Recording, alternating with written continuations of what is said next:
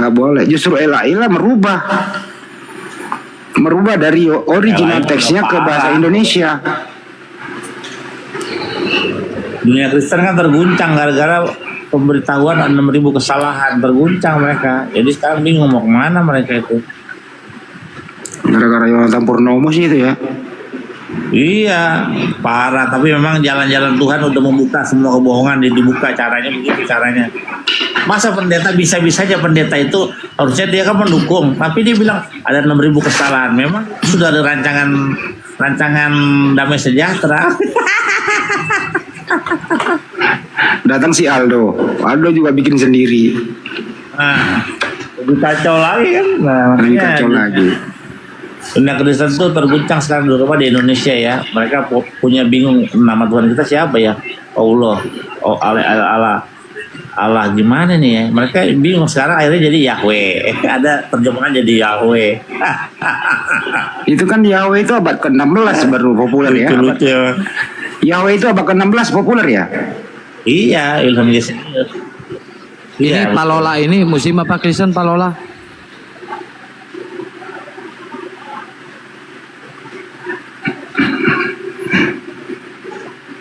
Biasanya tuh Yonatan Purnomo ngomong begitu, aku juga heran. Ya. Apa mungkin kurang ini kali pendekatan LAI kepada pendeta itu kurang duit kali, jadi mereka udah tutup kan diam sebenarnya itu. Ya kalau tidak semua Kristen kan pakai LAI Bang Billy. Contoh tadi itu yang siapa namanya yang tadi di sini dia nggak sengaja bawa LAI di Wahyu itu tadi, langsung dia ganti. Oh iya LAI ini jangan dipakai, dia ganti kan.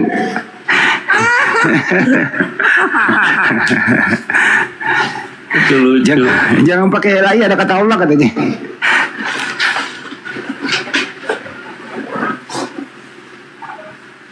Ayolah teman diskusi yang baik-baik. Jangan ada unsur kebencian lah.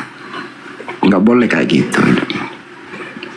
Kami itu Muslim itu tidak ada unsur kebencian kepada kalian. Kita ini bersahabat. Kita ini saudara sebangsa dan setanah air. Kita jaga toleransi itu. Diskusi aja udah gitu. Jujur tapi pakai bahasa Indonesia dengan baik. Kami di sini tuh nggak mengganggu iman Anda gitu. Tapi iman Anda Kristen, kami Muslim. Justru kita itu ingin membedakan, biar tidak ada orang terbodohi di sini gitu loh. Biar nggak ada orang terbodohi. Oh Kristen Tuhannya gini, seperti ini. Oh Islam Tuhannya ini. Ya silakan yang mendengarkan itu memilih. Kan itu yang memilih ya. Harus dijelaskan jujur, dijelaskan jujur. Gitu. Nah, biarlah orang yang awam tadinya awam mungkin ragu-ragu dia bisa memilih gitu loh. Wah saya memilih Islam karena logis konsep ketuhanannya gitu misalnya. Oh saya memilih Kristen karena Tuhannya adalah Yesus. Ya silakan gitu loh. No problem itu. Tapi jangan menyampaikan dengan penipuan, dengan membohongi, mengedit nggak boleh.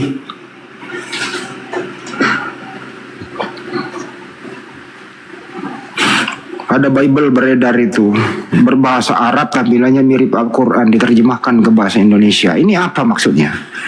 Kenapa bukan Yunani ke Indonesia? Terbitkanlah buku-buku kecil misalnya PB dulu dari Yunani ke Indonesia, diajarkan kepada anak-anak sekolah sampai ke perguruan tinggi. Diajarinlah itu gitu loh. Kalau kekurangan guru, Bang Billy bisa kali, bisa jadi dosen gitu ya. Barakallah artinya apa ya barakallah? Nah barakallah apa artinya barakallah? Mari barakallah artinya berkat Allah, rahmat Allah. Kalau di Indonesia baru Hasem. Assalamualaikum warahmatullahi wabarakatuh. Assalamualaikum Waalaikumsalam warahmatullahi wabarakatuh. Masya Allah. Lanjut. Saya nyimak dulu. Gak ada oten, sepi. Ada barakallah. Bang Billy nanya barakallah artinya apa? Saya udah jawab tadi. Ya Allah memberkati. Nah itu. Alhamdulillah jawaban saya sama. Beraka, azlaka, beraka, tem. Iya.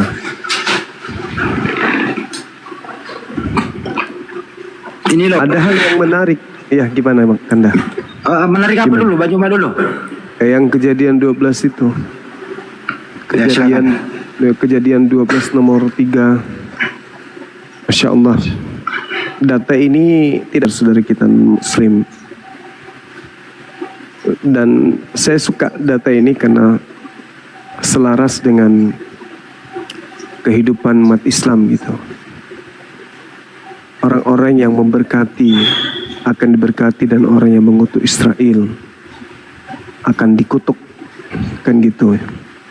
Yang dimaksud di sana yang memberkati Nabi Ibrahim akan memberkati engkau siapapun. Allah akan memberkati siapapun yang memberkati beliau.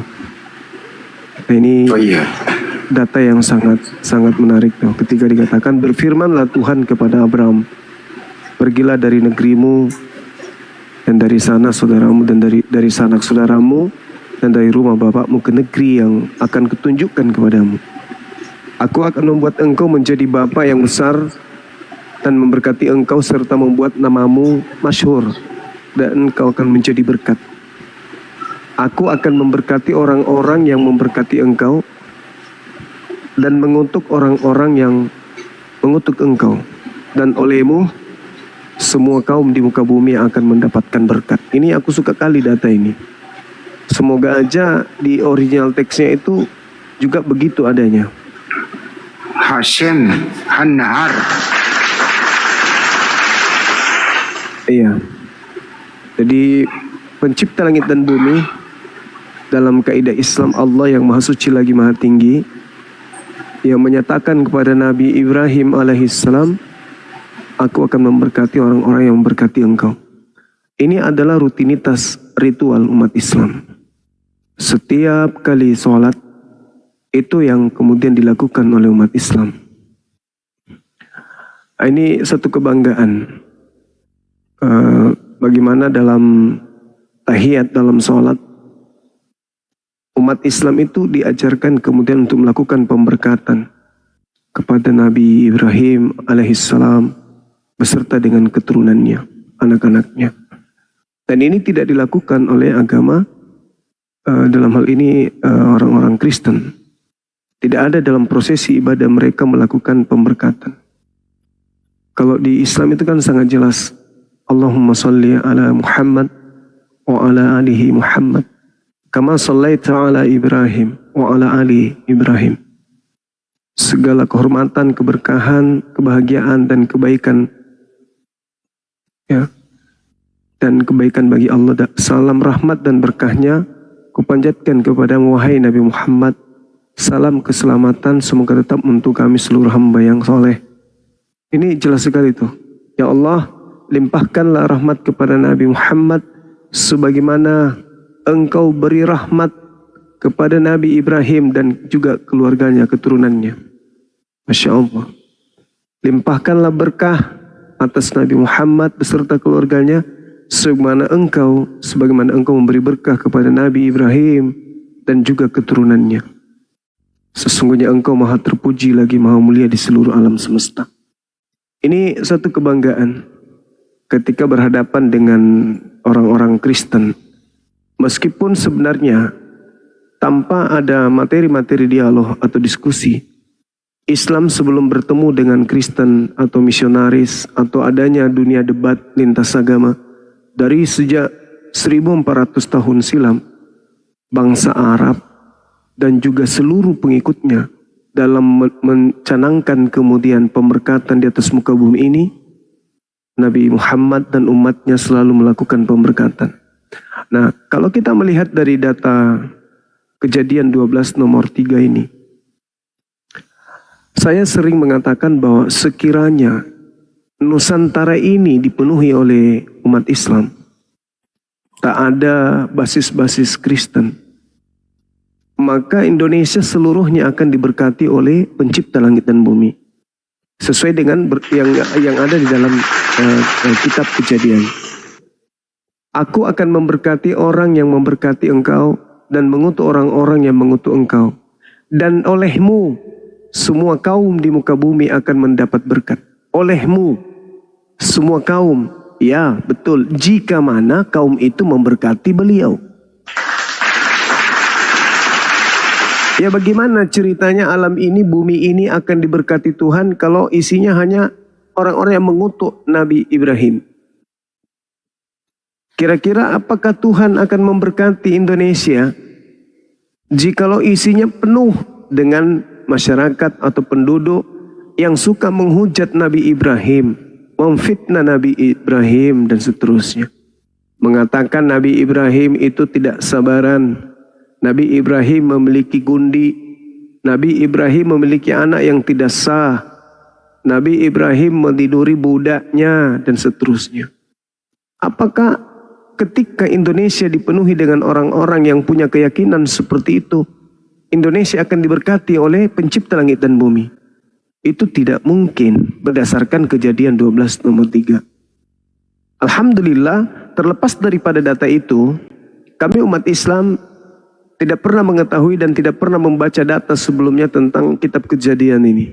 Nanti setelah berdialog dengan saudara-saudara Kristen, kami mendalami Bible mereka, kami temukan kemudian terjemahan dari kitab orang Yahudi yang mereka gunakan sebagai alat untuk mengajarkan orang agar masuk ke dalam agama mereka seakan-akan mereka berasal dari Yahudi, berasal dari Yudaism. Kami pelajari, ternyata kandungannya sangat luar biasa. Olehmu semua bangsa di muka bumi akan mendapat berkat. Bila mana bangsa itu memberkati Abraham. Tapi kalau bangsa itu mengutuk, menghina, mencela, maka bangsa itu akan dikutuk oleh Elohim berdasarkan data ini. Nah, saya pernah bertanya kepada seorang tokoh dari Kristen, apa sih praktik-praktik yang ada dalam kekristenan itu yang mencerminkan suatu keadaan di mana Kristen itu boleh dikategorikan sebagai umat yang kemudian membangun kebiasaan untuk melakukan pemberkatan terhadap Abraham. Tak ada satupun kemudian data yang dia sajikan, hanya terdiam dan bingung sendiri.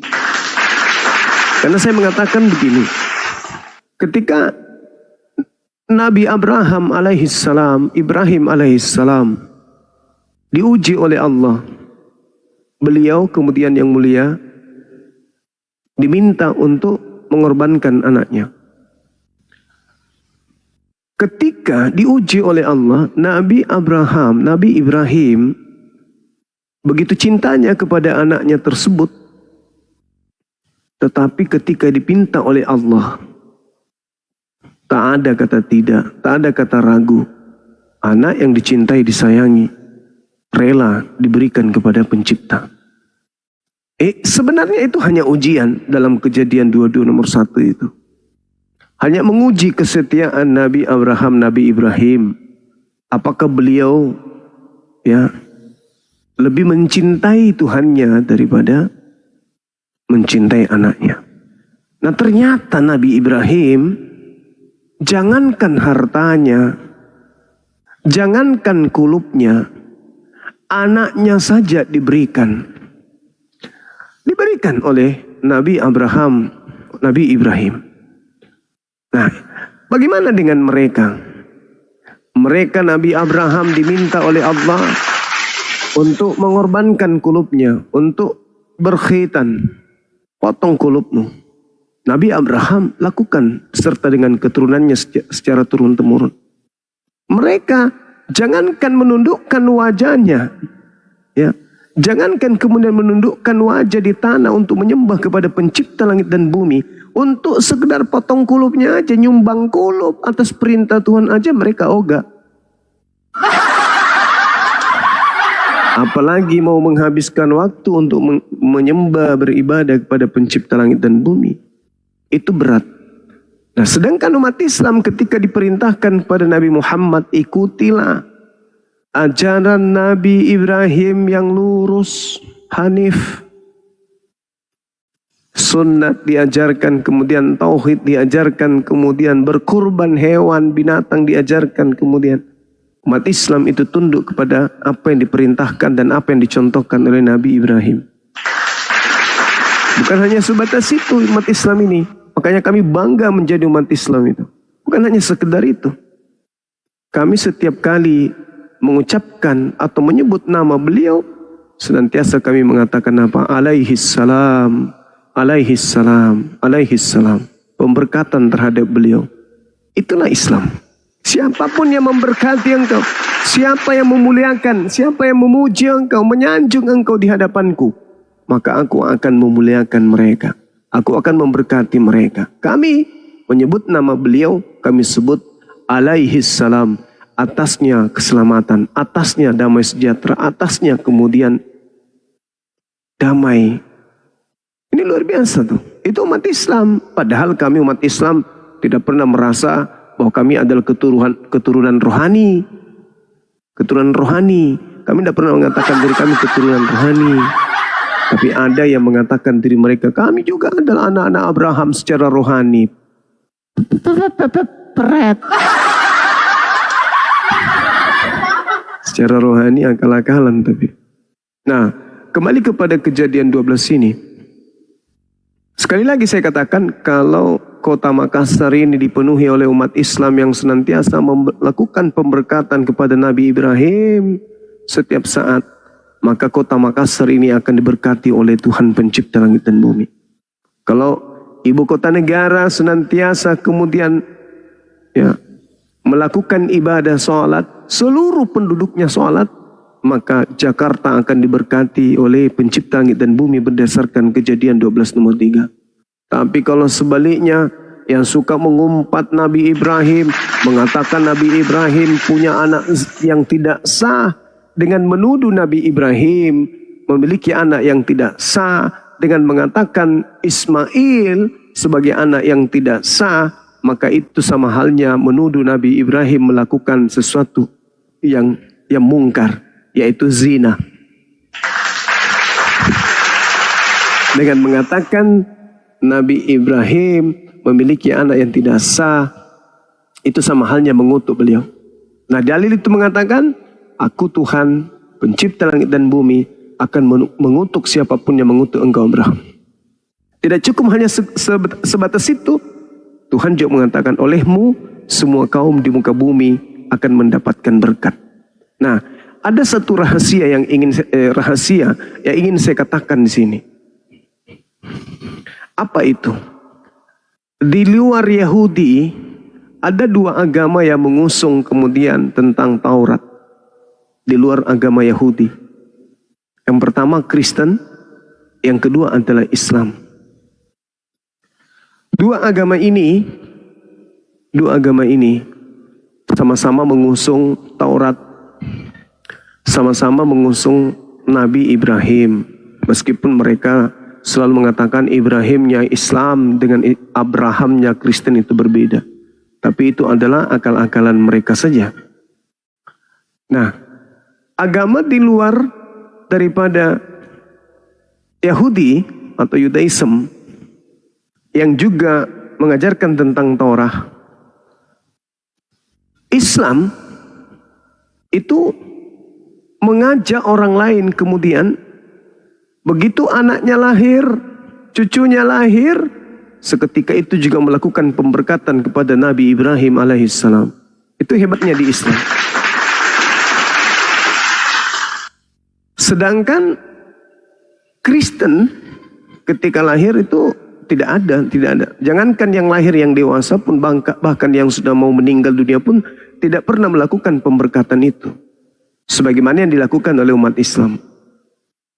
Nah, lalu ketika dikatakan olehmu semua kaum di muka bumi akan mendapatkan berkat. Ini sinyal apa kira-kira ini? Ini rahasianya sinyal apa ini? Karena Setahu saya, mohon maaf kalau saya salah. Di sini ada More Billy, ada Akhi Billy. Kalau saya keliru, agama Yahudi atau Yudaism itu bukan agama syiar. Itu setahu saya.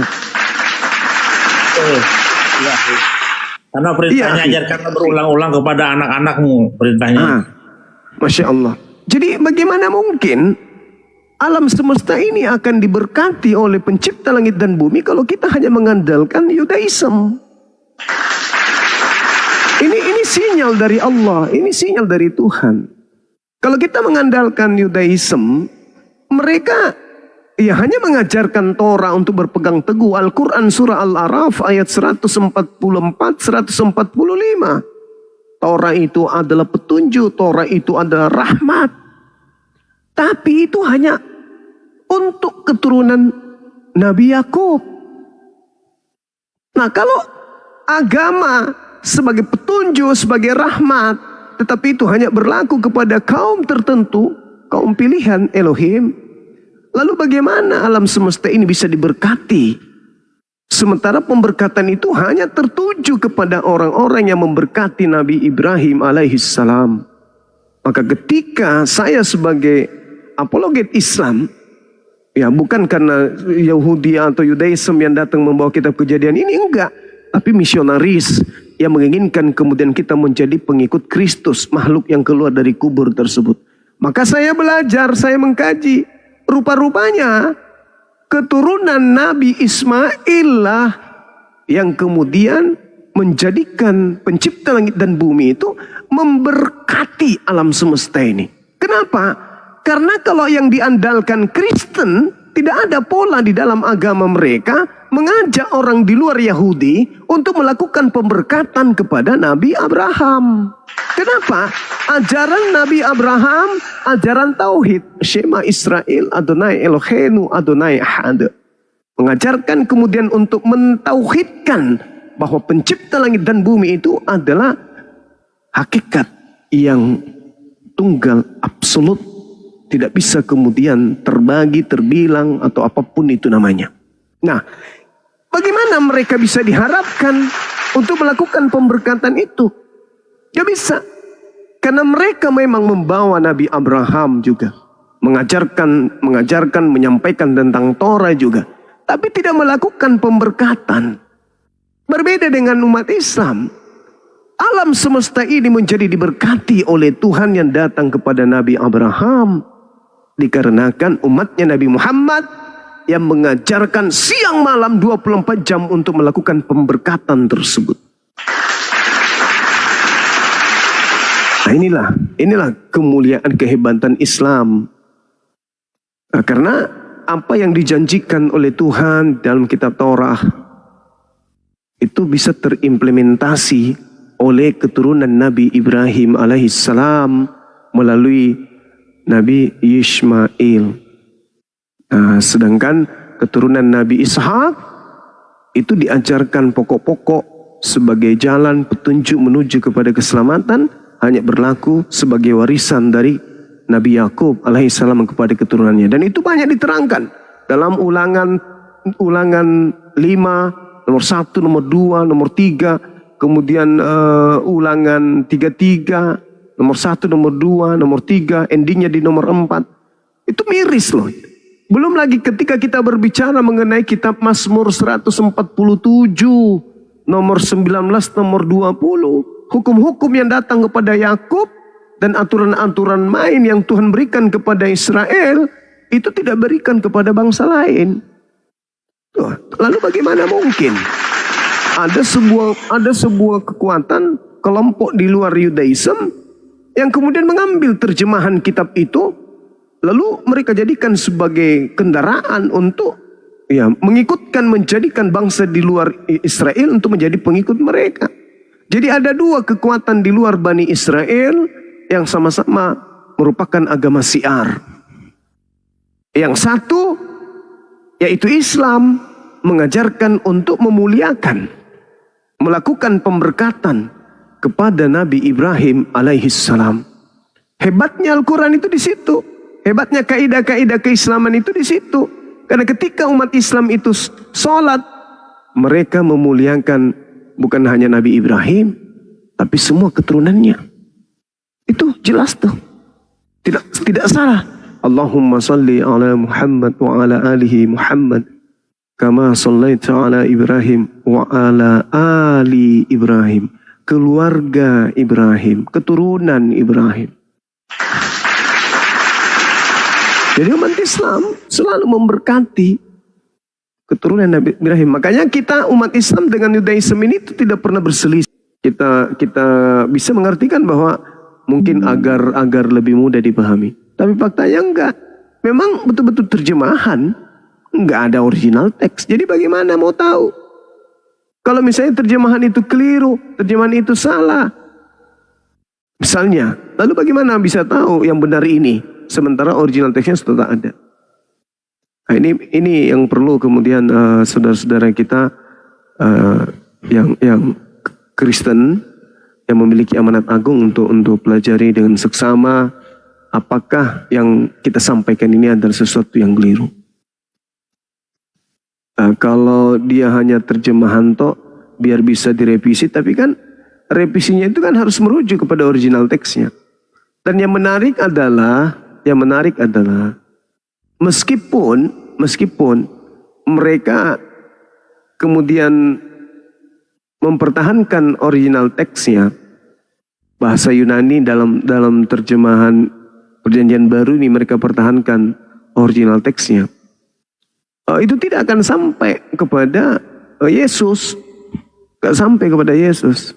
Kalau dalam Islam itu, kalau kita berbicara ilmu hadits, maka itu maudhu. Kenapa maudhu? Karena tidak sampai kepada Nabi Muhammad. Maudhu itu artinya hadits yang terputus. Tidak pernah dikabarkan oleh Nabi Muhammad. Nah, sesuatu yang tidak pernah dikatakan oleh Nabi Muhammad tapi dituduhkan beliau mengatakannya itu palsu. Itu palsu. Nah, kedudukan data-data yang mereka bawa ini tak ada satupun yang sampai kepada Yesus.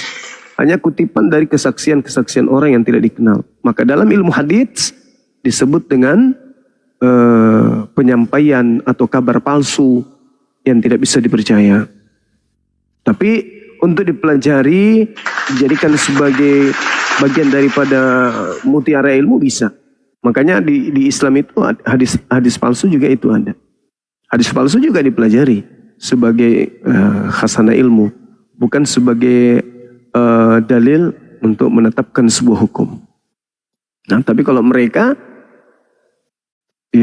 jadikan sebagai alat hukum dalam agama mereka. Padahal apa yang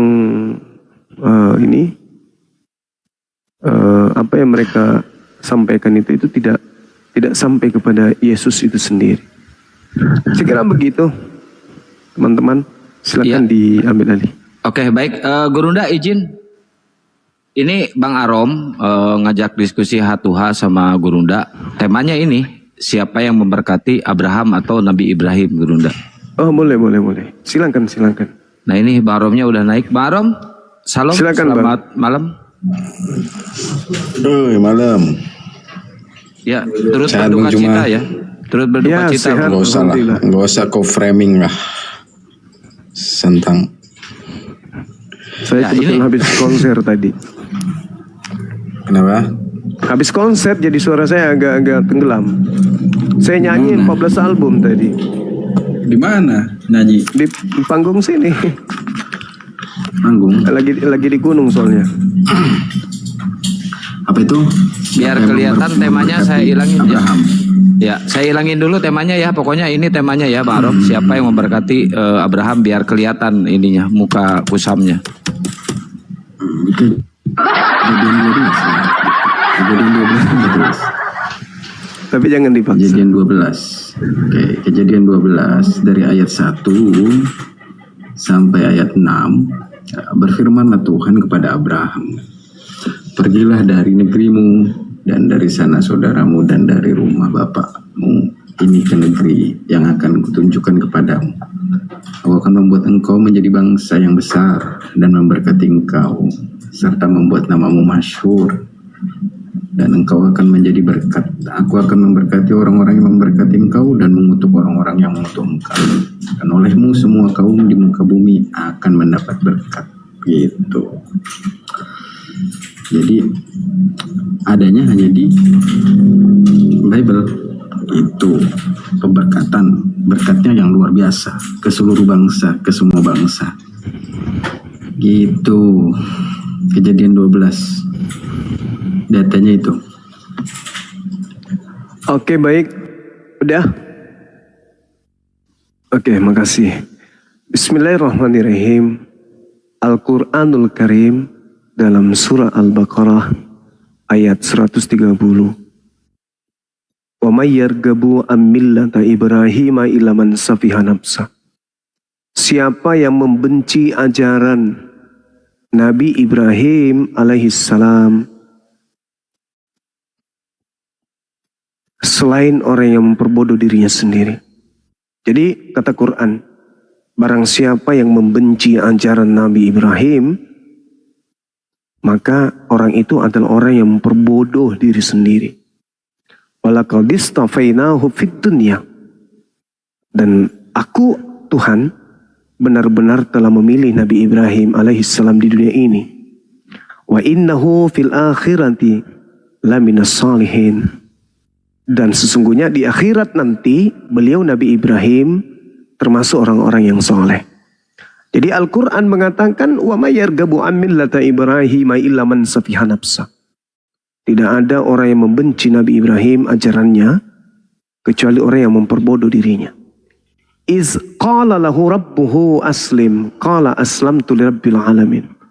Allah berfirman kepada Nabi Ibrahim alaihissalam, wahai Nabi Ibrahim, berserah dirilah kepadaku. Beliau kemudian mengatakan apa? Aku berserah diri kepada Tuhan alam semesta. Nah, lalu Nabi Muhammad diingatkan, diajarkan oleh pencipta langit dan bumi. Wa wasabiha Ibrahimu banihi wa Yaqub. Ya baniya, inna Allah astafa lakumuddin, fala tamutunna illa wa antum muslimun. Nabi Ibrahim alaihissalam mewasiatkan ucapan kepada anak-anaknya, kepada keturunannya. Demikian juga Nabi Yakub alaihissalam mewariskan ucapan yang mulia kepada anak-anaknya. Apa itu? Ya baniya, inna Allah astafa lakumuddin. Wahai anak-anakku, sesungguhnya Allah telah memilih jalan ini untukmu. Janganlah kamu mati kecuali dalam keadaan muslim, berserah diri kepada pencipta langit dan bumi. Am kuntum syuhada'a iz hadara Yaqub al-maut iz qala li banihi ma ta'buduna min ba'di qalu na'budu ilahaka wa ilaha abaika Ibrahim wa Ismail wa Ishaka ilaha wahida wa nahnu lahu muslimun. Apakah kamu tahu? Apakah kamu hadir? Apakah engkau menjadi saksi saat ketika menjelang kematian Nabi Yakub, ketika beliau berpesan kepada anak-anaknya, apa yang kalian wahai anak-anakku akan sembah sepeninggalku kelak? Mereka anak-anaknya pun menjawab, kami akan menyembah Tuhanmu dan Tuhan nenek moyangmu Ibrahim, Ismail, Ishak, yaitu Tuhan yang Maha Esa, dan hanya kepada Tuhan tersebut kami berserah diri. Nah, ini di Islam tuh. Jadi apa yang ditanamkan kepada umat Islam ini adalah sebuah akidah yang menjunjung tinggi kemudian ajaran Nabi Ibrahim dan keturunannya itu sebagai pola kehidupan di dalam berhubungan kepada pencipta langit dan bumi dan juga kepada sesama manusia. Jadi kalau saudara saya membawa Kejadian 12 nomor 3 yang memberkati Nabi Ibrahim adalah saudaraku Kristen, Nabi Ibrahim mengajarkan keturunannya menyembah kepada pencipta langit dan bumi, bukan menyembah kepada ciptaan yang ada di bumi. Demikian.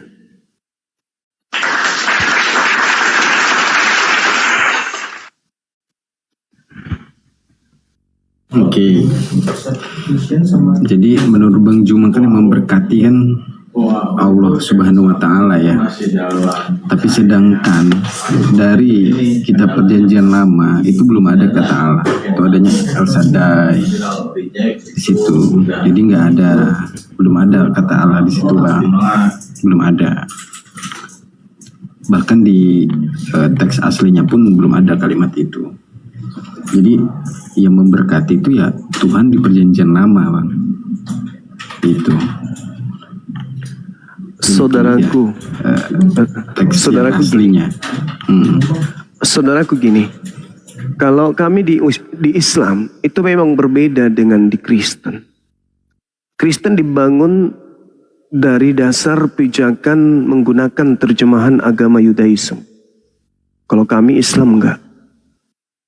Kami hanya diajarkan qulu amanna billah wa ma unzila ilaina wa ma unzila ila Ibrahim wa Ismail wa Ishaq wa Yaqub wal asbati wa ma utiya Musa wa Isa wa ma utiya an-nabiyyuna min rabbihim la nufarriqu baina ahadin minhum wa nahnu lahu muslimun. Katakanlah, wahai Nabi Muhammad, kami beriman kepada Allah pada apa yang diturunkan kepada kami, yaitu Al-Quran. Pada apa yang diturunkan kepada Nabi Ibrahim, Nabi Ismail, Ishak, Yakub dan turunannya. Pada apa yang diberikan kepada Nabi Musa dan juga Nabi Isa alaihissalam. Serta apa yang diberikan kepada nabi-nabi dari Tuhan mereka. Kami tidak membeda-bedakan seorang pun di antara mereka. Dan hanya kepada Tuhannya kami berserah diri. Kepada Tuhannya Nabi Ibrahim kami berserah diri. Itu Al-Quran yang mengatakan itu.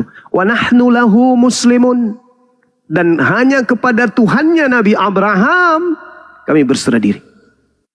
Kalau mereka kemudian mengenal dengan sebutan Hashem, kami mengenalnya dengan sebutan Allah. Merujuk kepada hakikat pencipta langit dan bumi yang maha suci, yang maha tinggi. Hakikat itu cuma satu. Tak ada dua, apalagi tiga. Jadi kalau saudara-saudara kami Yudaism mengenal Tuhan mereka, Yotevave, atau Adonai, atau Elohim, atau apapun itu, kami yakin itu hanyalah gelar Tuhan. Itu bukan nama pribadi Tuhan. Itu hanya kata gelar, yang mana gelar ini mencakupi sifat yang melekat pada diri Tuhan itu sendiri. Sama seperti di Al-Quran. Huwallahul ladzi la ilaha illahu alimul ghaibi wasyahada. Huwa Rahmanur Rahim. Itu gelar-gelar Tuhan. Huwallahul ladzi la ilaha illahu alimul ghaibi wasyahada. Kita hanya bersaksi tentang Tuhan yang maha tinggi. Gelar-gelar yang diberikan kepada dirinya, kepada manusia. Gelarnya yang diajarkan, yang diperkenalkan kepada manusia. Itu. Kami mengenalnya dengan sebutan Allah. Innani anallah la ilaha illana. Sesungguhnya aku ini adalah Allah. Tidak ada Tuhan selain aku. Dan kalau saudara kami Yudaism mengenalnya dengan sebutan gelar-gelar, ya kami juga ada gelar-gelar itu, Asmaul Husna. Dan yang terpenting kemudian adalah ketika Nabi Muhammad diperintahkan kepada beliau agar menyampaikan kepada umatnya, amanna billah wa ma unzila ilaina wa ma unzila ila Ibrahim wa Ismail wa Ishaq. Apa kata Quran? Wa nahnu lahu muslimun. Dan hanya kepada Tuhan mereka kami berserah diri. Bukan Tuhannya di luar Nabi Ibrahim, bukan.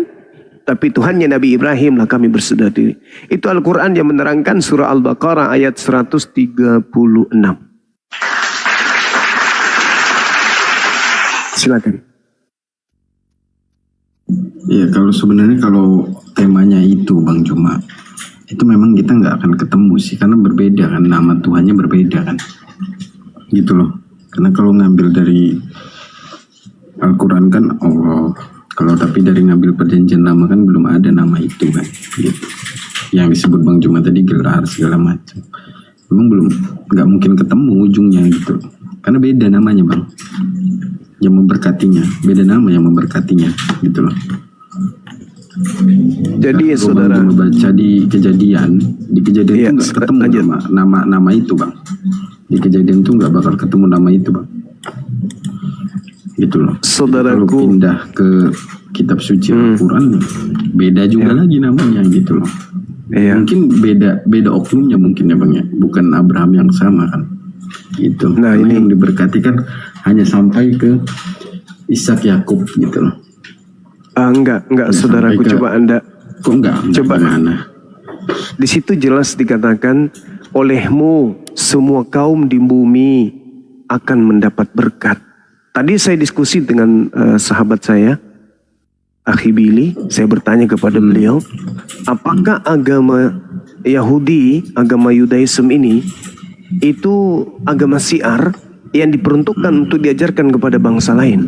Apa jawaban beliau? Tidak. Itu perintah hanya kepada keturunan Yakub. Taurat itu hanya untuk berlaku kepada keturunan Yakub. Ajarkanlah kepada anak-anakmu, pada keturunanmu secara turun-temurun untuk memegang aturan yang kuberikan kepada Nabi Musa. Baik pada saat dia duduk, pada saat dia berdiri, pada saat dia berbaring, pada saat dia berjalan. Tuliskan di pintu-pintu rumahmu dan seterusnya. Itu perintah hanya kepada dia. Nah, bagaimana dunia bisa mendapatkan berkat kalau ajaran ini hanya terbatas kepada kaum Bani Yakub? Sementara di atas muka bumi ini banyak bani-bani lain di luar daripada Bani Yakub. Selain daripada harus ada di luar dari Bani Yakub yang diutus oleh pencipta langit dan bumi untuk melakukan pemberkatan kepada manusia pilihannya, yaitu Nabi Ibrahim alaihissalam. Kalau Kristen yang kita andalkan itu nggak bisa. Kenapa? Di Kristen itu tidak ada pemberkatan kepada Nabi Ibrahim. Pengutukan ada, pencelaan ada, abang. Enggak begitu. Oke, baik. Saya menghargai. Begini. Kalau dalam Islam, setiap kali kami beribadah kepada Allah, sujud kepada pencipta langit dan bumi, kami melakukan pemberkatan kepada Nabi Ibrahim alaihissalam. Allahumma salli ala Sayyidina Muhammad wa ala alihi Sayyidina Muhammad kama sallaita ala Ibrahim wa ala ali Ibrahim wa barik ala Sayyidina Muhammad wa ala ali Sayyidina Muhammad kama barakta ala Ibrahim innaka hamidum majid. Ini kami bacakan setiap kami sholat. Ya Allah, limpahkanlah rahmat kepada Nabi Muhammad sebagaimana pernah engkau memberi rahmat kepada Nabi Ibrahim dan keluarganya. Dan limpahkanlah berkat atas Nabi Muhammad beserta para keluarganya sebagaimana engkau pernah memberi berkat kepada Nabi Ibrahim dan keluarganya. Sesungguhnya engkau maha terpuji lagi maha mulia di seluruh alam semesta. Ini Quran, ini kaidah dalam agama Islam. Ini doa pada saat kami beribadah, pemberkatan. Nah, sekarang kalau saya minta, ini kalau umat Islam yang mengisi posisi di Indonesia ini seluruhnya, maka Tuhan akan memberkati seluruh Indonesia. Nah, sekarang kalau dibalik, Salah. saudaraku. Nah, sekarang tolong berikan satu contoh prosesi pemberkatan kepada Nabi Abraham dari Kristen. Saya ingin tahu, silakan. Berkat itu apa sih? Berkat itu kan karunia dari Tuhan, Bang, yang diberikan. Oke. Kita itu sudah mendapatkan warisan dari Abraham yang sudah diberikan berkat oleh Tuhan. Sesuai Kejadian 12 ayat 3. Aku akan memberkati orang-orang yang memberkati engkau dan mengutuk orang-orang yang mengutuk engkau, dan olehmu semua kaum di muka bumi akan mendapat berkat. Jadi kami sudah mendapatkan satu pegangan, yaitu berkat keturunan dari Abraham. Karena Abraham sendiri itu adalah bapak dari segala bangsa, Bang. Bapak dari semua bangsa. Semua bangsa-bangsa besar itu bapaknya Abraham. Nah, ketika kita mempercayai berkat itu berasal dari Abraham, ya kita mendapatkan berkat juga dari Tuhan, gitu, Bang. Jadi berkat yang kita terima itu adalah turun-temurun dari berkat yang kita yakini Tuhan Abraham, Ishak dan Yakub. Itu, Bang. Nggak perlu lagi kita minta berkat ke selain dari berkat Abraham. Karena Abraham itulah perjanjian kekal dengan Tuhannya yang memberkati dia untuk semua bangsa-bangsa di muka bumi. Itu Bang. Oke, baik. Jadi gini saudaraku, di dalam data yang saudara bawa, aku Tuhan akan memberkati. Siapa yang aku berkati? Apa? Orang-orang yang memberkati Abraham. Itu kelompok pertama. Kelompok kedua, dan aku Tuhan mengutuk orang-orang yang mengutuk engkau. Jadi ada dua keadaan saudaraku. Ada dua keadaan. Sekarang kalau orang yang dikutuk Tuhan memenuhi bumi, apakah semua kaum di bumi ini akan mendapat berkat? Karena ada dua manusia kelompok. Ada dua manusia, manusia ini ada dua kelompok. Ada yang memberkati Abraham, ada yang mengutuk Abraham. Pertanyaannya, bisakah alam semesta ini, semua kaum di bumi ini, itu diberkati Elohim kalau isinya penuh dengan orang-orang yang mengutuk Abraham? Bisa Siapa yang nggak? mengutuk? Ya tunggu dulu, bisa nggak? Bisa nggak nubuatan Tuhan yang mengatakan semua kaum di bumi ini akan mendapat berkat kalau bumi ini penuh dengan orang-orang yang mengutuk Abraham? Nggak bisa. Nggak bisa. Tetapi kalau bumi ini dipenuhi oleh orang-orang Islam yang 24 jam melakukan pemberkatan kepada Nabi Abraham, apakah bumi ini akan diberkati oleh Tuhan pencipta dan bumi? Oh, cara mendapatkan berkat kan nggak seperti itu Bang. Caranya gimana? Oke, kita mendapatkan berkat itu kan tadi udah dijelaskan bahwa berkat yang diberikan Tuhan itu memang Caranya? sudah digariskan oleh Tuhan. Nah tadi ayat tadi nggak kan bisa. menjelaskan Nggak bisa. kayak gitu. Ayat tadi itu, aku akan memberkati orang-orang yang memberkati engkau. Nah, orang-orang yang memberkati dan aku mengutuk orang-orang yang mengutuk. Iya. Kita Nah, baca sekarang saya mau tanya, di Kristen itu pemberkatan terhadap Abraham itu apa? Loh, kita memang mendapatkan berkat dari sana Bang. Memang Iya berkatnya apa? dari sana. Apa? Nanti kita Kita mendapatkan contoh. berkat, Gini, saudaraku. Gini, contoh Kita gini, Bang, mendapatkan ya. Contoh gini, silakan, gini contoh silakan. Bang, contoh gini Ya, contoh Bang silakan. ya. Banyak orang yang pengen dapat berkat tapi tidak mau menjalankan kehendak Tuhan, keinginan Tuhan. Tapi ketika kita menginginkan berkat harus mengikuti perintah Tuhan dan menjalankan keinginannya Tuhan. Contoh, Abraham diberikan berkat, tapi tidak cuma-cuma berkat itu diberikan. Dia harus pergi jauh. Nah, sedangkan dia ditugaskan harus pergi dari rumahnya, meninggalkan saudaranya, meninggalkan rumah bapaknya. Nah, itu contoh berkat. Ketika Tuhan meminta sesuatu, ketika kita butuh berkatnya, ya kita harus dekat dengan Tuhan, gitu. Cara untuk mendapatkan berkat, ya harus dekat dengan Tuhan. Itu contohnya Bang. Saudara, Bukan yang harus setiap hari. Gitu. kalau kita ingin dekat kepada Tuhan, apa yang diajarkan Yesus kepada muridnya? Untuk mengenal Meminta. Tuhan. Untuk mengenal Tuhan itu apa yang harus dilakukan? Ya meminta, kan ketuklah maka akan kubukakan, mintalah maka akan kuberi. Itu Bang. Sekarang begini, kalau dikatakan melakukan pemberkatan itu cuma-cuma, itu betul. Pemberkatan Enggak Tuhan, cuma-cuma. pemberkatan, Cuma Bang. pemberkatan Tuhan kepada siapapun Pemberkatan itu, kepada Abraham itu tidak cuma-cuma Bang.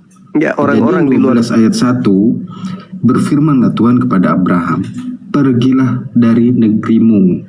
Jadi disuruh pergi juga Bang. Dan dari sanak saudaramu dan dari rumah bapakmu ini ke negeri yang akan kutunjukkan kepadamu. Ketika dia mendapatkan perintah ini dan menjalankannya, baru datang ayat berikutnya. Aku akan memberkati. Jadi berkat yang diberikan itu setelah ada perintah itu harus dijalankan gitu. Kalau perintah itu nggak dijalankan, ya nggak bakal ada berkat gitu Bang. Oke, jadi gini, Konsep berkat itu, orang kalau mau mendapatkan berkat, seseorang kalau mau mendapatkan berkat, ya harus mengikuti perintah Tuhan dan apa yang diinginkan Tuhan. Itu Bang, yang dimaksud Oke. ingin mendapatkan berkat. baik. Jadi gini Saudara Arom, saya minta Anda konsentrasi penuh dalam materi ini. Ketika Tuhan mengatakan kepada Abraham, aku akan memberkati engkau. Aku akan memberkati orang yang memberkati engkau. Dan mengutuk orang yang mengutuk engkau. Simple kok sebenarnya. Di luar keturunan Abraham, ada Islam, ada Kristen.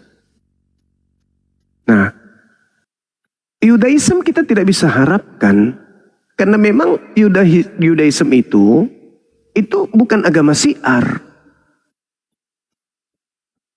Bukan agama syiar. Sementara yang dikatakan dalam kitab Kejadian ini, olehmu wahai Abraham, olehmu wahai Abraham, semua kaum di muka bumi akan mendapat berkat. Bila mana kaum itu memberkati engkau, maka aku akan memberkati. Jadi kalau seluruh orang yang ada di Indonesia ini melakukan pemberkatan kepada Abraham, maka Indonesia akan diberkati oleh Tuhan. Alam semesta ini diberkati oleh Tuhan bila mana orang itu memberkati Abraham. Sekarang saya tanya. Begitu bang, nggak begitu bang, nggak begitu bang.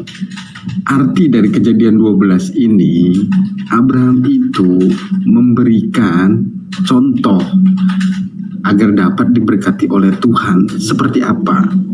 Ketika Abraham mendapatkan berkat yang kekal atau mendapatkan pemberkatan dari Tuhannya, ada nggak sih perintah dari Tuhannya untuk dijalankan, harus untuk mendapatkan berkat itu? Itu loh yang kita harus ajarkan, bahwa Siapapun seseorang ketika menginginkan mendapatkan berkat, oh enggak bang, siapapun. ketika abang gini contoh gini, Abraham setiap harinya tapi nggak menjalankan apa yang diinginkan Tuhan, apakah tetap mendapatkan berkat? Ya nggak dapat bang, nggak bisa begitu bang. Dalilnya bukan begitu di situ, jadi jangan dipelintir. Aku akan memberkati gitu. orang-orang. Jadi gini Bang Juma, kalau Bang Juma setuju bahwa hanya dengan menyebut Abraham setiap harinya untuk memberkatinya, terus kita dapat berkatnya gitu, enak kali Bang. Dalilnya gimana bunyinya? Tapi nggak mau menjalankan. Dalilnya apa bunyinya yang gimana? diinginkan Tuhan. Ya nggak bisa Dalilnya gimana bunyinya? Loh, data yang Kejadian 12 ayat 3 ini kan ada yang 12 ayat 1-nya. Tugasnya apa dari Tuhannya? Kan dapat tugasnya dulu. Pergi dari negerimu. Nah, andai kan dia nggak mau ngikutin tugas dari Tuhannya ini, dapat nggak di ayat 3-nya dia? Ya, karena dia melakukan itu. Kenapa kita urusin itu? Apa urusannya kita dengan itu? Makanya ini mencontohkan bahwa Abraham aja untuk mendapatkan berkat dari Tuhan itu dia harus melakukan sesuatu. Oke, nanti kita bahas itu. Nanti gampang itu. Bang Juma bilang tadi hanya cukup dengan mengucapkan Abraham. Bukan. Gitu. Saya tidak mengatakan itu. Syarat pertama adalah melakukan pemberkatan. Masalah perintah-perintah nanti kita uji. Siapa yang melakukan perintah Tuhan? Islam atau Kristen? Sabar. Seperti apa yang dimaksud Abang Juma? Yang pasti kami melakukan itu dulu syarat pertama. Melakukan pemberkatan. Pemberkatan itu adalah penghargaan, memuliakan, mendudukkan Nabi Abraham.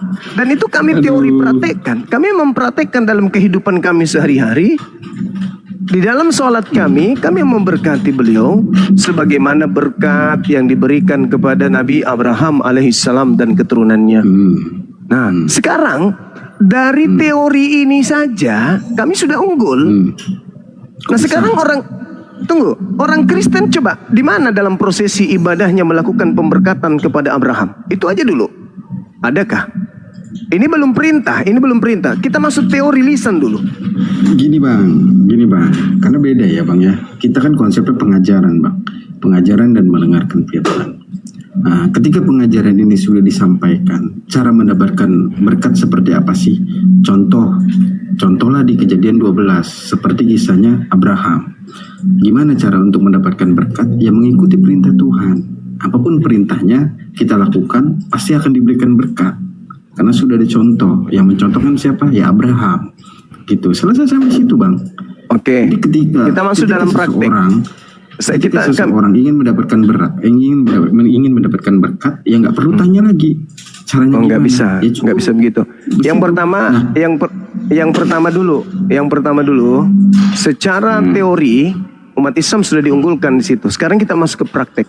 Ketika Tuhan mengatakan di dalam Kejadian 17 nomor 6 nomor 7, aku akan menjadi Tuhanmu, Tuhan keturunanmu secara turun temurun. Secara turun temurun. Itulah perjanjian kekalku. Nah sekarang kami umat Islam diajarkan menyembah kepada Tuhannya Abraham. Qulu amanna billah wa ma unzila ilaina wa ma unzila ila Ibrahim. Kami menyembah kepada ilah yang disembah oleh Nabi Ibrahim. Itu satu. Kristen bagaimana? Menyembah kepada siapa? Sama. Yang keluar dari kubur?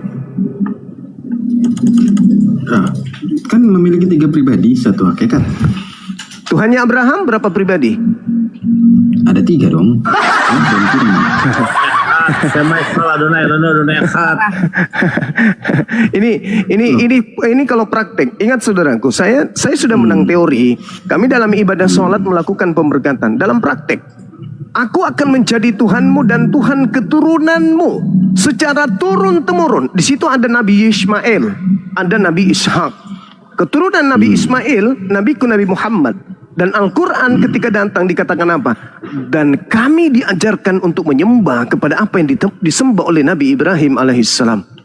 Nah sedangkan Nabi Ibrahim alaihissalam, Abraham, itu tidak pernah menyembah anak Maria. Hari ini Kristen belum ada, memang dulu belum lahir dia. Dari Maria. Belum lahir dari Maria.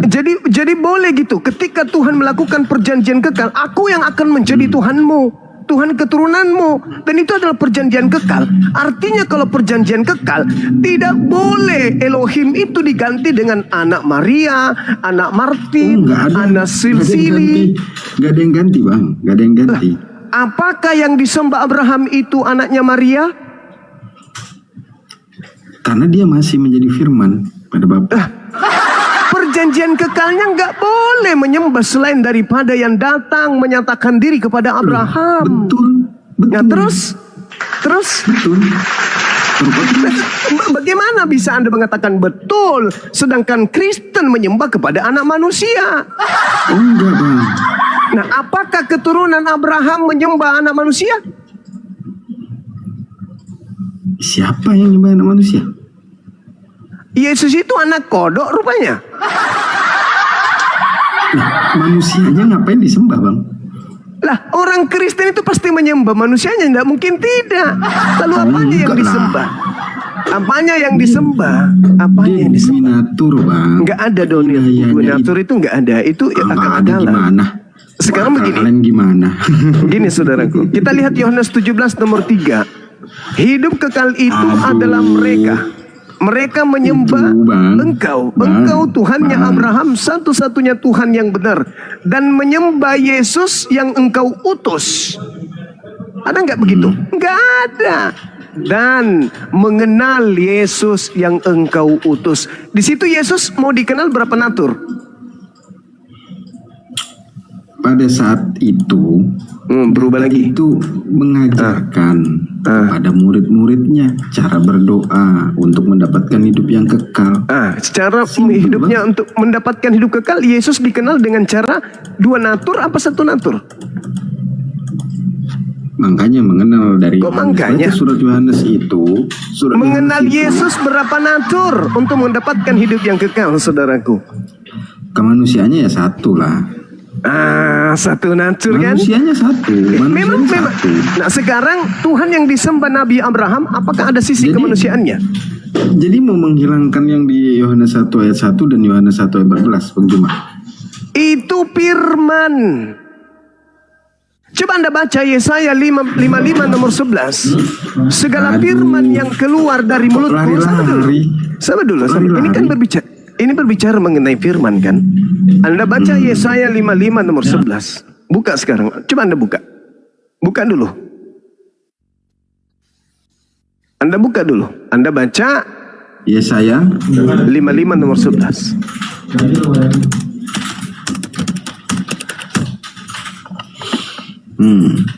Apa yang dikatakan di sana? Oke. Demikianlah firmanku yang keluar dari mulutku. Ia tidak akan kembali kepadaku dengan sia-sia, tetapi ia akan melaksanakan apa yang kuhendaki dan akan berhasil dalam apa yang kusuruhkan kepadanya. Udah selesai. Nah, Yesus. sekarang ketika firmannya keluar, menyuruh menjadi matahari. Batal nggak atau menjadi matahari? Batal atau menjadi matahari? Jadi, Tuhan nggak matahari itu? bukan. Bukan. Lalu ketika firman keluar dari mulutnya sampai kepada Maria. Itu. Sabar dulu. Firman keluar sampai kepada Maria. Maria, Tuhanmu menginginkan engkau hamil dan melahirkan seorang manusia bernama Yesus. Firman itu menjadi atau tidak? Menjadi enggak? Nanti. Tunggu. Baca Lukasnya nanti, Bang. Baca Lukas nanti. Itu bukan Lukas. Nanti dulu. Itu bukan Lukas. Saya bertanya secara umum, ketika firman itu datang kepada Maria, bahwa Maria harus melaksanakan apa yang menjadi titah Elohim agar dia hamil dan melahirkan anak manusia bernama Yesus, itu terjadi enggak? Terjadi enggak firman itu? Itu perintah Tuhan Bapa kepada malaikat Gabriel untuk menyampaikan kepada Maria agar hamil. Itu kata-kata yang harus disampaikan. Ya, terjadi enggak?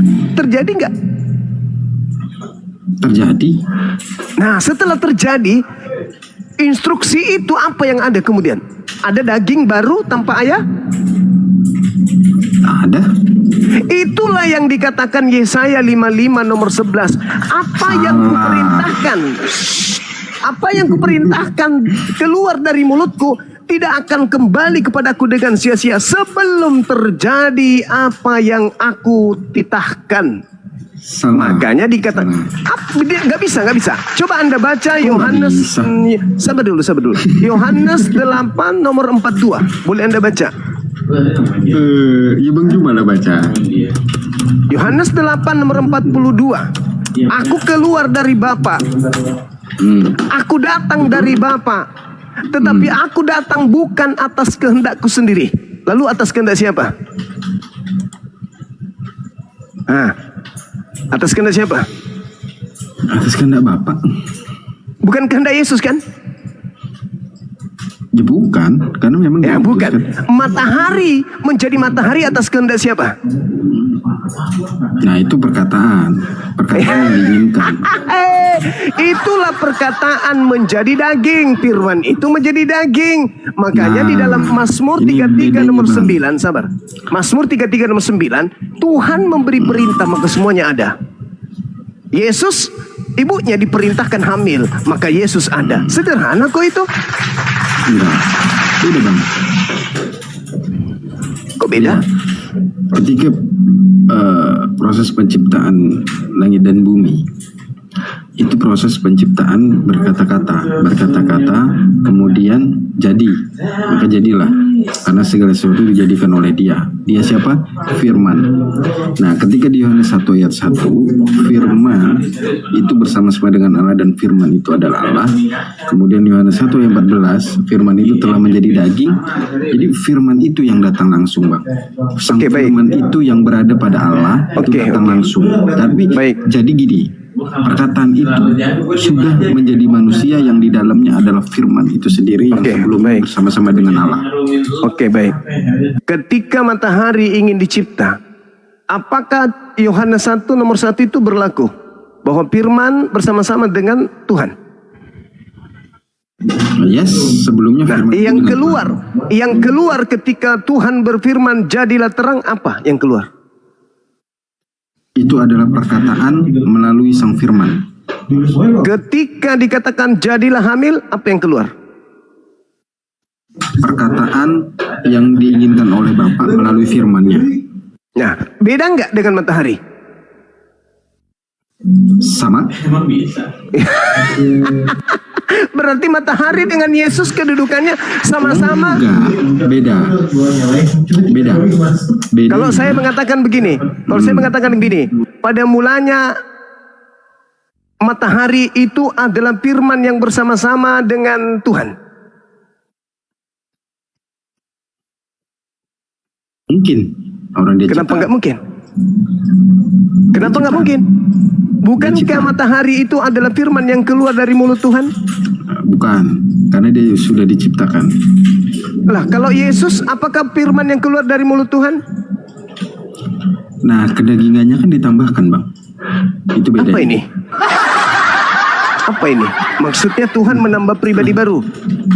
Bukan. Jadi untuk dia kan memiliki anaknya yang tunggal. Anaknya yang tunggal itu adalah Itu kedagingannya yang konsep, manusia abangku. Itu Bukan, saudaraku. Itu ada. doktrin. Itu doktrin. Itu doktrin. Enggak. Jangan dibawa Enggak. doktrin. Kita bisa Bukan, diskusi bukan. ilmiah. Bukan. 1 Yohanes 5 ayat 11. Abang baca dulu coba. Bentar ya. Apa? Dibaca. Berapa? 1 Yohanes 5 ayat 11. Apa yang dikatakan di sana? Yesus yang berkata atau bukan? Itu perkataan Yesus atau bukan? Dan inilah kesaksian itu. Tuhan telah mengaruniakan hidup yang kekal kepada kita dan hidup itu ada di dalam anaknya. Nah, untuk orang mendapatkan hidup kekal melalui anaknya. Untuk manusia agar mengenal anaknya harus ditambahkan kedagingannya, gitu loh. Melalui salah. firman itu. Gitu. Bukan begitu. Untuk bukan memperoleh hidup yang kekal harus mengenal Elohim. Harus mengenal Elohim. Ini Benar nggak? Harus mengenal Elohim baru bisa data memperoleh hidup yang kekal. Hidup kekal itu adalah mereka mengenal Elohim. data Iya kan? Ya sabar dulu. Saya tanya dulu. Secara ilmiah, untuk mendapatkan hidup yang kekal harus mengenal Elohim. Betul? melalui Tunggu dulu, saya tanya dulu. Untuk memperoleh hidup yang kekal, maka orang harus mengenal Elohim. Betul? caranya melalui Saya bacakan dalilnya. Jangan melalui. Dikatakan di dalam sabar dulu. Lah kan harus dalil, bukan melalui. Di dalam Ini 1 Yohanes 2, sabar dulu. 1 Yohanes 2 ini hubungannya dengan Yohanes 17 nomor 3. Hidup kekal itu adalah mereka mengenal Engkau satu-satunya Tuhan yang benar. Mengenal Engkau satu-satunya Tuhan yang benar. Dan di dalam Yohanes 1 Yohanes 2 nomor 3, dan inilah tandanya bahwa engkau mengenal Tuhan. Inilah tandanya bahwa engkau mengenal Tuhan. Yaitu jikalau engkau menuruti perintah-perintahnya. Barang siapa berkata aku mengenal Tuhan tetapi dia tidak menuruti perintahnya, maka dia adalah seorang pendusta dan di dalamnya tidak ada kebenaran. Anda setuju dalil itu? setuju. Nah, saya ulang, saya singkat. Kata Yesus, hidup kekal itu adalah mereka mengenal Engkau. Mereka mengenal Engkau, satu-satunya Tuhan yang benar. Tanda mengenal Engkau adalah mengikuti, menuruti segala perintah-perintahmu. Barang siapa yang mengaku mengenal Engkau, tetapi dia tidak menuruti perintahmu, maka dia adalah pendusta dan di dalamnya tidak ada kebenaran. Sekarang saya mau tanya. Sekarang. Sabar dulu. Sabar. Adakah perintah Elohim untuk menyembah anak Maria? Nah, gini.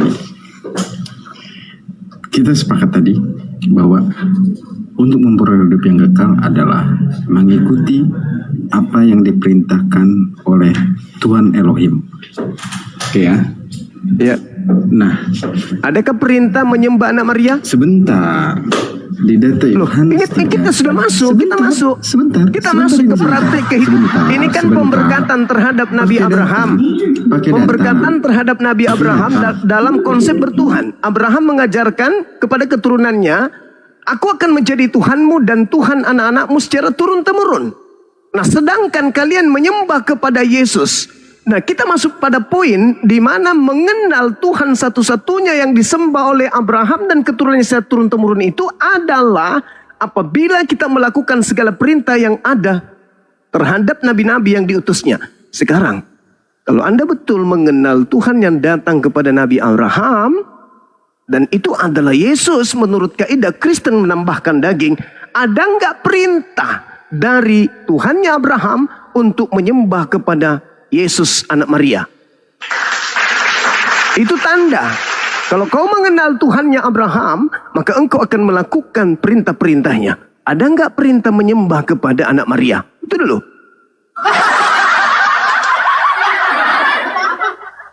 Itu dulu bang. Inilah tanda jikalau engkau mengenal Tuhannya Abraham. Apa tandanya? Engkau menuruti segala perintah-perintahnya. Namun jikalau ada orang berkata menyembah kepada Tuhannya Abraham, tetapi tidak menuruti perintahnya, maka dia adalah seorang pendusta. Sederhana, ketika dikatakan siapa yang memberkati engkau Abraham, adakah Abraham kemudian mengajarkan menyembah kepada anak Maria? Orang yang memberkati Abraham, adalah orang yang menyembah kepada Tuhan yang disembah oleh Abraham, tidak menggantikannya dengan Tuhan-Tuhanan yang lain. Kalau Anda memberkati Abraham. Nah, udah belum? Sudah. Oke. Tadi kita sepakat untuk mendapatkan hidup kekal itu mengikuti atau menjalankan perintah Tuhan. Apa yang diperintahkan oleh Tuhan, apa yang diinginkan oleh Tuhan kita ikuti. Ku bawa data Yohanes 3 ayat 16 tadi. Tuhan mengaruniakan anaknya yang tunggal agar setiap orang yang percaya tidak binasa. Berarti semua manusia itu wajib hukumnya percaya bang sama anaknya yang tunggal. Itu yang diminta Tuhan bang. Oke, baik. Gitu. Oke, baik. Cara berarti kita harus begitu bang. Iya. Berarti kita, oke, saya ikuti. Berarti kita harus mempercaya Yesus. Oke? Sebagai mempercayai Yesus sebagaimana ajaran Yesus tentang Yesus. Betul? Tuh kan. Betul? Ini mau ngaburin data. Enggak. Ini Enggak, Anda ini. mau percaya Ini, Yesus gini. atau mau percaya kepada selain Yesus? Gini. Ya, Bang Juma mau ya. mengaburkan data dari pengajaran Yesus, di mana Yesus bilang tidak ada yang sampai kepada Bapa jika tidak melalui aku. Setuju. Nah itu faktanya Saya setuju itu. berarti manusia harus mengikuti perintah Bapa Oke. untuk percaya kepada anaknya yang tunggal bang. Oke, sekarang percaya kepada Yesus sebagai apa? Utusan Tuhan atau Tuhan? Nah, ketika dia diutus di dunia mengajarkan tentang itu, karena hanya Apa itu? anak yang tunggal lah yang bisa menyatakan Bapa.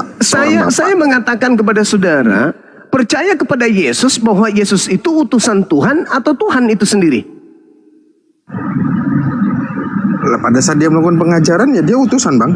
Nah, dia utusan. Karena dia utus untuk mengajarkan. Itu ajaran beliau kan?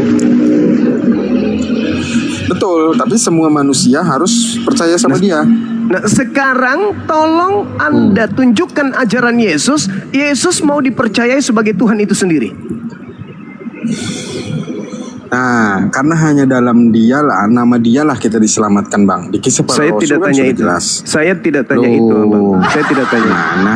Abang Saya ini. tidak tanya itu. Saya tidak tanya itu. Yang saya tanya, tolong di mana dalilnya agar manusia percaya kepada Yesus sesuai dengan ajaran Yesus? Manusia harus percaya kalau dia itu adalah Tuhan itu sendiri. Di mana dalilnya? Jadi gini, Bang Juma, kita bedakan dulu pengajaran sama kebangkitan ya, Bang Juma ya. Ini. Kenapa lari ke situ? Gini loh. Terlalu jauh. Jangan nanti dulu. Saudaraku, Tuhan mengangkat perjanjian kekal.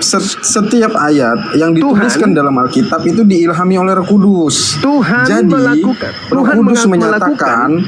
Roh Kudus menyatakan bahwa setiap firman yang tertulis di dalam Alkitab atau cerita yang tertulis di dalam Alkitab sudah diilhami. Jadi itulah pengajaran tentang Yesus Kristus ketika kebangkitan, menceritakan bagaimana Yesus Kristus sebenarnya, siapakah dia. gitu loh. Makanya Rasul Petrus pun bilang bahwa penderitaan, kematian, kebangkitan yang dilakukan atau yang dilalui oleh Yesus Kristus untuk mengalahkan maut itu untuk kita semua gitu loh. Oke, sekarang begini. Yesus di dalam Yohanes 5 nomor 31, jikalau aku bersaksi tentang diriku sendiri, maka kesaksianku itu adalah bohong, dusta. Bagaimana kalau seorang Paulus bersaksi tentang Yesus dari dirinya sendiri? Sejak kapan dia bersaksi tentang Yesus dari dirinya sendiri? Yang tadi Anda saksikan segala perkataan yang diilhami. Itu ucapan siapa? Itu ucapan siapa? Loh, di Kisah Para Rasul seperti itu bunyi. Segala sesuatu yang dituliskan dalam Alkitab itu sudah diilhami gitu loh. Dan memang tidak ada ucapan seperti itu, enggak ada ucapan itu. Pada saat pengajaran Yesus Kristus sebelum pergi, dia meminta kepada Bapa untuk meminta roh penghibur yang datang. Nah, saudara, jangan terlalu jauh, jangan terlalu melebar kita. Tadi pemberkatan terhadap Abraham. Sudah selesai pemberkatan kepada Abraham. Gini bang. Karena gini, menurut Bang Juma, pemberkatan Abraham itu dalam agama Islam setiap hari melakukan sholat, melakukan pemberkatan kepada Abraham. Di kami beda bang. Di kami hanya pengajaran. Satu poin Anda sudah kalah. Dari teori dan praktek kami sudah menang. Beda bang, abang salah menjelaskan tentang Kejadian 12 tadi. Bahwasanya kita mengajarkan kepada jamaat Kristen, umat Kristen, bahwa setiap orang yang menginginkan mendapatkan berkat dari Tuhan itu seperti contoh Abraham. Sebelum mendapatkan berkat dari Tuhannya, dia melakukan apapun yang diperintahkan oleh Tuhannya. Maka setiap orang yang percaya wajib mengikuti cara Abraham untuk mendapatkan berkat. Bagaimana caranya? Ya mengikuti ajaran dan perintah Tuhan. Ketika perintah Tuhan diikuti, maka kalian akan mendapatkan berkat. Itu. Oke, Anda seakan-akan apa ini? Anda sedang berperang dengan diri Anda sendiri. Anda berperang dengan keadaan agama Anda sekarang. Sekarang ketika Abraham mendapatkan kemudian ilham bahwasanya dia akan menjadi sembahan Abraham, sembahan anak-anaknya secara turun-temurun. Sekarang Anda membuat satu agama yang sembahannya anak orang. Gak ada nyembahan orang. Siapa nyembahan orang? Maria itu punya anak namanya Yesus, dan itu yang kalian ajarkan untuk disembah. Itu salahnya Bang Juma. Yesus itu memiliki dwinatur dari firman dan kedagingannya. Ya, saya nyerah kalau gitu, saya angkat tangan kalau gitu. Karena Anda sudah menyalahi kodrat, Anda menyalahi konsep. Aku akan menjadi, saudara, aku akan menjadi Tuhanmu, Tuhan anak-anakmu, Tuhan keturunanmu secara turun-temurun. Siapa Tuhan yang dimaksud di situ? Siapa Tuhan yang menjadi sembahan kekal di situ? Siapa yang akan disembah oleh keturunan Nabi Ismail, Nabi Ishak secara turun-temurun sebagai perjanjian kekal? Elohim. Siapa yang disembah oleh orang Kristen hari ini di gereja? Oh enggak begitu, kan melalui namanya bang. Melalui namanya kita sampai. Gugur. Enggak gitu bang. Sabar. Gitu. Saya tidak perlu Anda mengakui apa yang saya sampaikan, saudaraku. Kita nggak perlu sepakat untuk tidak sepakat. Tetapi biarkanlah orang menyaksikan ini. Yang kedua, Nabi Abraham kemudian berkurban hewan, binatang. Secara turun-temurun mereka melakukan pengorbanan binatang. Nabi Muhammad SAW diajarkan kemudian dalam Al-Quranul Karim, "Fasholli li rabbika wanhar." Maka berkurbanlah. Apa yang dikurbankan oleh Nabi Muhammad SAW dan keturunannya dan ajarannya, sebagaimana dalam Al-Quran surah Al-Hajj, Allah Subhanahu wa Ta'ala menjelaskan di ayat 34, apa yang Allah katakan kepada kami menjadi cerminan bahwa agama kami itu mengikuti apa yang diajarkan oleh Nabi Ibrahim.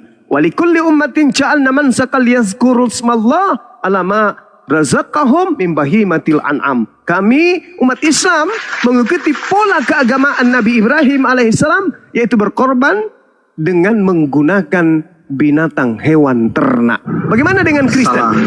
Salah bang, salah itu bang. Jangan Anda menyalahkan. Ini saya berbicara mengenai Islam, saya berbicara mengenai keturunan Nabi Abraham, berbicara mengenai keyakinan kami. Sekarang di mana keturunan Nabi Abraham melakukan pendekatan kepada Tuhan mereka, berkorban untuk Tuhan mereka dengan mengorbankan manusia. Itu di mana itu? Tadi Anda kalah tauhid sudah kalah, teorinya, kemudian pemberkatan juga Anda sudah kalah. Sekarang terkait dengan kurban. Kurban itu adalah mendekatkan diri. Ketika umat Islam, ketika umat Islam melakukan pendekatan diri kepada Tuhannya dengan berkurban binatang, bangsa Yahudi pun melakukan hal yang sama, dan Nabi Ibrahim menjadi tolak ukur utama, di mana beliau ketika diminta anaknya yang tunggal untuk dipersembahkan, beliau kemudian dikasih contoh oleh Allah untuk berkurban hewan, binatang. Makanya muncul dalam perintah di dalam satu imamat 1 nomor 2, dikatakan, katakanlah kepada orang-orang Israel, bila mana mereka hendak mempersembahkan kurban, untuk mempersembahkan kurban kepada Tuhan, hendaklah mereka mempersembahkan binatang ternak, domba, kambing, sapi, lembu. Di mana Abraham dan keturunannya mengajarkan untuk mendekatkan diri kepada Elohim, mereka harus mempersembahkan, menumbalkan anak manusia sebagai pendamai dosa-dosa mereka. Itu di mana dalilnya? Silakan. Dah. Oke, gini bang ya, karena abang nggak mempercayai perjanjian baru, itu memang abang nggak menemukan keselamatan dari penebusan dosa itu. Nah, karena semuanya sudah digenapi bang. Dari perjanjian lama itu sudah digenapi. Saudara, di sini jangan bawa doktrin. Tidak boleh bawa doktrin. Kenapa? Karena kita membahas tentang Kejadian 12 nomor 3.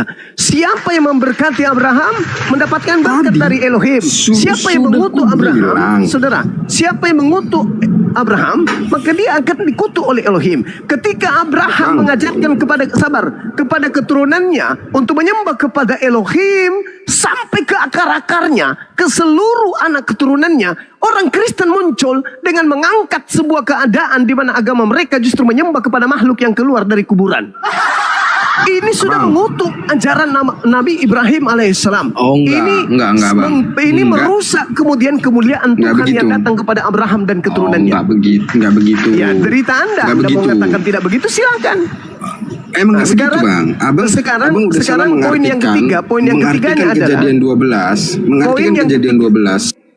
Poin yang ketiga adalah, tolong Anda tunjukkan kepada saya di mana Abraham dan keturunannya mempersembahkan darah manusia untuk kemudian mendekatkan diri kepada Tuhannya. Silakan. Bang, abang itu harus tahu dulu ya. Gini, perjanjian yang kepada Abraham itu sudah digenapi di perjanjian baru oleh Tuhan Yesus Kristus. Dia jangan Anda bawa doktrin. Semua kurban. Apa nggak malu gitu? Apa nggak malu bawa doktrin di tengah-tengah kita berdiskusi secara akademik? Kita menginginkan anak manusia itu mendapatkan berkat di tengah-tengah Tuhan, di tengah-tengah alam semesta yang diciptakan oleh Tuhan. Di mana Kejadian 12 dikatakan bahwa olehmu. Ya teman-teman di tab-tab layar. Oh ada lagi. Hilang suaranya. Sekarang permasalahannya adalah yang terakhir. Kita nggak terlalu panjang. Adakah perintah di dalam agama Kristen untuk bersunat? Ya sia-sia dong kematiannya penebusan kita itu. Udah selesai. Artinya bahwa justru kata Paulus, jikalau engkau menyunatkan dirimu, maka Yesus Kristus tidak berguna bagimu. Apa maksudnya tuh? Jikalau engkau mengikuti ajaran Nabi Abraham, maka sia-sialah kematian Yesus, maka Kristus tidak berguna bagimu. Sekarang ketika Paulus mengajarkan mengutuk ajaran Abraham, apa kata Kejadian 12 nomor 3? Aku akan mengutuknya. Siapa Siapa yang mengutuk? Siapa yang mengutuk Bang Juma? Coba Anda baca, Bang Jum- Anda baca coba gini ya. Galatia. Coba Anda gini, baca coba Galatia. gini, Bang Juma. Anda baca Coba Galatia gini, Bang 3. Juma. Galatia 5 nomor Juma, 2 Anda baca. Bang- Anda baca. Bang Juma, Anda baca. Sebentar dulu. Kita ngomongin masalah berkat dulu, Bang Juma.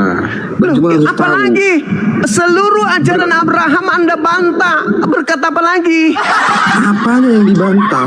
Satu Tuhan Kita semua- Anda bantah. Anda jadikan juga Yesus sebagai Tuhan. Lalu kemudian kurban binatang. Memang Anda gini, jadikan gini, Bang, kemudian gini, Bang. Yesus Gini, Bang. sebagai penebus dosa, Sebentar, bukan binatang. sebentar, Yang sebentar. ketiga sunat. Anda katakan jika kau menyunatkan dirimu maka Kristus tidak berguna bagimu. Udah selesai. Mana pemberkatannya? Kembali saya minta. Mana pemberkatan Kristen terhadap Nabi Abraham? Ucapan tidak, praktek agama tidak. Udah selesai.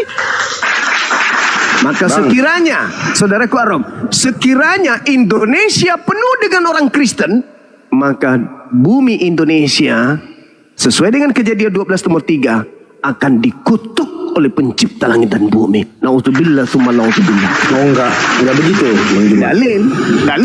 Enggak begitu, enggak begitu. Aku akan mengutuk siapapun yang mengutuk engkau Abraham. Kalau Indonesia ini dipenuhi oleh orang yang dikutuk oleh Elohim, apakah bangsa kita akan diberkati? Jangan mimpi.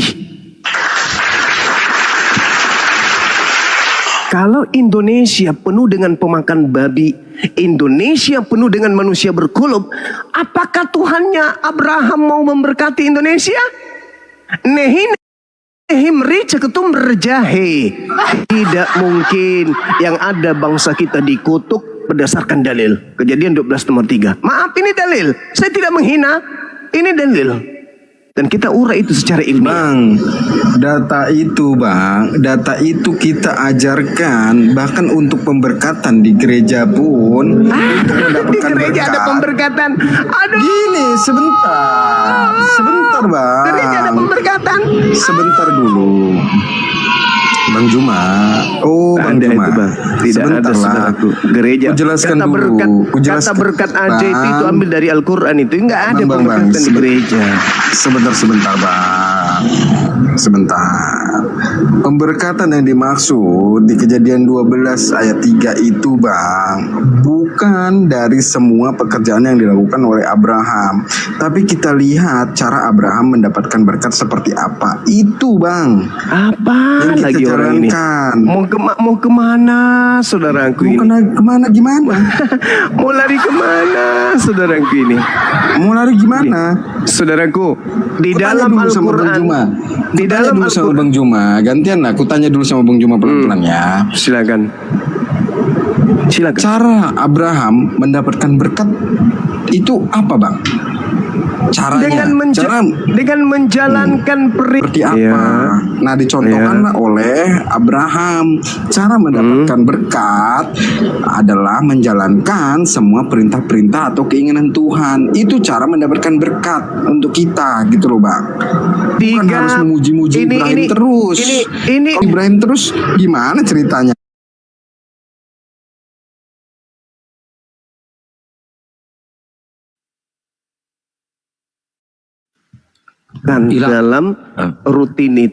dalam rutinitas agama, bukan hanya berteori tapi mempraktekkan dalam rutinitas ibadah.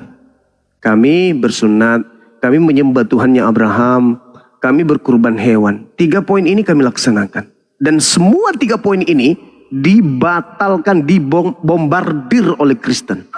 Gak ada satupun dari 3 poin ini yang dilakukan oleh orang Kristen. Sudahlah, kita tamatkan di situ. Sekarang saya minta, saya membuat saya geli tadi. Ketika Anda mengatakan ada pemberkatan di gereja, ini hampir saja saya muntah. Andaikan saya tidak baring di atas primet baru yang kubeli tadi, muntah saya di sini. Mana ada di gereja itu pemberkatan? Pemberkatan apa di gereja? Kata berkat aja itu curi dari Al-Quran. Apa pemberkatan di gereja? Siapa yang memberkati? Di gereja siapa yang memberkati orang-orang berkulub ini siapa? Siapa yang memberkati orang-orang yang menyembah makhluk kuburan? Siapa yang memberkati kemudian? Sabar, pemakan babi itu diberkati oleh siapa? Siapa yang memberkati pemakan babi, abangku?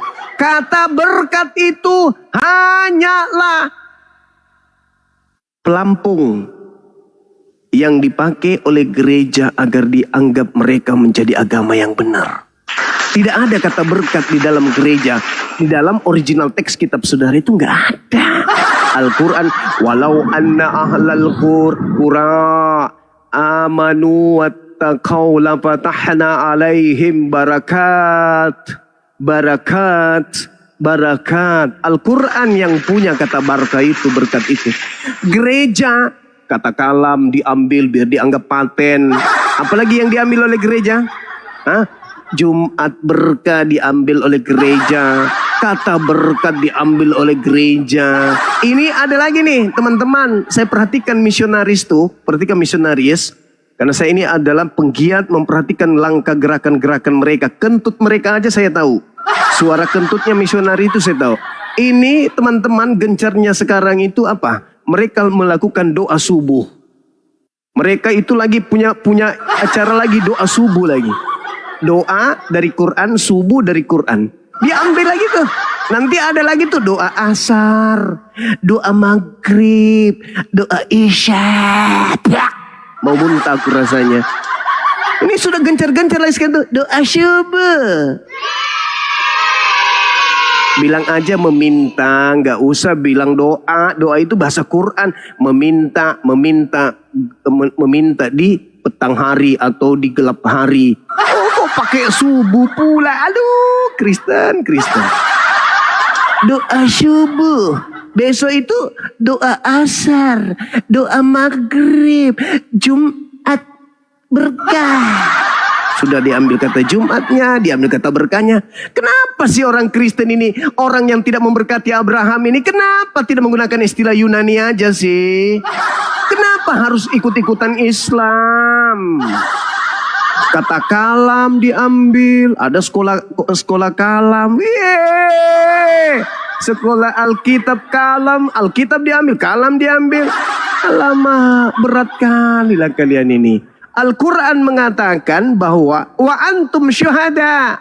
Kalian menyaksikan kebenaran itu. Malam ini kita saksikan kebenaran itu. Tapi dihalang-halangi, dibengkokkan kebenaran itu. Seakan-akan apa yang diterangkan Al-Quran. Mereka orang-orang kafir senantiasa menghalang-halangi orang beriman menuju kepada Allah. Tuhannya Nabi Ibrahim. Mereka selalu membengkokkan jalan itu. Padahal mereka menyaksikan jalan lurus itu seperti apa. Di dalam Kejadian 17, nomor 6, nomor 7, perjanjian kekal. Mereka tahu, aku Elohim pencipta langit dan bumi akan menjadi Tuhan sembahan daripada keturunan Abraham, anak-anaknya secara turun-temurun. Tidak ada Tuhan selain daripada aku. Dibengkokkan lagi. Anak tirinya Yusuf juga Tuhan. Perjanjian kekal Tuhan untuk potong kulub. Dirubah lagi, potong hati. Dibengkokkan semuanya. Diajarkan kepada Abraham dan keturunannya termasuk Nabi Ismail untuk mempersembahkan korban hewan, binatang, kambing, domba, sapi, lembu. Dirubah lagi, anak orang jadi manusia jadi korban. Seluruhnya dibengkokkan padahal Al-Quran mengatakan engkau mengetahui. Tapi ingat kata Al-Quran. Wa mallahu bighafilin amma ta'malun. Pencipta langit dan bumi tidak pernah lengah terhadap apa yang kalian kerjakan. Kami hanya memberi peringatan. Tuhan pencipta langit dan bumi menyaksikan. Bagaimana kami meluruskan. Milla Abraham, ajaran Abraham. Kami luruskan. Dibengkokkan. Tuhannya Abraham itu adalah anaknya Maria. Tapi pada saat zaman Abraham belum ada Maria di situ. Jadi belum bertelur. Apalagi bengkokkan aja terus wa antum syuhada, padahal engkau menyaksikan tertulis di Bible. Perjanjian kekal boleh nggak dibatalin? Nggak boleh bang. Galatia 5 nomor 2. Barang siapa yang menyunatkan nonotnya, apalagi tidak kasih cemangi, maka Yesus Kristus tidak berguna baginya. Apa? Justru kata Yesus dalam Matius 5 nomor 19, barang siapa yang tidak bersunat dan mengajarkan kepada orang lain untuk tidak bersunat, maka dia akan menempati neraka jahanam. Tuh, Matius 5 nomor 19 tuh, jelas tuh. Tapi Paulus mengatakan apa? Barang siapa yang menyunatkan dirinya, Yesus Kristus. Maksudnya Yesus Kristus ini yang palsu kah? Karena kalau yang asli justru kalau tidak menyunatkan dirinya tempat neraka. Tapi kalau iblis yang penyesat mengaku Yesus, ya bisa jadi. Maksudnya Paulus di dalam Galatia 5 nomor 2, barang siapa yang menyunatkan nonotnya, maka Yesus Kristus yang palsu tidak berguna baginya. Itu baru cocok. Karena memang iblis tidak bersunat. Nah, waspadalah kepada planos, kepada penyesat, kepada iblis yang datang kepadamu memakai namaku. Siapa namanya? Yesus Kristus. Paulus datang tuh. Barang siapa yang menyunatkan yang menyunatkan dirinya, maka Yesus Kristus. Yesus Kristus yang mana maksud lulus? Yang mana lulus? Kalau Yesus Kristus anak Maria, kata dia, barang siapa yang tidak menyunatkan nonotnya dan mengajarkan kepada orang lain untuk tidak menyunatkan nonotnya, maka tempatnya adalah neraka jahanam. Matius 5 nomor 19. Itu jelas tuh. Tapi Paulus mengatakan, kalau kau sunat dirimu toh, kenapa paman? Yesus Kristus tidak berguna bagi kau. Emang Yesus yang mana yang berguna bagi orang-orang yang tidak bersunat?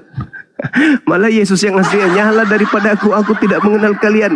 Kalian semua pembuat kejahatan. Padahal sudah bermujizat, bernubuat, mengusir setan pakai nama Yesus. Yesus asli malah mengusirnya. Aku tidak mengenal kalian. Kalian semua adalah pembuat kejahatan. Padahal saktinya mau, waktunya hidup, mengusir setan, ngobati orang. Kayak Rasul Lubis. Oh, bati orang di mana-mana bermusik. Oh, dalam nama Yesus, dalam nama Yesus, dalam nama Yesus. Tapi Yesus begitu bertemu nanti pada hari terakhir, kata Yesus Matius 7, 22, 23. Pada hari terakhir nanti banyak orang berseru kepadaku, Tuhan, Tuhan, bukankah kami bernubuat pakai namamu, mengusir setan pakai namamu, mengusir dan mujizat pakai namamu? Pada saat itulah aku Yesus yang asli berterus terang kepada mereka penyembah Yesus palsu. Enyahlah daripadaku, aku tidak mengenal engkau. Kalian semua adalah pembuat kejahatan. Kemana perginya pembuat kejahatan? Matius 13:20, dilemparkan ke dalam api neraka jahanam. Jadi Kejadian 12 nomor 3, siapa yang mengutuk Abraham? Sudah kita tahu malam ini, teman-teman. Udah tahu belum? Udah tahu. Dan siapa yang memberkati Nabi Abraham alaihissalam? Alhamdulillah, itu adalah kita dinul Islam. Nabi Muhammad SAW mengajarkan pengikutnya untuk melakukan pemberkatan itu. Makanya dalam Al-Quran surah An-Nahl ayat 125, dan aku perintahkan kepadamu wahai Nabi Muhammad, ikutilah ajaran Nabi Ibrahim yang lurus. Subhanallah. Nabiku, I love you Nabi Muhammad. Ada juga orang punya rasul, ikutilah Yesus Kristus. Jangan bersunat, makan kok babi, makan kok anjing. Pokoknya jangan kok lagi mau diatur sama Torah. Jangan mau diatur sama Torah. Tidak ada kebenaran dalam Torah itu. Kita sekarang ini adalah orang yang hidup bukan di bawah hukum Torah, tapi di bawah hukum kasih. Yeay. Kata Yesus dalam kitab mana itu? Lukas 16:17. Sebelum langit dan bumi lenyap, setitik pun dari hukum Taurat tidak dibatalkan, tidak boleh hilang. Itu kata siapa? Kata Yesus. Apa kata Paulus? Kamu hidup bukan lagi di bawah hukum Taurat, tapi kita hidup di bawah hukum kasih. Kasih siapa? Tuhan hanya mengasihi hambanya yang menjalankan perintahnya. Oh, perintah Tuhan kok dihapus minta dikasih. Kasih sama siapa?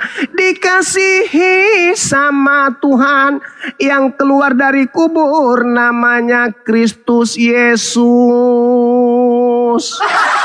Itu mah bukan itu mah bukan kasih, itu mah kasihan. Aduh. Masolang generasi. Saya kira cukup saudaraku Arom untuk malam ini. Kalau ada yang dari saudara kita yang lain, mungkin ada masukan dari Akhi Billy sebagai praktisi Judaism, kalau beliau masih monitor, silakan Akhi. Atau yang lain, Yenda Alip. Sebentar Bang Juma. Jadi, Agapi, Purani. Sebentar. Jadi di Kejadian 12 itu nggak ada kata berkat maksudnya. Harusnya nggak ada kata berkat maksudnya. Di Kristen, Anda kan mengatakan tadi berkat di gereja. Lo melalui dari situ. Apanya dari situ, dari mana? Wong di dalam secara teori aja saudara tidak mempraktekkan, apalagi secara pengajaran, perintah, sunat tidak. Enggak, itu kan di dalam Bible kan, kejadian itu kan di dalam Bible. Kata Bang Juma di Bible itu nggak ada kata berkat. Memang Tapi kejadian nggak itu kata ada. berkat. Memang Kata nggak berkat ada. itu. Lah itu di kitabnya Yahudi, barak, Lah, berkat itu barak dalam bahasa Ibrani, itu jelas itu. iya, Aku sudah diterjemahkan ke Indonesia. ya itu kan kitabnya saudara kita Yahudi, di Kristen maksudku Ada kok di gereja kok Ada di diberkati. Bible. Kan mengimani perjanjian lama dan perjanjian baru. Saudaraku, yang diberkati Tuhan itu yang melakukan perintahnya. Bagaimana mau diperintahkan? Mau diberkati? Kalian berkumpul dengan orang-orang yang tidak bersunat, makan babi, makan diharamkan, dan juga ibadah minggu, nyembahna orang. Gimana mau diberkati Tuhan? Yang ada cuma dikutuk. Astagfirullahaladzim, ya Allah ya Karim, saudaraku ini. Dikutuk. Yesus mengatakan dalam Matius 25 nomor 41. Enyahlah engkau wahai orang-orang terkutuk. Enyahlah ke dalam api neraka yang menyala-nyala. Bersama dengan iblis dan malaikat-malaikatnya. Yang orang terkutuk itu siapa? Yang keluar dari kubur itulah. Siapa lagi? Dan siapa penyembah manusia yang keluar dari kuburan ini? Kata Yesus di Matius 12 nomor 38-40. Angkatan jahat ini, orang-orang jahat ini minta satu tanda. Dan tidak akan diberikan kepada orang jahat sebuah tanda apapun. Selain anak manusia keluar dari kubur. Itu tanda untuk orang jahat. Nah sekarang yang memperingati keluar dari kubur itu pada hari Minggu siapa? Kami. Ya orang jahat nih Ya enggak lah. Enggak dong. Kok begitu sih? Masa Itu tanda Yunus bang. Itu tanda Yunus. Beda bang. Tanda angkatan jahat, orang-orang jahat ini minta satu tanda. Dan tidak akan diberikan satu tanda apapun kepada orang-orang jahat selain tanda Yunus. Sebab Tanda Yunus 3 Yunus. hari 3 malam di dalam perut Di perut ikan. ikan. Demikian juga anak manusia. Yang keluar dari kubur anak manusia atau anak ayam? Beda lah itu bang. Demikian juga anak manusia akan keluar dari kubur 3 hari 3 malam dari perut bumi. Itu tanda untuk orang-orang jahat. Nah, siapa sekarang yang menjadikan tanda itu sebagai simbol agama?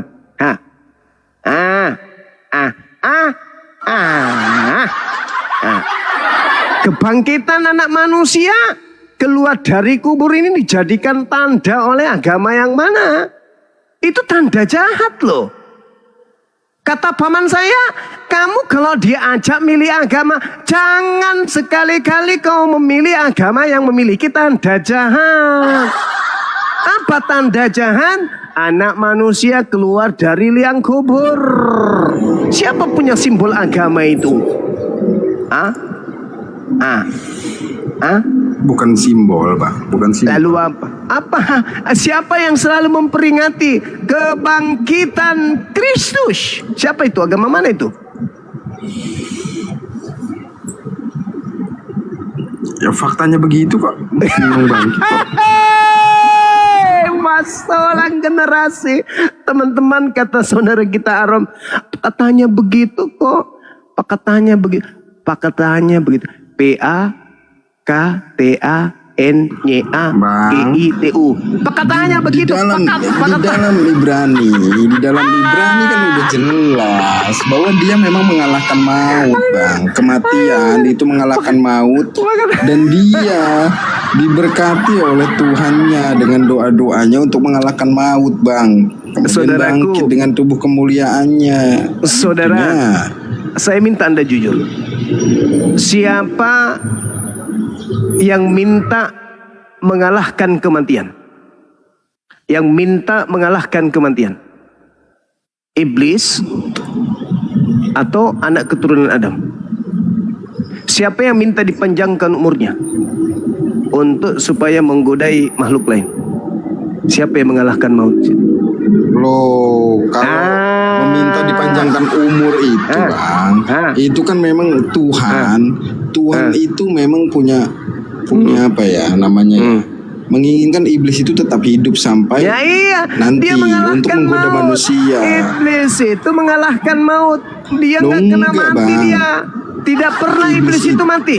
Iblis tidak Bang, pernah mati. Maut itu dosa, Bang, artinya, Bang. Pindah lagi ke situ. Keburukan itu maut, Pindah Bang. lagi ke situ. Karena upah dosa adalah padahal yang maut. Anda ingin jual Gitu. tadi itu adalah orang yang merangkak keluar dari kubur mengalahkan maut. Sekarang iblis. Sekarang dosa katanya. Saudaraku, iblis itu tidak pernah mengenal maut. Betul, Tidak tapi pernah Yesus mengenal mati. maut. Tapi Yesus mati dulu. Nah, Yesus terus dia mati bangkit dulu. lagi. Terus dia Baru bangkit. mengalahkan maut. Nah, Saudara karena sadar untuk- nggak di dalam gini, Bible gini. itu? Saudaraku, Anda sadar nggak dalam Bible itu? Yesus masuk ke kubur ngobok-ngobok penduduk di sana. Betul? Iya, untuk mengalahkan maut, betul. Yang apa pula dia tidak pernah mengalahkan maut. Hidup dia di situ. Hidup dari mana? Ye, Ya, untuk mengalahkan maut, Bang.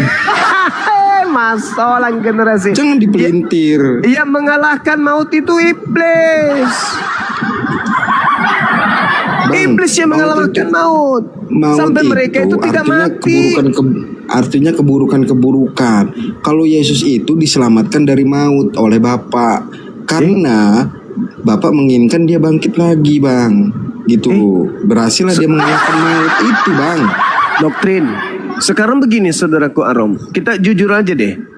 Saudara punya dua kitab, satu dari Yahudi, satu dari Romawi.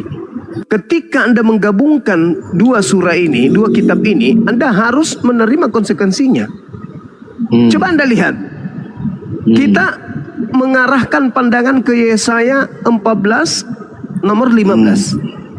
Lucifer, Halal bin Zakar, itu dilemparkan ke dunia orang mati. Betul? Terus, Boleh Anda baca? Anda pernah baca dalil itu? terus Aku tanya dulu, pernah baca dalil itu? Yesaya 14:15? ada tertulis di dalam Alkitab itu. Anda pernah Di baca Perjanjian nggak? Lama. Anda pernah baca nggak? Belum Ayo, baca Anda. tuntas kalau itu. Coba Anda baca Yesaya 14 nomor 15. Kita baca dulu. Silakan. Bacalah, Bang. Satu Apa device yang saya. baca? Lebih masuk kalau adinda saya ini yang baca. Coba Anda baca. Saya satu device ini lagi ngerokok lagi di luar. Oke, saya baca ya. Sebaliknya, ke dalam dunia orang mati engkau diturunkan, ke tempat yang paling dalam di liang kubur.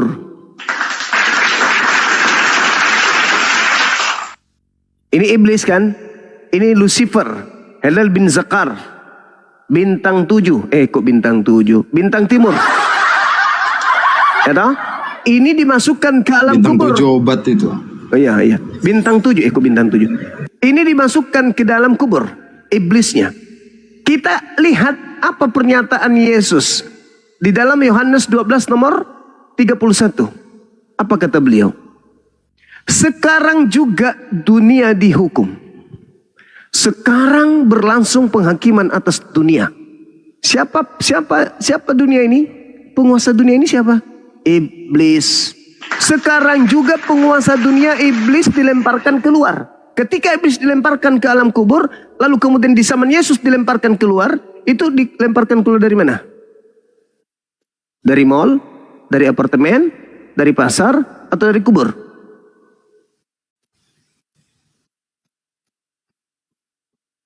Ketika iblisnya tadinya dilemparkan ke kubur, lalu Yesus mengatakan, sekarang juga penguasa dunia, yaitu iblis, dilemparkan keluar. Berarti dilemparkan keluar dari tempat dia dilemparkan ke dalam. Nah, sekarang iblisnya mau dilemparkan dari mana? Dari dalam kubur, dari dalam WC, dari dalam ember, atau dari mana? Dari dalam kubur. Mantap, Bah. Asyhadu. Itu kan menceritakan cerita sebelumnya kalau dia bang. Wa antum syuhada, engkau menyaksikan. Tapi kenapa kamu ingin membelokkan kata Quran? Kamu tahu, kamu mengerti, kamu paham, kau baca, kau lihat, kau dengar, kau rasakan. Wa antum syuhada. Tapi kenapa kau membelokkan kata Allah? Kenapa?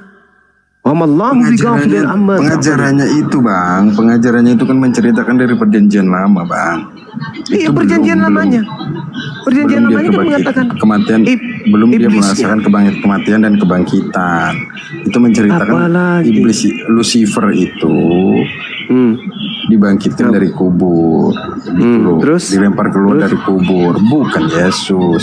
Kalau Yesus kan terus mati kalau dan bukan bangkit, Yesus- beda lagi.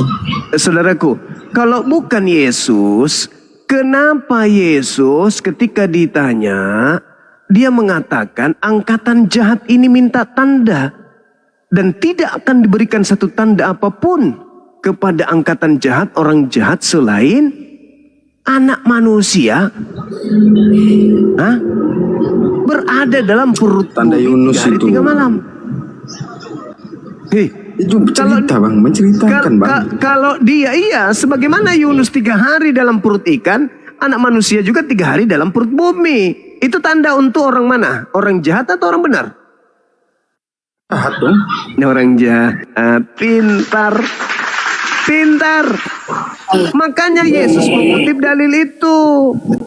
Angkatan jahat ini minta satu tanda dan tidak akan diberikan satu tanda apapun selain tanda Yunus. Sebab Yunus 3 hari 3 malam, anak manusia itu juga 3 hari 3 malam. Keluar dari kubur.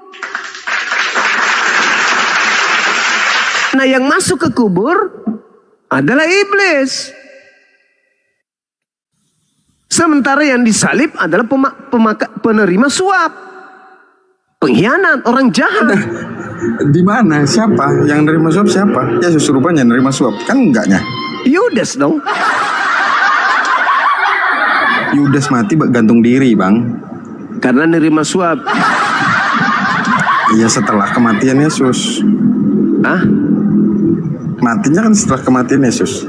Matinya setelah kematian Yesus. Ya itu 2 cerita yang digabung. Loh kan, gak mau nerima lagi data kan? Hei, saudaraku Arom, kitab Anda itu ditulis bukan pada saat kejadian loh. Itu tulisan. Betul. Iya, makanya itu adalah cerita-cerita yang digabung menjadi satu. Tapi cerita itu berdasarkan murid-muridnya. Murid yang mana pula? Lah, kan berdasarkan cerita. Cerita dari ingatan mereka. Cerita Diceritakan orang-orang. ulang. Cerita orang-orang Lah, kan yang bukan muridnya lebih punya valid cerita. bang. Saudaraku, kalau murid Yesus itu sudah menerima semua firman dari Yesus, sedangkan cerita penyaliban itu bukan firman. Itu kisah yang diceritakan oleh orang-orang sebagai penulis. Bukan firman Ya. Tuhan itu. Berarti ada kan kisah itu berarti. Ya, Memang Al-Quran ada pun kisah mengatakan itu. Al-Quran pun mengatakan ada. Tapi orang yang ketika disalib Bang itu Juma- adalah orang yang ketika bukan Bang Nabi Juma Isa. bilang, ya ketika Bang Juma bilang yang disalibkan itu pemakan uang suap, kapan Yesus nerima uang suap? Ya berarti bukan dia yang disalib. Makanya itulah bedanya. Sorry. Kita mengetahui itu bahwa penyaliban itu adalah untuk penebusan dosa kita. Ya. Itu berkat yang kita terima. Gitu loh. Ilmunya semakin menurun. Wih. Masa begitu? Ilmu makin menurun. Enggak gini loh. Enggak ada faktanya. Enggak ada faktanya Allah bahwa Yudas itu disalibkan, Bang. Ada Nggak fakta, ada fakta. Apa Mau saya fakta? kasih faktanya? Mau saya kasih Ada fakta? tertulis literlek kok. Mau saya tunjukkan? Apa? Mau saya Dari tunjukkan? perjanjian lama maksudnya orang yang menerima suap keluaran itu. Bukan dari Ulangan, perjanjian. dari keluaran. Kita ambil dari perjanjian baru. Ya coba. Nah, Kristus di situ tidak disebut Yesus. Oke? Betul? Ya, tunggu. Banyak Kristus palsu, Bang. Masalah generasi.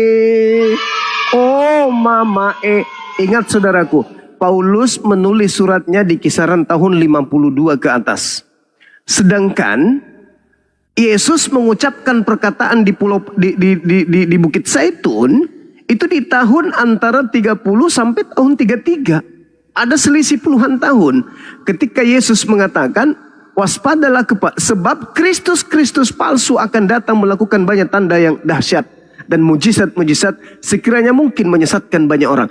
Itu diucapkan antara tahun 30 sampai tahun 33. Nah, Paulus di tahun 52 apa yang dikatakan di surah Galatia? Kristus telah menembus kita. Dengan Dan jalan itu dijelaskan Kristus dengan siapa? jalan menjadi kutuk. Karena Kristus kita Yesus. Kristus Yesus itu, Pak. Untuk kita ketahui itu Kristus Yesus atau Kristus bukan. Kita ketahui setelah tanda koma. Apa kata tanda komanya? Sebab ada tertulis, terkutuklah orang yang digantung di atas tiang salib. Pertanyaan saya, berdasarkan yang tertulis, yang tergantung itu orang yang dikutuk Elohim atau tidak dikutuk oleh Elohim? Jawab. Bukan manusianya, Bang. Di situ bukan Artinya? manusianya. Ilmunya Kalau di situ semakin bukan merosot manusianya. ini. Hei, semakin hari semakin merosot ilmunya, gimana dong? Sebab ada tertulis. Sebentar. Sebab ada Bang Andreas, tertulis. sebentar. Berarti kalau tertulis, tertulis di perjanjian lama. adalah Tertulis orang di perjanjian pelaku lama. dosa besar. Sekarang yang melakukan Betul. dosa besar itu siapa? Yudas atau Yesus? Yudas. Alhamdulillahirrabbilalamin. Tapi dia matinya gantung diri, Bang. Itu cerita yang muncul belakangan. Cerita lagi. Orang tertulis Astagfirullahaladzim, sebegitu ya Allah ya Karim. Gimana Ya sih? Allah ya Karim. Saudaraku, apa kata Quran? Apa kata Quran? Wa ma qatalu wa ma salbu walakin syubbiha lahum. Ada dua kelompok, saudaraku. Kelompok yang ingin menyalib Nabi Isa alaihissalam diberi keadaan seakan-akan mereka menyalib Nabi Isa alaihissalam. Kelompok di luar kelompok ini, mereka menemukan kemudian adanya orang yang mati bunuh diri. Tapi ingat, di dalam kitab saudara, Matius berapa itu teman-teman? Matius 26 nomor 5 ya. Dinda Alif, ingatkan saya. Mati pada saat itu hanya mati dengan cara disalibkan atau disulap. Matius berapa ya? Kok lupa? 26 nomor 5. Ya, betul. Memang pada betul. zaman saat itu orang yang mati tergantung itu hanya bisa disalibkan. Hanya mati disalibkan. Itulah yang Tapi- saya katakan. Coba saudaraku. Coba saudaraku. Sebentar, silakan. Bang. Silakan. Tetapi tertulis bahwa setelah kematian Yesus baru kematian Yudas, Bang. Karena ada dua Gitu. cerita yang digabung menjadi satu. Kan begitu lagi. Saudara, coba Anda lihat. Coba Anda lihat di Lukas 1 nomor 1. Theophilus yang mulia. Banyak orang yang menyusun. Makanya di Kisah Para Rasul 25. Di Betul, dalam banyak Kisah yang Para menyusun, Rasul. Bang. Gini, Bang. Kisah Para banyak Rasul juga dulu. Kisah Para Rasul 25 nomor 19 dulu. Mereka berselisih paham tentang seseorang yang bernama Yesus. Apa perselisih paham yang muncul? Tentang utang piutang bukan. Tentang jodoh bukan. Tentang rezeki bukan. Tapi apa? Tentang kematiannya. Kematian dan tidak kematian. Betul? Ya, faktanya makanya orang yang berselisih itu yang tidak mengakuinya itu, Bang. Masalah generasi. Kenapa bisa terjadi seperti itu? Karena diserupakan bagi mereka yang menyalibkan Yesus bahwa yang mereka salib itu Yesus. Makanya Markus itu mencatat seperti orang yang habis minum vodka satu cergen. Coba Anda lihat di dalam Markus 16 nomor 12. Lalu Yesus menampakkan diri kepada kedua muridnya dalam rupa yang lain, halilintar. Itu kan lagi mabuk. Dia sudah melihat orang dalam keadaan bukan Yesus. Dia katakan Yesus. Coba. Yesus nggak yang dilihat, yang dituliskan Markus di situ? Lalu Yesus menampakkan diri dalam rupa yang lain. Yesus nggak yang ditulis Markus di situ? Orang lain. Ya setelah Orang kebangkitan lain. itu bang. Orang Itu lain dari mana? saudara. Bang, coba lihat. kalau rupa lain. Gini, Rupa Bang. lain loh, rupa lain loh. Rupa lain atau Andai bukan? kan Itu rupa lain andai kan- atau rupa Yesus? Andai kan memang itu rupanya Yudas, harusnya nggak ngomong rupa lain. Dia tahu itu Saya Yudas. ulang lagi, Gitu. saya ulang lagi. Yang bangkit dari kubur itu rupa Yesus atau rupa lain? Ya tertulisnya rupa lain memang. Asyhadu. Sebentar, tadi kan bilang Yudas. Yudas dengan Yesus kan rupanya lain. Iya, jadi Markus nggak kenal Yudas maksudnya. Loh, di mana mereka bertemu? Iya, murid-muridnya pasti ketemu. Tahu dong, Ya Bang. Allah ya Karim, Markus tidak pernah ketemu Yudas. Markus tidak pernah ketemu Yesus. Itu kan menunjukkan diri Masa kepada orang muridnya kan. generasi. Menunjukkan diri kepada Oke. muridnya kan. Oke saudaraku, sekarang ketika oknum ini dalam rupa bukan rupa Yesus datang kepada Markus, dari mana Markus tahu kalau itu Yesus? Sementara yang muncul bukan rupa Yesus. Ayo.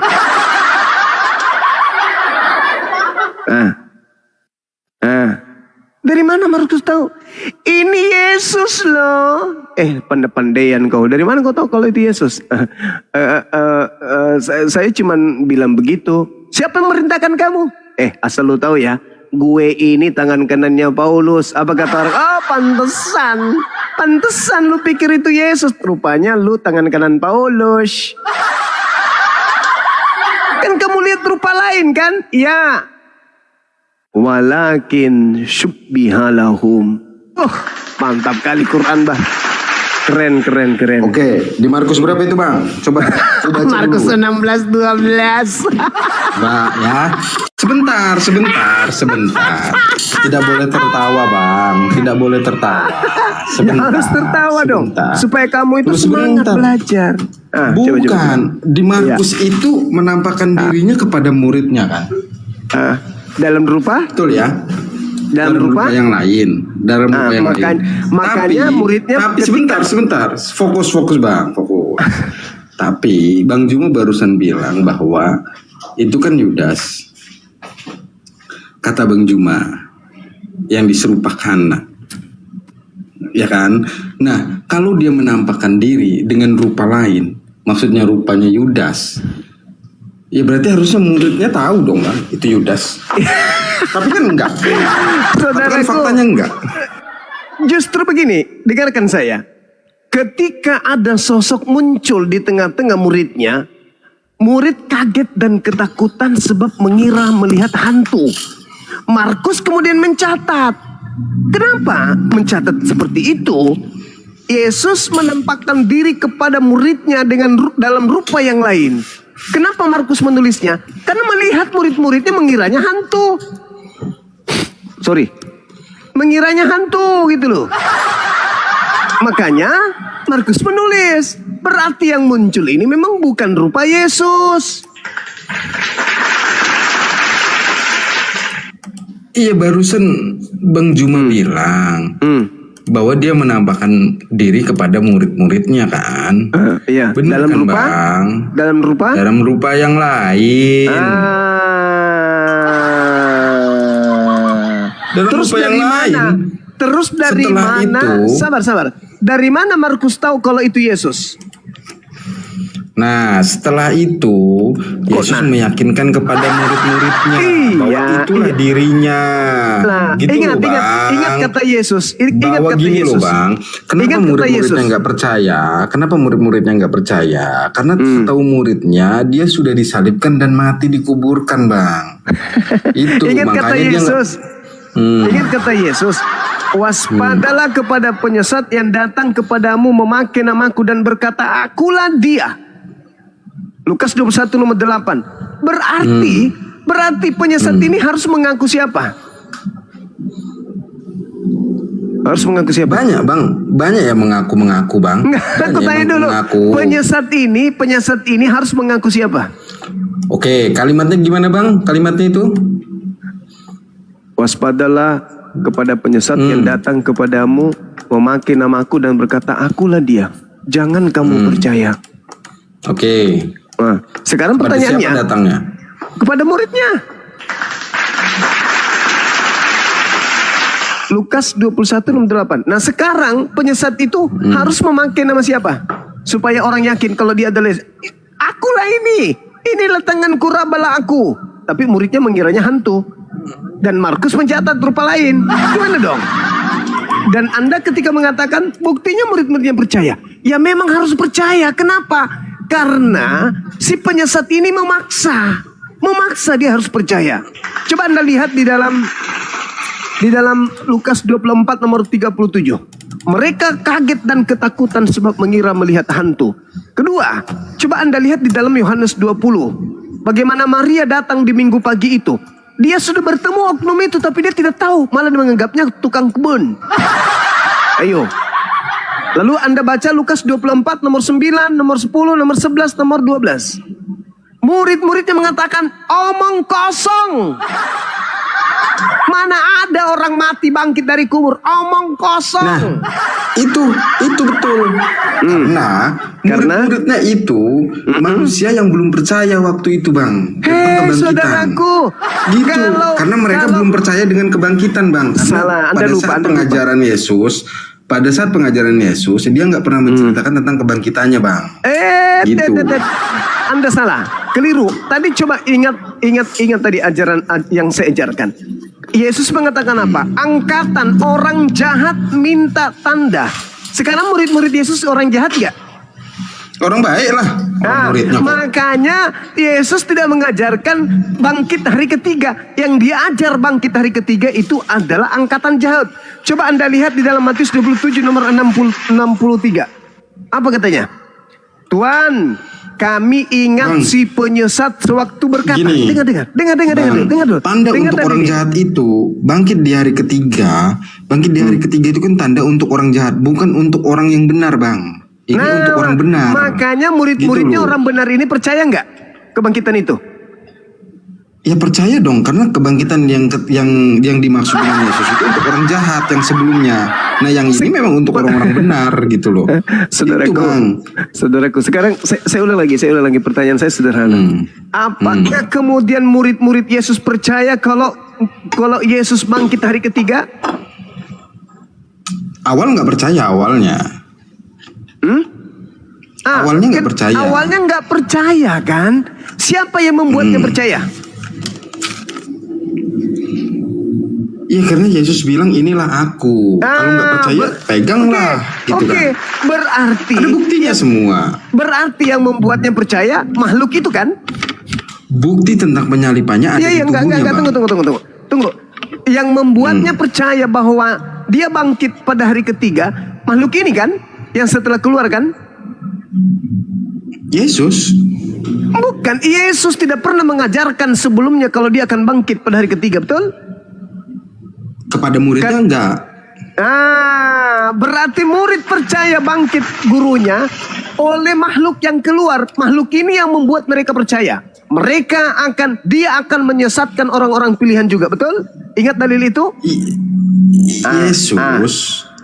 Yesus bahwa menunjukkan bukti penyalipan itu ada di tubuhnya. Karena manusia waktu itu nggak percaya ada orang mati hidup lagi. Gitu loh, Bang. Apakah Yesus tidak pernah mengajarkan sebelumnya kepada murid asli? Tentang? Kalau dia akan keluar dari kubur pada hari ketiga? Sama muridnya enggak lah. Ya enggak. Karena ajaran bangkit keluar hari ketiga itu hanya diajarkan kepada orang jahat, betul? Betul, karena orang jahatnya. Kan kalimatnya gini, Bang.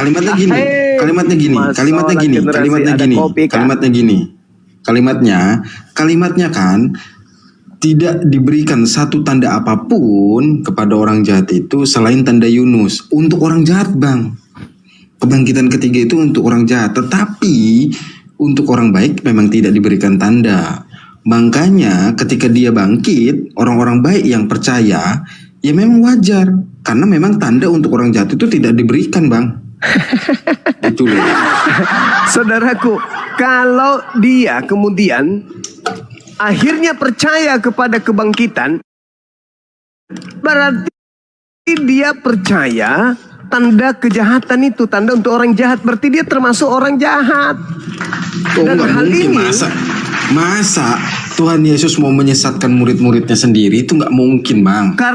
Justru murid-muridnya diberikan gelar Rasul, Bang. Karena itulah saudaraku, yang keluar dari kubur hari ketiga itu bukan Yesus. Makanya coba Anda lihat Menurut di dalam Bang Juma. menurut Yesus. Karena Kok menurut Yesus pula? Kan itu tanda untuk angkatan jahat, bukan tanda untuk muridnya. Angkatan jahat minta satu tanda, Bang. Minta satu tanda. Dan tidak akan diberikan Oke. satu tanda apapun. Sekarang kalau Ya, orang jahat ya, Bang. Untuk orang jahat, bukan untuk orang baik. Ketika orang baik minta tanda, tanda apa yang dikasih ke mereka orang baik? Kan masing-masing punya tanda. Ayo. Apa Tanda tandanya? orang baik? Hah. Orang baik yang mengikuti ajaran Yesus Kristus. Iya. Kok semakin Apa rendah rupanya? aja pengetahuannya? Kok bisa kayak gitu? Orang baik minta tanda kepada Yesus. Gulu. Apa tanda kedatangan lu? Itu untuk akhir zaman. Itu tanda. Aduh, gimana sih? Itu Loh, tanda untuk akhir zaman gimana sih, Bang? Angkatan benar ini minta satu tanda dan tidak akan diberikan satu tanda selain anak manusia akan nampak di tengah langit. Itu tanda untuk siapa? Untuk orang jahat baik. atau untuk orang baik? Sama nggak tanda dengan orang jahat? Begini, Bang, untuk orang yang percaya tentang kebangkitan dan hidup, ya Bang ya, bahwa dia memang hidup dan akan menghakimi di akhir zaman nanti, itu tandanya, Bang, dia datang yang kedua kalinya. Tapi tidak untuk orang jahat, Bang. Justru Gitu datang loh. kedua kalinya untuk mengajarkan angkatan jahat dan pengikutnya bahwa yang mereka sembah itu bukan dirinya. Itu kan tanda. Kamu kenapa kamu percaya kepada orang yang keluar dari kubur? Emang aku pernah mengatakan itu sebagai tanda untuk kalian yang orang benar? Enggak kok. Nah, kenapa kalian ikut percaya? Padahal itu bukan tanda untuk kalian. Tanda untuk kalian, aku datang di tengah langit. Data di Ibrani, Bang, menjelaskan bahwa kematian dan kebangkitan itu ada, Bang. Jadi dia memang menyelamatkan umat manusia. Gitu. Saudara, Anda baca Matius 27 nomor 63. Tuhan, Matius lagi. kami ingat si penyesat sewaktu berkata sesudah 3 hari aku dibangkitkan. Siapa? Si penyesat atau siapa itu? Kami Ya, sulit, ingat. Bang, kalau abang coba dah, abang gini ya, coba abang pisahkan pengajaran dan kebangkitan itu dulu, Bang. Lah, Baru bisa kita mengenal nih. Yang bangkit keluar dari kubur itu adalah si penyesat. Menurut Matius 27 nomor 63, begitu juga menurut Yesus. Si penyesat menurut ini akan abang, dilemparkan keluar dari kubur. Menurut Bang Juma, ketika Elohim membangkitkan Yesus di hari ketiga, Bapak membangkitkan Yesus di hari ketiga, berarti Bapak meniatkan untuk menyesatkan orang gitu? Angkatan jahat minta satu tanda. Dan tidak akan diberikan satu tanda apapun. Selain tanda Yunus, 3 hari 3 malam. Dan itu, Yesus ini kan dibangkitkan oleh Bapak, Bang. saudaraku, tidak ada Yesus dibangkitkan oleh Bapa. Yang dibangkitkan oleh Bapa itu adalah Sibilisisis. Apakah Tulis begitu. saudaraku, apa yang dikatakan Yesus dalam Yohanes 12 nomor 31 itu? Sekarang dunia dihakimi. Siapa dunia ini? Iblis. Sekarang juga penguasa dunia akan dilemparkan keluar. Penguasa dunia dilemparkan, dibangkitkan keluar dari kubur. Alamak. Ya kalau iblis yang bangkit nggak perlu dibangkitkan oleh Bapak, Bang. Ngapain La Bapak haula wala bangkitkan? quwata Orang tertulisnya illa billah. Bapak membangkitkan bahwa Tuhan Bapak itu membangkitkan anaknya yang tunggal, yaitu Yesus Kristus dari antara orang mati. Dia dibangkitkan Saudaraku. dari antara orang mati, Bang. Saudara, Gimana sih, Kalau- Bang Juma ini?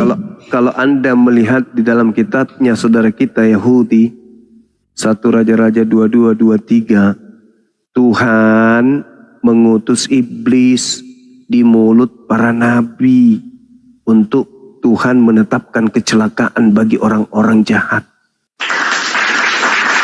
Ingat di dalam Yohanes 13 nomor 2, iblis merasuki Yudas.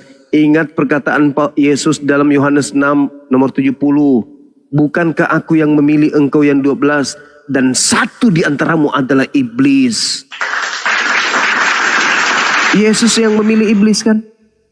Aku yang memilih engkau dan satu di antaramu adalah iblis. Makanya Yesus melakukan sayembara. Siapakah di antara kalian yang akan menyangkal aku? Yang akan mengkhianati aku? Inilah darahku, inilah dagingku.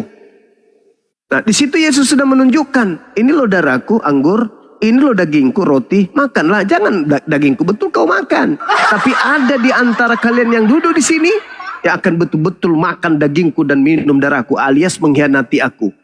Siapa itu? Yudas adalah sekiranya lebih baik kalau dia tidak dilahirkan oleh ibunya. Itu fakta, itu real. Nah, apa kata iblis kepada Yesus? Sabar dulu. Sabar dulu. Sedikit lagi. Apa kata iblis kepada Yesus dalam Lukas 4 itu? Atau Matius 4?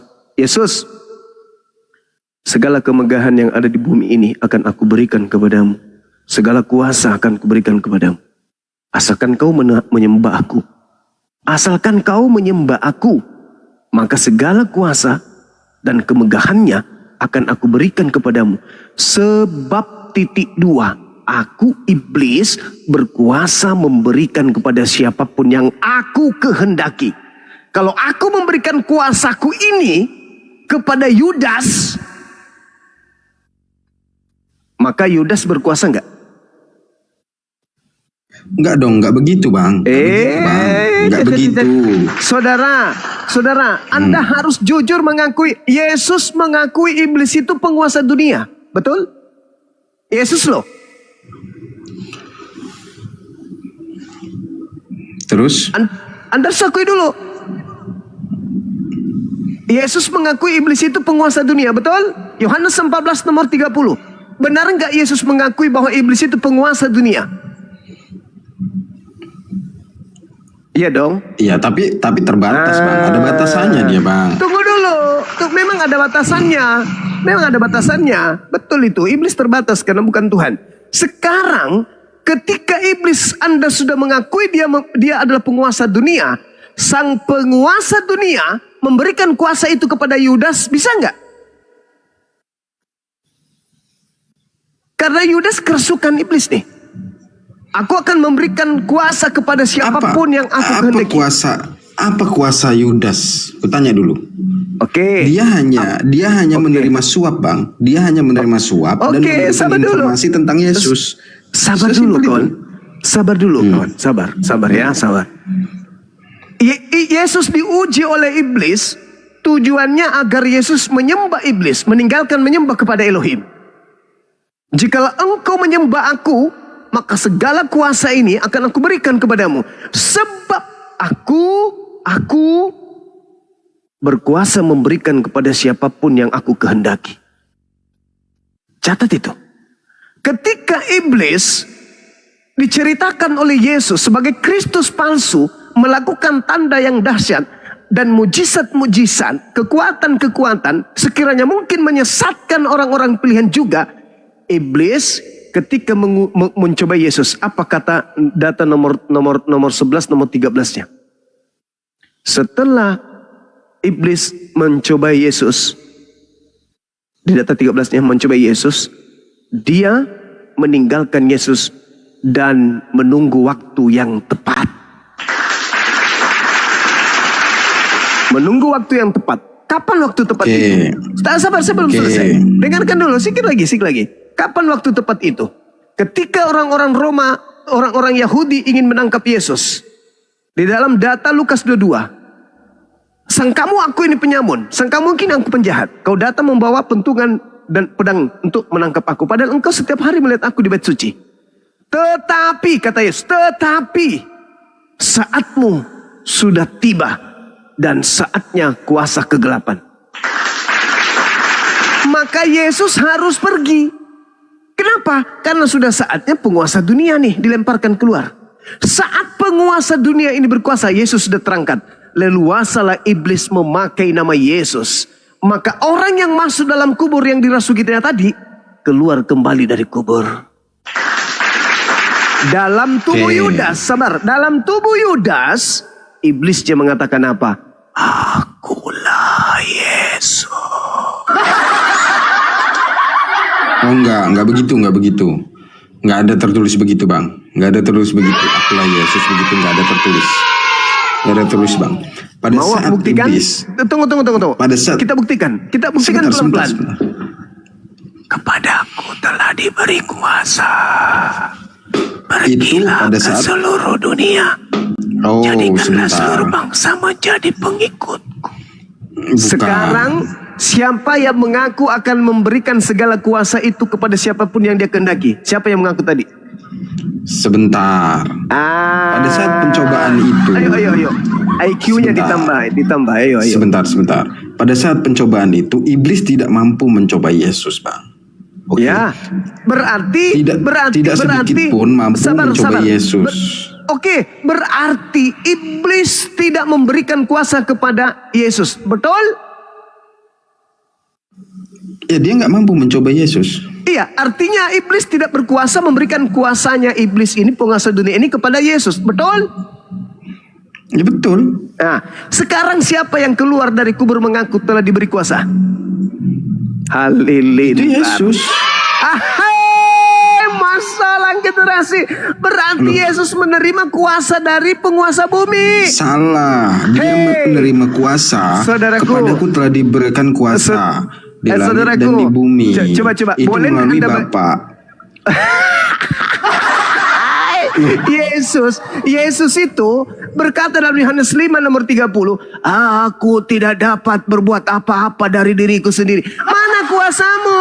Betul. Mana pada saat kuasanya? pengajaran. Pada saat pengajaran. Pada saat Kenapa kebangkitan. pada Dia saat keluar dibangkitkan dari oleh kubur? Bapa. Dia dibangkitkan Siapa? oleh Bapa Di dan mana diberikan dalilnya? kuasa. Di mana dalilnya Bapa memberikan kuasa kepada dia setelah dia keluar dari kubur? Di mana dalilnya? Di mana Loh, dalilnya? dia dia itu, Bang. mengalahkan maut lagi. Kematian mengalahkan maut dan kebangkitan itu udah bukti, Bang. Bukti Apa bahwa kata? dia diberikan kuasa. Apa kata Yesus? Apa kata iblis? Kuasa aku berikan kepadamu kalau engkau menyembah aku. Yesus tidak menerima.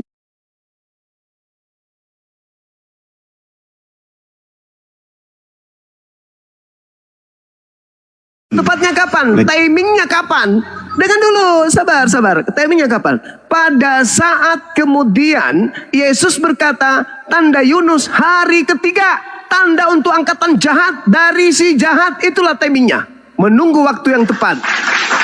Kapan waktu tepatnya? Pada hari ketiga sesuai dengan tanda Yunus. Yudas keluar dari kubur dengan menggunakan tanda dahsyat, menggunakan mujizat-mujizat. Sejak kapan Yesus menyuruh muridnya ke seluruh bangsa? Matius 10 nomor 5 nomor 6. Yesus berpesan kepada ke-12 muridnya agar jangan ke bangsa lain. Lalu siapa yang keluar dari kubur? Pergilah kepada seluruh bangsa lain. Jadikanlah seluruh bangsa lain menjadi pengikutku. Hai, itu siapa? Siapa yang menginginkan kemudian seluruh anak Adam mengikuti dia ke neraka? Dengan menyembah Kristus. Adakah Yesus mengajarkan menyembah dirinya? Adakah Yesus mengusir penyembah Kristus palsu? Adakah Yesus yang mengusir orang-orang yang bermujizat pakai namanya? Adakah Yesus mengajarkan murid waspada kepada iblis yang datang memakai namanya? Kalau ada, ayo lembutkan hatimu, kawan. Lembutkan. Itu loh. Kemudian kuasa bagi yang hidup pun diberikan oleh Yesus. Di Yohanes sudah tertulis jelas bahwa kuasa dari Bapa itu diberikan oleh Yesus. Itu. Di mana Bapa memberikan kuasa kepada Yesus, kuasa di bumi? Mana dalilnya? Tunjukkan kepada saya. Yesus pun terancam salib Yohanes- masih berdoa. Oke. Yohanes 5 22 sampai 27 Bang, kita baca ya. Kita baca, silakan. Bapak tidak menghakimi siapapun, melainkan menyerahkan penghakiman itu seluruhnya kepada anak.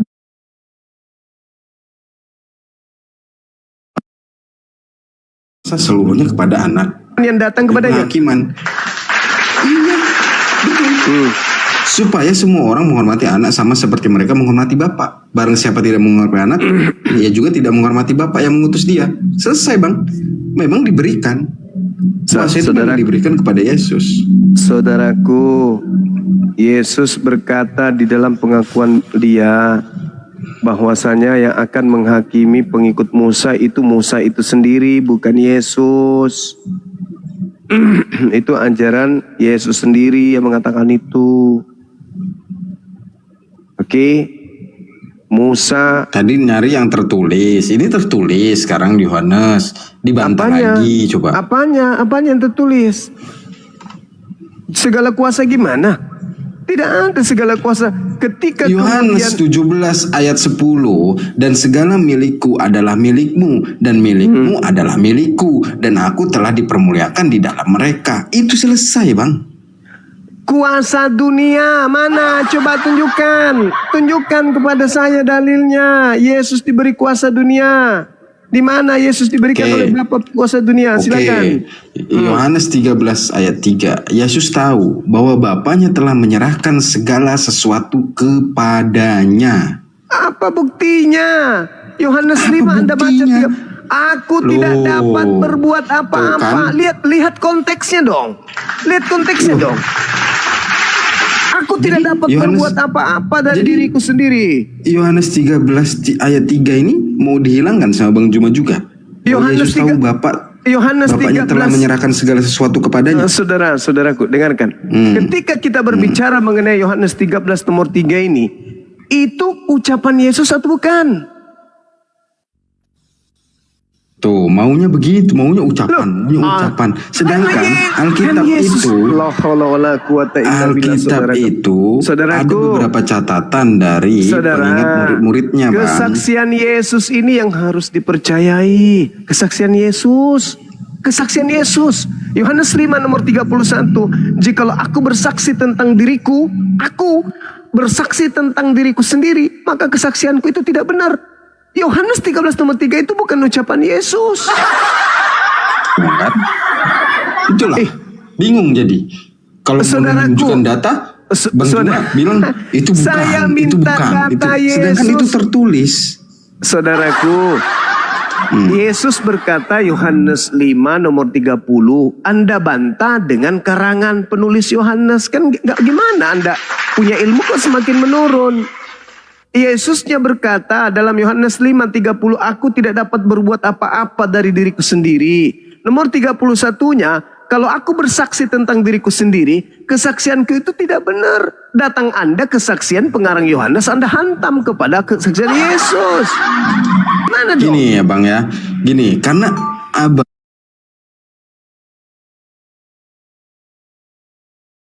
tertulis bahwa di Matius 28 ayat 18 bahwa Yesus sendiri yang ngomong bahwa kepadaku telah diberikan segala kuasa di surga dan di bumi. Abang menolak itu karena yang memberikan kuasa menurut Abang iblis, sebelah sisis. Gimana? Itu data dari Yesus sendiri yang ngomong. Ketika dibandingkan dengan kesaksian dari Yohanes, Abang menolak. Mau gimana juga, bingung juga kita. Yesusnya berkata, aku tidak dapat berbuat apa-apa dari diriku sendiri. Katamu tadi Yesus diberi kuasa. Segala kuasa diberi kepada Yesus. Kalau segala kuasa diberi kepada Yesus, buktinya Yesus mengatakan, aku tidak dapat berbuat apa-apa dari diriku sendiri. Lalu kemudian saudaraku kasih data Yohanes 13 nomor 3. Yesus tahu bahwa Bapaknya telah menyerahkan segala sesuatunya kepadanya. Dan bahwa ia datang dari Tuhan dan kembali kepada Tuhan. Nah sekarang itu pengakuan siapa? Pengarang Yohanes. Kata Yesus apa dalam Yohanes 5 nomor 36? Ada kesaksianku yang lebih penting dari kesaksian Yohanes Pembaptis. Apa kesaksiannya? Aku tidak dapat berbuat apa-apa dari diriku sendiri. Itu kesaksian Yesus. Sedangkan yang keluar dari kubur, kepadaku telah diberi segala kuasa. Pergilah ke seluruh dunia, jadikanlah seluruh bangsa menjadi pengikutku. Ini apa ini? Apa ini? Hah? Bukankah Yesus tidak pernah mengatakan kepada kuasa dan yang menjadikan dan menjanjikan kuasa itu adalah iblis? Dan iblis mengatakan, aku berkuasa memberikan kepada siapapun. Kalau kuasa iblis yang berkuasa atas segala bumi ini, kata Yesus, penguasa dunia, kalau penguasa dunia memberikan segala penguasaan itu kepada bom-bom, maka bom-bom pun akan menguasai bumi ini.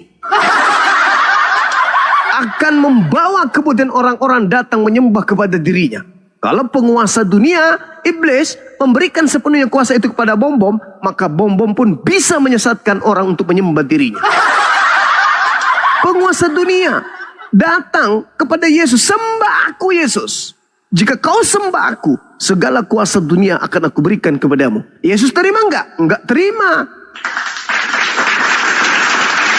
Ada makhluk yang keluar dari kubur tuh, yang sebelumnya dirasuki. Yohanes 13 nomor 2. Itu kan jelas tuh tertulis. Mereka sedang makan bersama dan iblis telah membisikkan rencana dalam hati Yudas Iskariot anak Simon untuk berkhianat Yesus. Iblis merasuki Yudas tuh. Nah, sekarang ketika iblis memberikan kuasa itu kepada Yudas, bisa nggak? Bisa nggak Yudas mengaku Yesus supaya banyak orang percaya, supaya banyak orang menyembahnya? Ya bisa. Lawang Yesus mengatakan waspadalah kepada iblis yang datang kepadamu memakai namaku, bermujizat dia, dia melakukan tanda dahsyat, kekuatan-kekuatan dan bermujizat. Nah, itu hebatnya kan? Ketika kemudian dikatakan waspadalah kepada penyesat yang datang kepadamu memakai namaku, mereka akan menyesatkan banyak orang. Banyak orang mana yang disesatkan? Ya pengikutnya. Siapa itu? Kristen. Kristusnya palsu, pengikutnya pengikut Kristus, disingkat Kristen. Sederhana kok itu. Sederhana itu bang. Kalau saudara mau menggunakan. Karena Yesus tidak pernah menerima kuasa. Kepada aku telah diberi kuasa. Bayangkan pada saat ia ingin ditangkap. Apa katanya? Bapak sekiranya mungkin cawan ini bisa berlalu. Tapi bukan atas kehendakku. Tapi atas kehendakmu yang terjadi. Apa yang terjadi? Maka seorang malaikat turun dari langit memberikan kekuatan kepada Yesus. Sehingga dia semakin bersungguh-sungguh berdoa. Uluhnya seperti titik-titik darah yang bercucuran ke tanah. Itu yang kau katakan diberi kuasa itu. Segala bumi diberi kuasa tuh. Kalau Yesus punya kuasa diberikan kepada dia, udah ditendang semua itu orang Roma Yunani itu sama orang-orang yang Parisi yang mengkhianati dia, yang ingin membunuhnya. Ingat di Taman Getsemani bagaimana dia marah kepada muridnya? Tidak bisakah kamu berjaga-jaga untuk sejenak saja? Aku ingin berdoa. Sampai dia marah sama muridnya, diulang-ulang. Bolehkah kamu menjaga di sini? Jaga di sini. Jaga aku di sini. Aku mau berdoa. Mana kuasa itu kalau begitu? Kenapa dia bersungguh-sungguh peluhnya semakin seperti titik darah, ketakutan kepada itu kan malaikat? manusia. Dia kan masih menjadi manusia, Bang. Manusia biasa dia. Kan di Filipi 2 sudah jelas. Dia menjadi hamba, menjadi manusia hingga taat sampai mati di kayu salib. Jelas, Bang. Mulai lagi Kenapa kan? jadi dimasalahkan itu? Mulai lagi kan? Mulai lagi kan? Mulai lagi. Kuasanya itu kan setelah kebangkitan, Bang. Saudaraku, ketika dikatakan kuasanya setelah kebangkitan, jelas sekali Yesus tidak pernah mengajarkan seperti itu. Itu hanya doktrin dogma gereja saja. Sedangkan kesaksian-kesaksian seperti itu tertolak. Jangankan kesaksian-kesaksian kalian yang tak ada dalil, hanya doktrin dogma. Yohanes 5:31 itu baca loh. Jikalau aku bersaksi tentang diriku sendiri, maka kesaksianku itu tidaklah benar. Lalu bagaimana kalau seorang Kristen bersaksi dari diri Kristen itu sendiri tentang Yesus? Bisakah kami percaya orang berakal ini? Ya tidak dong. Yesus aja berkata, aku berkuasa. Tidak ada orang yang bisa berkuasa atas siapapun selain daripada aku. Nah, kita baca mana kesaksian Bapa tentang itu. Ada enggak? Enggak ada. Itu pun kami tidak percaya. Apalagi kalau hanya seorang Kristen mengaku-ngaku. Itu kan kuasa diberikan nanti setelah dia keluar dari kematian. Nah, mana kesaksian Bapa untuk itu? Nah, sementara kesaksian Yesus harus dibarengi kesaksian Bapa. Kalau kesaksian Kristen harus dibarengi dengan kesaksian Bapa juga. Tapi Bapak Paulus beda. Kesaksian Yesus berdasarkan kesaksian Bapa. Yohanes 5 nomor 45. Bapalah yang bersaksi tentang aku. Nah, kau tidak pernah mendengarkan suaranya, wajahnya pun tidak pernah kau lihat. Nah, kalau Kristen berkata Betul. Yesus itu diberi kuasa setelah dia bangkit dari kubur, itu kesaksian siapa? Yesus sendiri yang ngomong, Bang. Matius 28 itu. Mana kesaksian Bapaknya? Loh, kan sudah pada saat pengajaran itu bahwa dia mengakui bahwa segala sesuatu yang keluar dari diri dia itu dari kehendak Bapa. Ya. Ketika dia berbicara seperti itu, berarti itu kehendak Bapa memang. Iya. Gitu, Bang. Lalu mana penyesatnya Oh, iya. yang mengaku Yesus, yang menyesatkan banyak orang, yang memaki nama Yesus, yang datang kepada muridnya mana? Waspadalah kepada penyesat yang datang kepadamu. Mana itu penyesat yang mengaku Yesus yang datang kepada murid Yesus? Mana? Ada yang terjun dari pohon cempedak. Aku Yesus. Oh, turun dari pohon cempedak ada? Nggak ada. Yang datang kepada murid Yesus mengaku Yesus itu hanya makhluk yang keluar dari kubur itu. Alamak.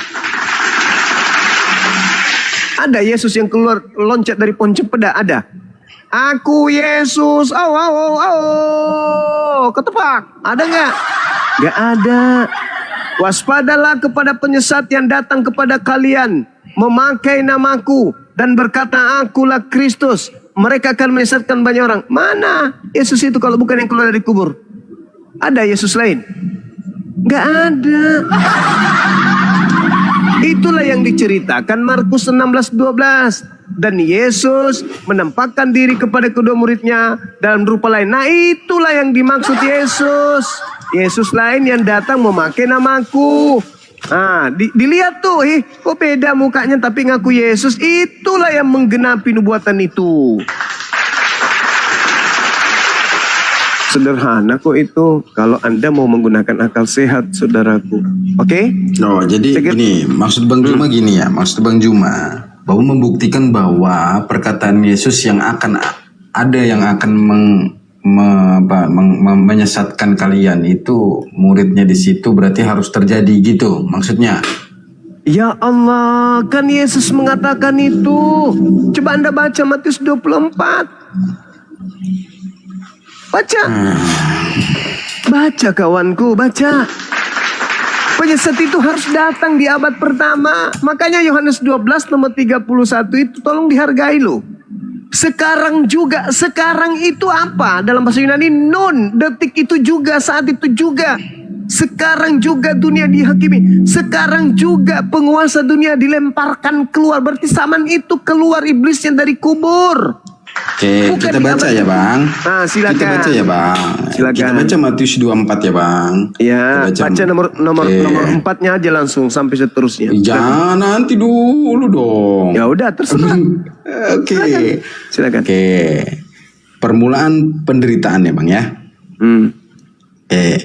Di ayat 3-nya, ketika Yesus duduk di atas bukit Zaitun, datanglah murid-muridnya kepadanya untuk bercakap-cakap sendirian dengan dia. Kata mereka,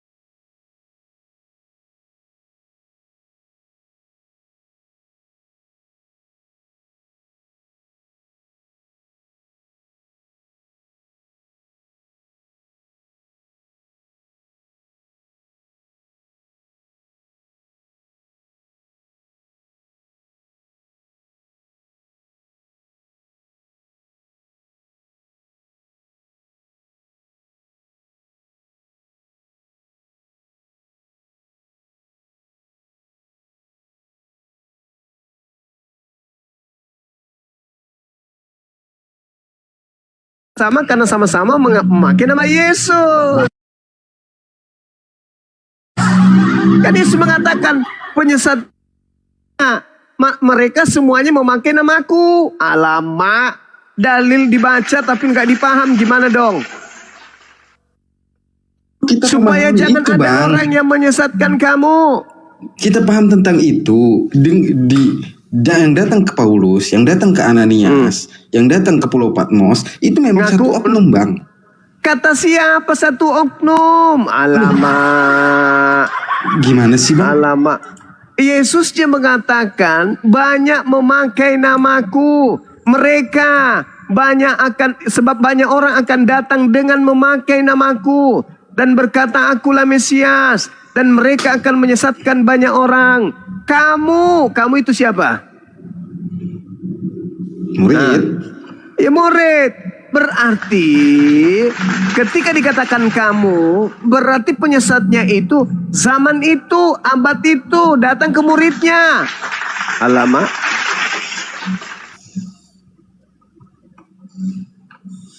Ya, orang di Alkitab tulisnya satu oknum kok, Bang. Gimana? Saudara, Yesus mengatakan Kristus palsu. Itu Nah, satu atau banyak? kan? Banyak kan? Banyak. Mereka Banyak. ini memakai nama siapa? Nama Yesus. Ya sudah. Nama Yesus sudah. Tapi dalam Alkitab mereka mendapatkan penglihatan dan di perjumpaan dengan Tuhan Yesus itu satu oknum, Bang. Dengan satu yang sama, dengan satu pengajaran. Saudaraku, apa kena sangang enak tuh? Dia bilang gini, apa tanda kedatanganmu dan tanda kesudahan dunia? Apa kata Yesus? Waspadalah kepada penyesat. Artinya Yesus sudah tahu bakal ada penyesat memakai namanya, tapi Yesus membatasi mana dia, mana yang bukan dia. Kalau aku yang datang, aku yang asli datang, aku akan nampak di tengah langit. Seluruh manusia akan melihat aku. Matahari menjadi gelap, bulan tak bercahaya, bintang berjatuhan. Itu kalau aku. Tapi kalau yang bukan aku banyak datang mengaku Yesus. Tapi tidak ada tanda itu, jangan kau percaya. Kalau aku yang datang, diikuti dibarengi dengan tanda kiamat. Tetapi akan datang banyak mengaku aku. Dan tidak ada tanda itu. Untuk Anda tahu siapa yang datang aku atau bukan aku. Karena semuanya akan mengaku aku. Lihat, aku akan nampak di tengah langit. Semua orang akan melihat. Seluruh dunia manusia akan meratap. Sekarang ketika datang ke Ananias, meratap gak seluruh dunia? Ketika datang kepada Paulus, meratap gak seluruh dunia? Ketika datang di Pulau Patmos, meratap gak seluruh dunia? Enggak. Kata Yesus, jangan kamu percaya. Masih di Matius 24. Matius 24 ayat 13-nya. Tetapi ya Bang ya. Tetapi orang yang bertahan sampai pada kesudahannya akan selamat. Kesudahan berarti sampai akhir zaman ya Bang ya. Dan Injil kerajaan ini akan diberitakan di seluruh dunia, menjadi kesaksian bagi semua bangsa. Sesudah itu barulah tiba kesudahannya. Itu make sense dengan Matius 28 amanat kantin agung. masih buka? Kantin masih buka? Buka. Tolong kasih Indomie seduh campur botrek 1 papan ya. Tambah Masako. Masako juga ya. Kalian mau juga? Nggak usah kasih botrek kalau saya bercanda, Indomie aja. Bang Juma nggak membaca tetapinya itu loh. Aneh Itu Bang Juma ini. kamar sebelah nanti kunci besok ya. Kenapa sampai di mana? Nggak ada. Ini anak-anak bisa buka buat nih. Gimana? Ikat aja pakai tambang, Gurunda. Ikat aja pakai tambang. Ya, Ikat. Bang. Jangan lupa campur kemangi ya. 2 ikat.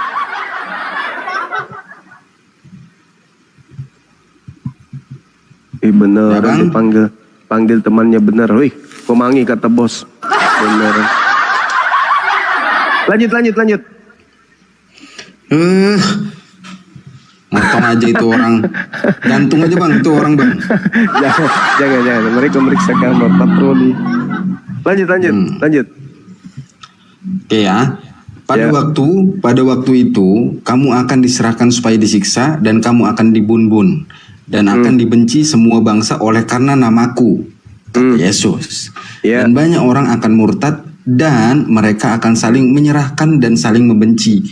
Banyak nabi palsu akan muncul dan menyesatkan banyak orang dan karena makin bertambahnya kedurhakaan maka kasih kebanyakan orang akan menjadi dingin. Tetapi ini kata Yesus ya bang. Tetapi orang yang bertahan sampai pada kesudahannya akan selamat. Kesudahan di sini berarti sampai selesai Yesus turun lagi.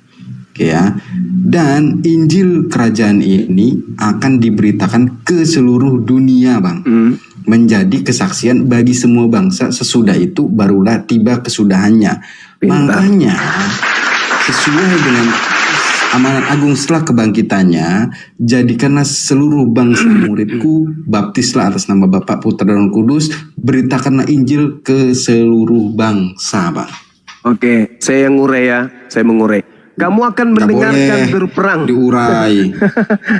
Pakai data dong. Iya. Matius 24 yang tadi kan. Kamu akan mendengar. Kamu di sini siapa? Murid. Nah, ada nggak pembantaian terhadap mereka? Sebelum Rasul Paulus ini. Nah, iya betul. Wah, ini yang dimaksud. Ada sayang. Iya itu aja nggak apa-apa. Itu yang aku maksud. Pada waktu itu kamu akan diserahkan supaya disiksa. Terjadi nggak? Terjadi nggak kepada murid? Iya. Siapa pelakunya? Siapa pelakunya? Yesus kan dia bawanya ya. Siapa pelakunya? Kalau komplotannya Paulus. Paulus in the gang. Dan banyak orang akan murtad. Kenapa mereka murtad? Keluar dari pengajaran karena dipengaruhi oleh sebelum bertobat. Iya, dipengaruhi oleh siapa sampai mereka murtad? Sebelum bertobat tapi ya. Tunggu. Tidak sebelum bertobat bang. Justru ketika Paulus itu mengaku bertobat, mereka mengajak orang-orang meninggalkan Torah. Betul? Bang, ada satu perjumpaan Paulus. Jujur dong. Jujur. Banyak nggak orang yang menjadi pengikutnya untuk meninggalkan Torah? Murtad dari Yahudi. Betul? Judaism. Betul? Banyak nabi palsu. Meninggalkan tradisinya. Betul. Banyak nabi palsu. Mengerti nggak nabi? Paham nabi? Nabi-nabi palsu. Iya, paham nabi itu apa? Jangan palsunya dulu. Nabi itu utusan Tuhan. Iya, utusan Tuhan. Nabi itu adalah orang yang mendapatkan wahyu, betul? Betul. Nah, nabi itu adalah ya. Jikalau ada nabi di tengahmu, maka aku Tuhan akan menyatakan diriku melalui penglihatan dan berkata kepada mereka melalui mimpi. Betul? Betul ya? Nah, sekarang aku tanya dulu saudara. Kenapa kitab Markus disebut firman Tuhan? Karena Markus menulis firman Tuhan. Betul? Tuhan.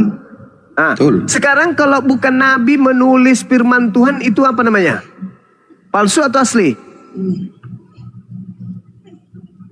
Ya kan di Alkitab itu ada cerita-cerita sejarahnya bang. Gak semua firman Tuhan. Saya ulang lagi. Pada saat Yesus mengatakan, jangan ke situ dulu.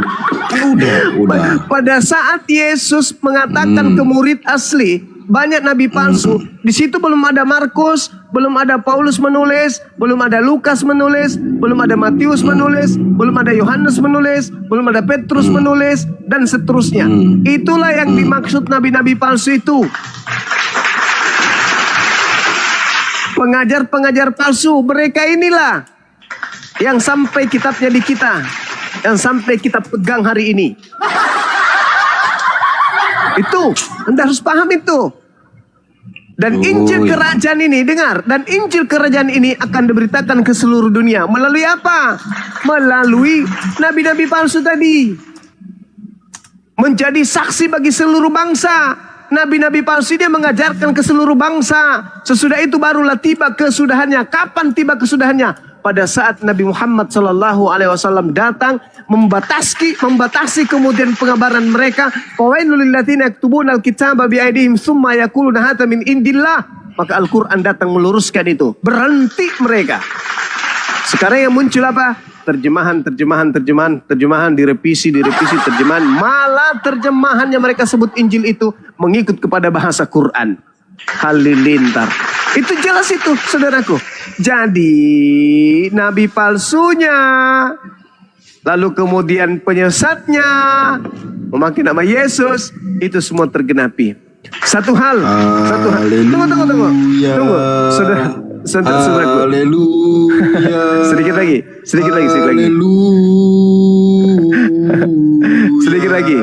Sedikit lagi. Apa kata Yesus ketika Yesus itu ingin dibunuh? Aku tahu bahwa kamu adalah keturunan Abraham. Tetapi kamu berusaha untuk membunuh aku karena firmanku tidak beroleh tempat di dalam kamu. Apa yang kulihat pada Bapa itulah yang kukatakan. Dan demikian juga kamu berbuat tentang apa yang kamu dengar dari bapakmu, iblis. Jawab mereka kepada Yesus. Bapa kami adalah Abraham. Kata Yesus menimpali itu apa katanya? Jikalau sekiranya kamu anak-anak Abraham, tentulah kamu mengerjakan pekerjaan dikerjakan oleh Abraham. Tetapi yang kamu kerjakan adalah berusaha membunuh aku. Berarti kamu itu bukan anak-anak Abraham. Aku seorang yang mengatakan kebenaran kepadamu, yaitu kebenaran yang kudengar dari Bapa. Pekerjaan yang demikian tidak dikerjakan oleh Abraham. Kamu mengerjakan pekerjaan bapakmu sendiri. Bukan ajaran Abraham. Bukan ajaran Bapa Elohim. Kamu sendiri yang mau melakukan pekerjaan bapakmu itu. Jawab mereka, kami tidak dilahirkan dari zina. Bapa kami yaitu Elohim. Apa kata Yesus kepada mereka? Jikalau sekiranya Elohim adalah bapakmu, kamu akan mengasihi aku. Sebab aku keluar dan datang dari Elohim. Dan aku datang bukan atas kehendakku sendiri, melainkan dialah yang memutuskan. Bang Juma mengasihi nggak? Oh jelas dong. Orang nggak percaya keselamatan dari Yesus gimana mengasihi? Saudaraku, coba IQ-nya itu, angkanya itu dibuka dong. Orang yang mau membunuh Yesus itu anak-anak iblis. Kalau ada orang yang menerima hadiah dari anak-anak iblis, berarti itu tidak mengasihi Yesus. Orang yang ingin membunuh Yesus. Apa kata Tuhan Yesus coba? Apa kata Tuhan Yesus coba? Pada saat dia mau dibun-bun di kayu salib. Itu sudah bukan Yesus. Ampunilah mereka. Karena mereka tidak mengetahui apa-apa. Itu bukan lagi Yesus. Itu bukan Yesus. Makanya dia mengatakan, wahai Bapak, orang jelas-jelas Yesus wahai Bapak, tercatat di Yohanes, ampunilah mereka, sebab mereka tidak mengetahui apa yang mereka kerjakan. Saudara, dengarkan saya. Kalau ajaran Kristen itu adalah ajaran benar, bahwasanya salib itu adalah rencana Tuhan, kenapa Yudas harus meminta taubatkan mereka kepada Tuhannya? Bukankah penyaliban itu rencana Tuhan? Ayo, kalau rencana Tuhan, berarti orang-orang yang ingin membunuh Yesus itu adalah orang yang ingin melaksanakan perintah Tuhan. Mereka adalah orang-orang penghuni surga. Kenapa? Mereka adalah pelaku firman. Tapi apa faktanya? Justru orang yang ingin membunuh Yesus itu, Yesus katakan sebagai apa? Sebagai apa? Anak-anak iblis. Kalau mereka ini ingin menggenapi apa yang dikehendaki oleh Bapa, yaitu pembunuhan terhadap Yesus orang benar demi untuk menyelamatkan orang-orang Kristen, orang jahat ini, maka Yudas tidak perlu mengatakan ampunilah dosa mereka sebab mereka tidak tahu bahwa aku ini adalah Yudas. Mereka ini tidak tahu bahwa aku ini adalah orang yang kau gunakan sebagai pengganti, sebagai penebus, orang yang benar, orang yang jujur. Ampuni dosa mereka sebab mereka tidak tahu ya Tuhan. Itu fakta tertulis di kitab saudara. Sekiranya penyaliban itu rencana Tuhan, Maka Yesus akan berkata, aku tahu bahwa kamu adalah keturunan Abraham. Makanya kamu berusaha untuk membunuh aku. Karena kamu berperoleh firman di dalam dirimu. Sebab aku datang memang untuk membunuh, untuk dosa-dosa kalian. Tapi Yesus tidak mengatakan hal tersebut. Apa kata Yesus? Aku tahu kamu keturunan Abraham. Tetapi kamu berusaha untuk membunuh aku karena apa? Karena kamu tidak memperoleh, karena firmanku tidak memperoleh tempat di dalam dirimu. Kalau penyaliban itu rencana Tuhan, berarti firman Tuhan berada dalam diri mereka para penyalib Yesus. Iblislah yang menjadi bapakmu. Kenapa Yesus mengatakan kepada mereka iblis? Karena mereka ingin membunuh Yesus. Bapakmu, sebab kamu ingin melakukan keinginan-keinginan bapakmu. Keinginan bapakmu adalah membunuh aku. Siapa itu? Iblis. Ayo, apakah yang menginginkan kemudian kematian Yesus itu adalah Bapa Elohim? Kalau iya, berarti Bapa Elohim itu adalah iblis. Bukan. Dalil, kamu mengerjakan pekerjaan bapakmu sendiri. Apa katanya? Jikalau Elohim adalah bapakmu, kamu akan mengasihi aku. Apakah sebabnya kamu tidak mengerti bahasaku? Sebab kamu tidak dapat menangkap firmanku. Iblislah yang menjadi bapakmu, dan kamu mau melakukan keinginan-keinginan bapakmu. Kalau Bapa Elohim menginginkan kematian terhadap Yesus, kenapa Yesus mengatakan iblis? Harusnya dia mengatakan, Elohimlah yang menjadi bapakmu, dan kamu ingin melakukan keinginan-keinginan bapakmu, yaitu membunuh aku, menyalib aku. Elohimlah yang menjadi bapakmu, sehingga kamu ingin membunuh aku. Sebab bapakmu Elohim menginginkan kematian diriku. Tapi apa kata Yesus? Iblislah yang menjadi bapakmu. Betul. Yang membunbun itu memang keinginan iblis, orang-orang yang menginginkan dari iblis. Makanya Yesus dibangkitkan kembali. Terjawab dengan sudah. bukti bahwa dia sudah mengalahkan maut, Bang. Itu Sabar. Kalau iblis menginginkan kematian terhadap Yesus, oke? Artinya iblis punya rencana. Iblis punya rencana. Makanya Yesus mengatakan apa? Di dalam Lukas 22, ini kedua kalinya saya sampaikan. Sang kamu akui ini penyamun, sampai kau datang membawa pedang dan pentungan. Padahal setiap hari engkau melihat aku. Tetapi saatmu sudah tiba, dan saatnya kuasa kegelapan. Maka iblis ingin membunuh Yesus. Tuhan datang membawa Yesus terangkat ke langit. Leluasalah iblis. Leluasalah iblis memberikan kuasanya kepada siapapun yang dia kehendaki. Dan karena ada nubuatannya, penyesat itu memakai namaku, maka leluasalah iblis memberikan kuasa itu kepada wakilnya, dan wakilnya memakai nama Yesus. Akulah Yesus yang kau aniaya. Saudara, jangan pungkiri itu. Kalau Anda mengatakan penyaliban itu adalah kehendak Elohim, harusnya Yesus berkata, Elohimlah yang menjadi bapakmu, dan kamu ingin melakukan keinginan-keinginan bapakmu.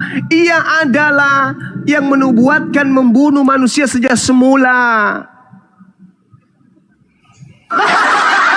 Tapi begitu, iblislah yang menjadi bapakmu, dan kamu mau melakukan keinginan bapakmu. Apa bapakmu? Keinginan bapakmu membunuh aku. Keinginan Elohim, jangan kau membunuh orang yang tidak bersalah. Jangan kau membunuh orang yang benar. Sebab aku Elohim tidak akan membenarkan orang bersalah. Keinginan iblis, bunuhlah orang benar demi menyelamatkan orang-orang jahat. Kebalik. Sekarang Kristen di mana posisinya? Menerima hadiah dari Elohim melalui kematian Yesus, atau menerima hadiah dari iblis melalui kematian Yudas? Ya kalau rujukannya sih dari Matius 16 ya Bang. 16:21 itu rujukan kita dari situ. Lah, Loh, dia oke. memang datang. Saya berharap saya diskusi dengan orang yang punya kecerdasan tinggi. Kalau Anda membaca Matius 16, ingat kata Yesus, "Enyalah iblis. Kamu Itu hanya untuk Petrus Bang, untuk Ya, iya, untuk betul, Petrus betul. karena Petrus menghalang-halangi Menghalangi untuk apa? adanya terjadi penyaliban itu. Apa yang ada dalam pikiran Petrus? Pikiran Petrus adalah pikiran manusia dan iblis, bukan pikiran Elohim. Tunggu, iya, betul. Sekarang apa yang dipikirkan oleh Petrus? Kalau Yesus terus ke sana, dalam pikiran Petrus apa? Yesus akan Dia takut dibun-bun, Yesus. Nah, makanya sebentar kita baca ya. Jadi ketika Petrus menghalangi Yesus, guru jangan pergi ke sana kan, ibaratkan gitu cara sebab ngomongnya. kalau kamu pergi ke sana, kamu akan dibunuh. Dibun-bun gitu. Oke. Apa kata Yesus coba? Nyala kau iblis. Karena Kamu memikirkan mengikuti- pikiran manusia. bukan mengikuti kehendak Bapa. Oke, Nah, kehendak oke. Bapa maunya Yesus datang ke sana dan Oke. mati disalibkan. Oh, nenekmu kiper itu pikiran manusia. Itu ada datanya, Bang. Saya ulang lagi. Kutunjukkan datanya ya. Nomor Kutunjukkan 23, datanya ya. Saya hafal itu sudah betul, di iya. luar tweet Iya. itu, di luar tweet. Sekarang begini. Harus tumit pula. Sekarang begini. Matius 23 di situ, Matius 16:23 di situ. Saya ulang lagi pertanyaan kedua kalinya nih. Petrus berpikir apa ketika Yesus ke sana? Mati. Pikiran Tuhan harus kebalikan dari pikiran Petrus, betul? Nah, Petrus memang iblis gitu loh. Tunggu, Gini Bang, tunggu. gini ya Bang. Saudara, jangan gengsi terhadap kebenaran. Dengar saya. Kenapa Yesus mengatakan Petrus iblis? Karena Petrus bertolak belakang pikirannya dengan Tuhan. Betul? Betul dong? Nah, kita sepakat dulu nih. Pikiran Petrus apa Bang? Mati, dibunuh. Oke, pikiran Bapak berarti harus mati Kebalikan dong. dari itu. Oh enggak, dong. itu pikiran Nggak Petrus. Enggak begitu Bang. Enggak begitu. Lah. Nih, Kamu kubaca hanya ya. memikirkan apa Kubaca. yang dipikirkan manusia. Kamu tidak memikirkan apa yang dipikirkan Tuhan. Yang dipikirkan manusia, Yesus mati dibunuh. Enggak. Betul? Bukan. Kenapa dia menarik ke samping kalau bukan itu pikirannya Petrus? Kenapa dia mencegahnya ke sana kalau bukan itu pikirannya Petrus? Pikiran Petrus, mati kau Yesus. Kalau kau ke sana kau mati. Di sana kekuatan berlapis-lapis. Kau ke sana seorang diri, kau mati pasti. Betul? Ya, karena Yesus tahu perintah Bapak memang harus datang ke sana untuk mati disalibkan. Tunggu dulu. Petrus mengatakan mati kalau ke sana. Betul? Kata Yesusnya, Sabar dia dulu. harus pergi ke Yerusalem dan menanggung banyak penderitaan dari pihak tua. Saya paham itu. Saya ngerti. Itu 21. Sekarang kita berpikir dulu nih. Petrus berpikir, guru, please, aku nggak punya siapa-siapa, please, jangan mati dulu. Kalau kau ke situ kau pasti mati, betul? Itu pikiran Petrus, betul? Iya dong. Jujur dong. Pikiran Petrus takut mati. Yesusnya, Petrus takut Yesusnya mati, betul? Iya betul. Pikiran Tuhan harus terbalik dari situ. Apa kata Tuhan? Baca Mazmur 91. Walaupun 1000 orang rebah di kananmu, 10.000 rebah di kirimu, sedikit pun tidak akan menyentuhmu. Engkau hanya menonton orang-orang pengkhianat, orang-orang fasik. Kau hanya menyaksikan kebesaran Tuhanmu. Tidak akan ada yang bisa mencederaimu sedikit pun, karena Tuhan adalah batu perlindunganmu. Petrus mengatakan, Yesus please, jangan ke situ, kau akan mati. Di sana sudah siap algojo. Apa kata Tuhan? Hei, nenekmu kiper, seluruh manusia kau kumpulkan untuk ingin membunuh, tidak akan pernah sedikit pun tersentuh. Jangankan dibunuh, kena penyakit paru pun tidak. Itulah Yesus mengatakan, enyahlah iblis, kamu hanya memikirkan apa yang dipikirkan manusia lemah. Kau tidak memikirkan apa yang dipikirkan Tuhanku yang maha kuasa. Tuhanku maha kuasa menyelamatkan aku meskipun aku sudah dikelilingi oleh singa, harimau, buaya, kadal, padale. Makanya dikatakan, sabar dulu, harus bertentangan antara pikiran. Andai saja Petrus berkata tidak menarik Yesus, lantas kemudian dia dadat tuh si Petrus. Aku menjagokan guruku. Silakan kalian berkongko-kongko dengan Romawi. Lengkap senjatamu. Guruku Ada tidak tertulis akan begitu. mati. Nggak tertulis begitu, Bang. Nah, dan tertulis begitu. Tetapi faktanya, Petrusnya menarik Yesus. Ya kan?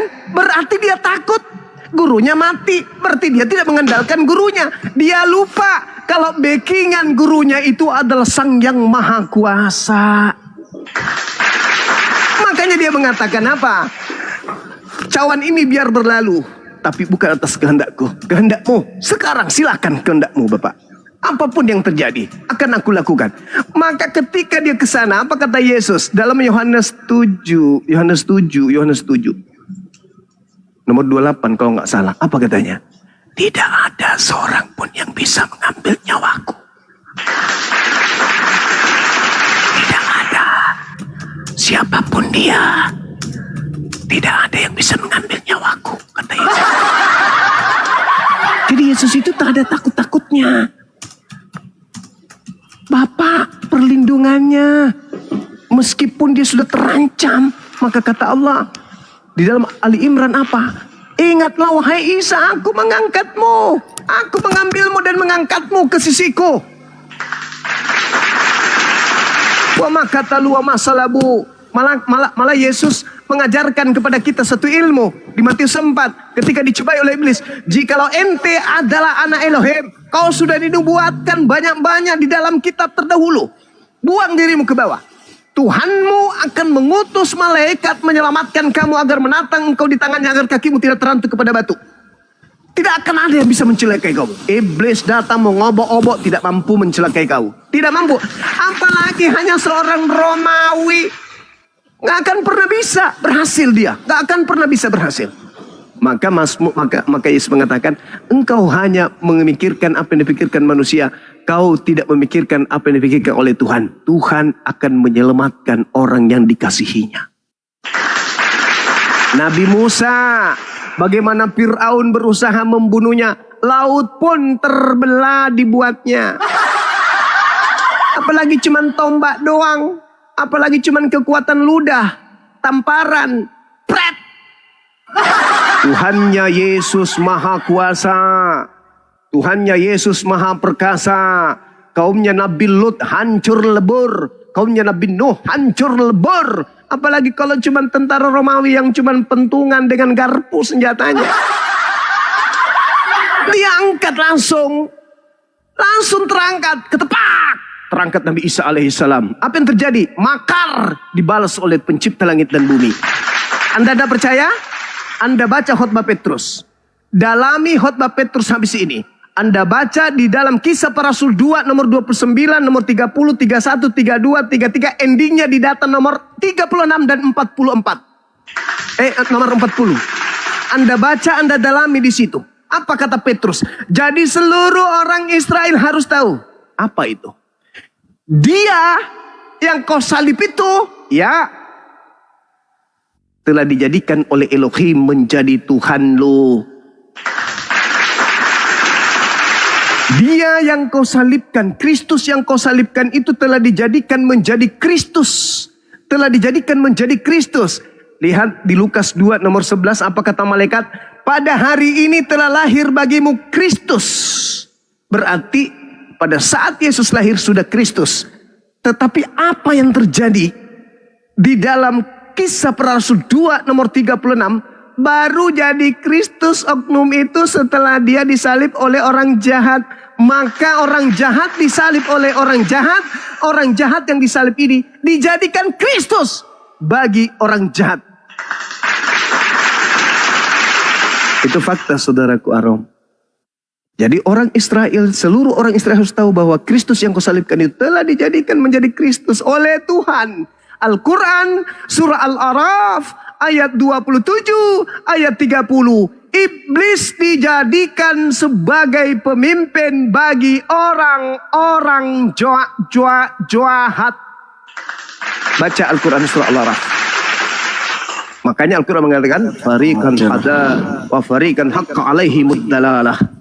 Pantas mereka menjadi sesat, dijadikan iblis sebagai pemimpinnya karena memang mereka sesat. Mereka menginginkan kematian kepada Nabi Isa alaihissalam. Dan Yesus mengatakan apa kutukannya? Di dalam Matius 23, Anda baca PR kedua. Anda baca nomor 32, 33 sampai nomor 39, 36. Orang-orang yang menyalib orang benar, mulai dari Habel sampai Zakaria, tidak akan lolos dari api neraka. Menyalib orang benar, tidak lolos dari api neraka. Itu ucapan Yesus sendiri. Bagaimana mungkin Yesus itu mau disalib? Bisa disalib. Lawang Yesus digigit nyamuk aja nggak bisa.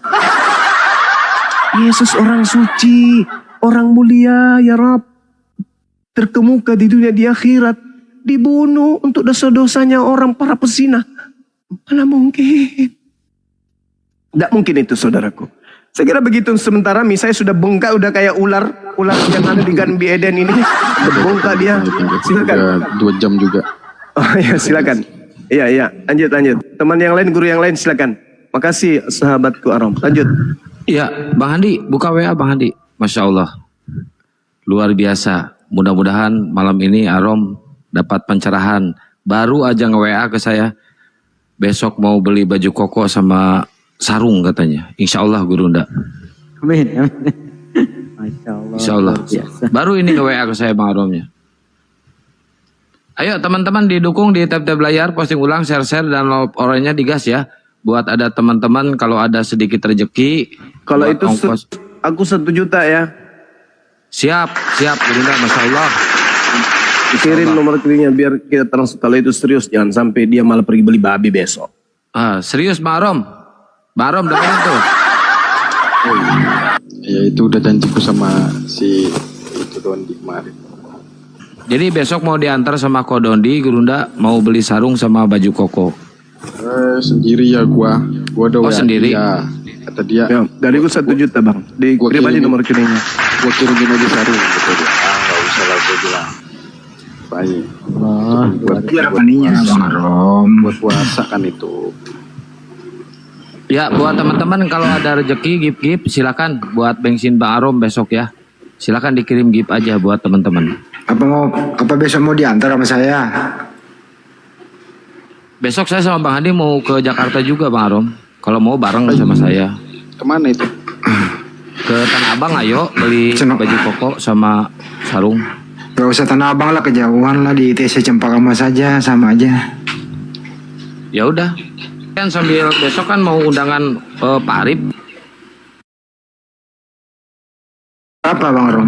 Enggak, gue memang udah punya niatan mau beli buat besok gua booking kalau gue pub gitu. Ya jam Besok berapa? gua beli rumah. Jam berapa? Besok lah, tahu jam berapanya. Yang jelas besok pasti gue beli itu. Soalnya udah Siangan janji ya? sama Kodondi. Siangan Kali ya? cerita kau mau pamer-pamer loh. Kan gue udah memang chatting sama si Kodondi. Ya udah besok siang kita ketemu lah, telepon-teleponan ya. Buat puasa lah kata dia. Masa lu Nih teman-teman kasih gift aja buat Puasa. Bang Arom biar dia bisa buat beli bensin motor kok. Pakai motor, belum mobilnya disita kan kemarin sama gereja. Aduh nangis.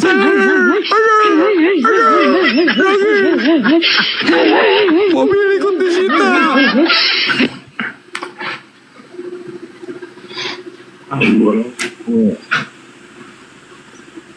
Jangan mobil. Sahabat muslim, ada keadaan di mana memang ada orang yang hidupnya mengabdikan diri kepada agama.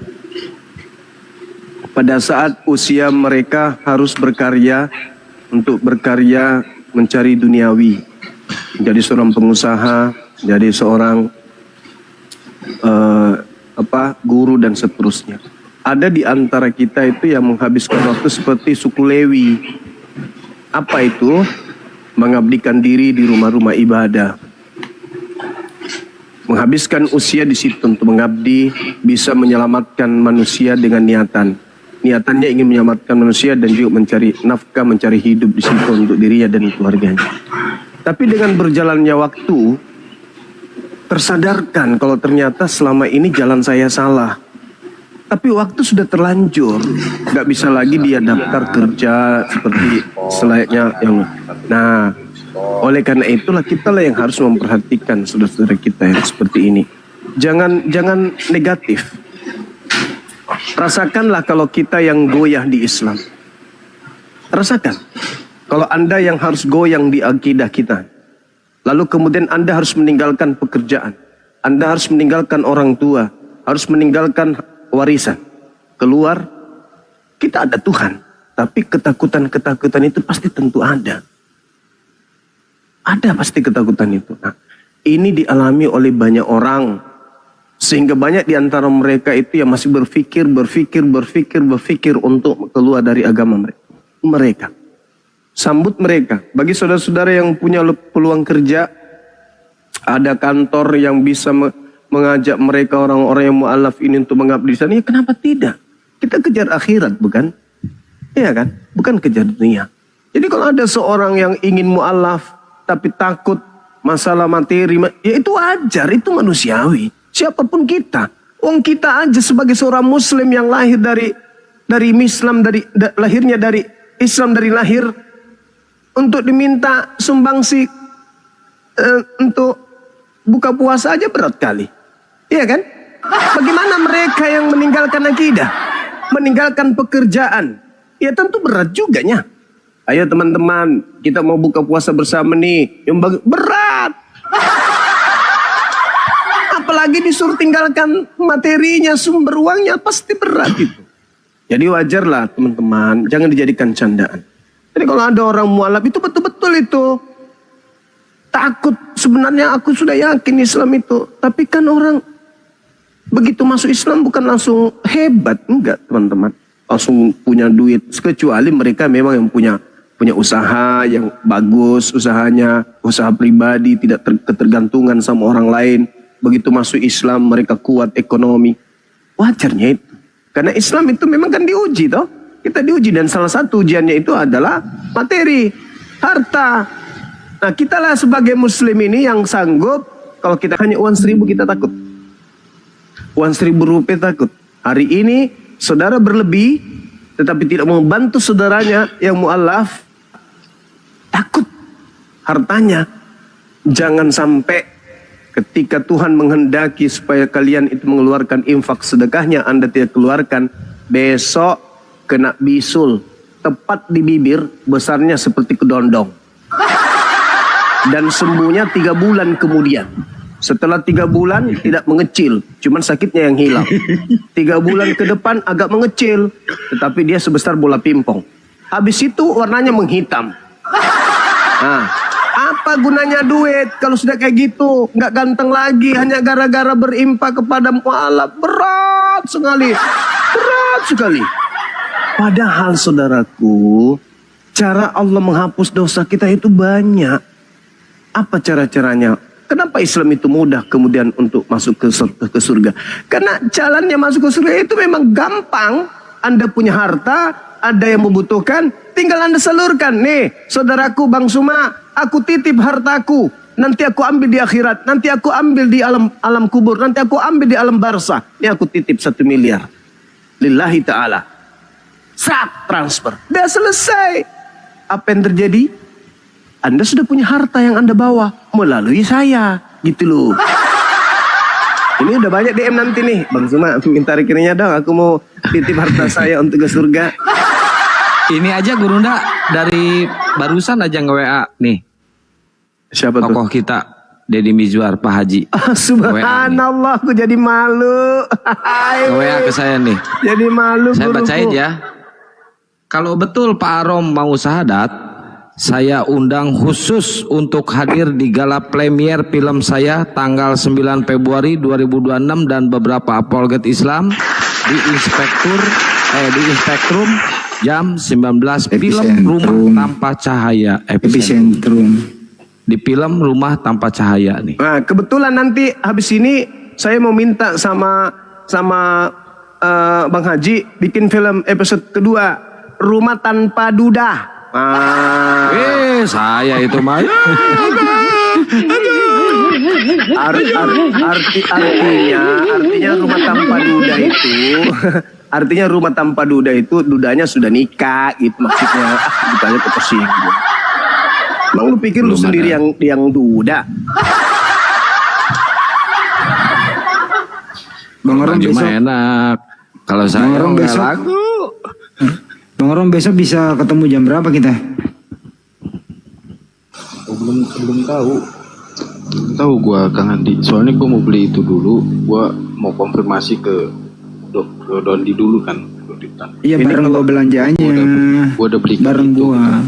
Ini kalau kalau Bang- belanjanya. Bang Andi, kalau Ya. sahabat kita Bang yang nangkap Goldia itu dengar, bisa jadi dibuat kerja. Cara itulah sekalian gue beli itu gitu. Kemarin makanya WA-an sama Dondi kan. Bahwa pas YouTube-nya itu udah viral itu kan. Nah jadi masalah kan. Nangis baca di gereja. Terus masalah sebenarnya lu jujur ya sama gua. Ya lu semua diomongin. Jangan terlalu dibuka lah, Kang, kasihan dia. Saya kalau nggak ngebully searom sehari aja, aduh demam saya Bang Andi.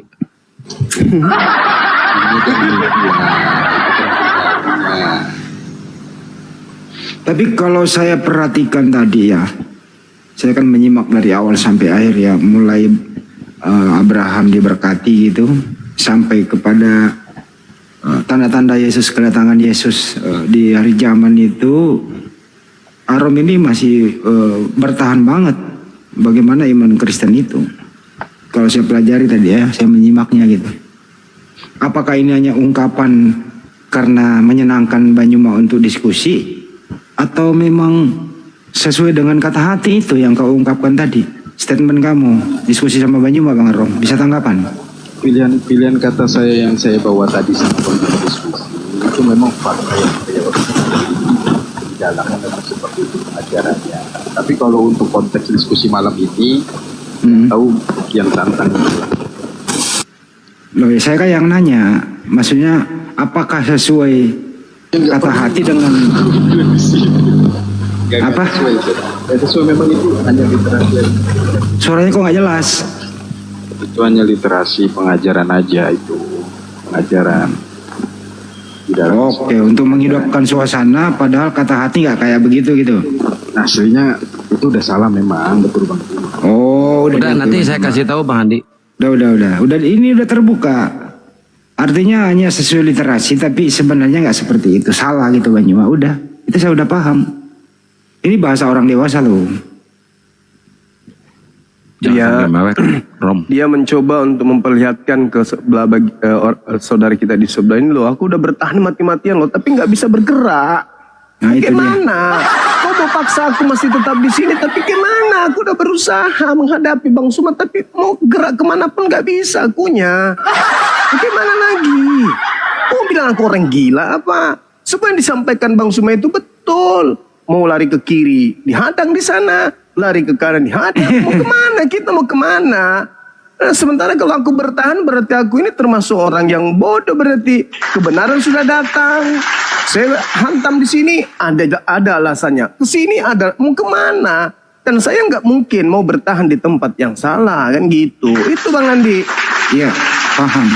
Makanya saya tadi tidak ngegas ketika dia ngotot, saya diam. Karena saya tahu, bahkan saya sedih melihat ini orang begitu berat kemudian ditinggalkan keyakinannya, tapi kemanusiaannya naluri kemanusiaan itu tidak bisa berbohong. Mau kayak mana gitu. Ini yang saya suruh sama Gurunda. Feeling Gurunda itu benar-benar tajam. Masya Oh, Allah. jangan salah. Tidak masuk Islam Al-KTP kalau saya ikut yang lain. Kalau yang saya tangkap tadi argumentasi Bang Arom itu sepeninggalan saya, teman-teman saya Kristen setelah nanti saya memeluk Islam, pakailah argumentasi saya ini untuk bertahan sebagai Kristen selama tinggal argumentasi ini nanti. Pakailah itu. Itu kenangan terakhir ya Bang Arom ya, argumentasi Anda itu. Itu memang pelajaran itu, Bang. Nah itu dia Bang Juma. Suaranya kecil, Om. Argumentasi terakhir Bang Juma, kenangan manis buat mereka-mereka setelah dia memeluk Islam. Itu dia. Dapatkan itu pelajaran yang nggak didapatkan hanya di sekolah itu gitu. Alhamdulillah. Kenangan manis itu ya. Yang kata Bang Juman hanya ada di sekolah tinggi ibu katanya, kalau Bang kata Bang Juman. Enggak juga lah. Ada lah. Main tanah. Nggak boleh loh Bang. Di situ Fitnah itu, kita fitnah. pakai uang kok. Enggak boleh gitu. Fitnah. Beliau fitnah aku ini. Enggak ada. Bang Juma enggak pernah mengatakan sekolah kayak gitu enggak. Yang mengatakan demikian itu, Henry Tan. Ya, Henry Tan, bukan aku. Padahal duit lo di situ lo. Duit banyak lo di situ keluar lo. Iya juga sih. Tapi kalau sudah tanah menghimpit, tidak ada gunanya itu semua. Jadi ini reportase lo nanya lu yang serius nih. Ya kemarin Jadi, kan memang kemarin kan ngobrol sama si Kodon Dita, memang WA-an ditanya lah sebelumnya STT mana satu, bilang Tangerang. Di Tangerang itu ya iya. Terus ya bisa ada lah. Bang Arom, suara lu kecil suara lu nggak jelas suaranya sih. kecil. Coba baca surat Al-Ikhlas dulu, Rom. Bentar dulu mau nanya dulu nih. Perbaiki dulu suaranya. Coba Belum. tes. Coba. Oke, sekali lagi saya nanya Bang Rom. Argumentasi lu tadi diskusi sama Bang Juma itu sesuai kata hati apa enggak? Itu memang pelajaran yang didapetin begitu Bang. Enggak sesuai. Iya dari- pelajaran, oke. Sesuai dengan hati nurani lu enggak? sesuai Alkitabiah salah. Itu harusnya. Berarti enggak connect dengan kata hati dan akalmu. Ya kan itu literasi yang digunakan. Ya, lu jawab dong kalau wartawan yang nanya, lu sesuai enggak kata hati dan akalmu itu lu? Susah kali kau ah. Kagak lah. Ya, kagak. Bener itu memang. Oke Bang Juma, udah dijawab, kagak. Udah.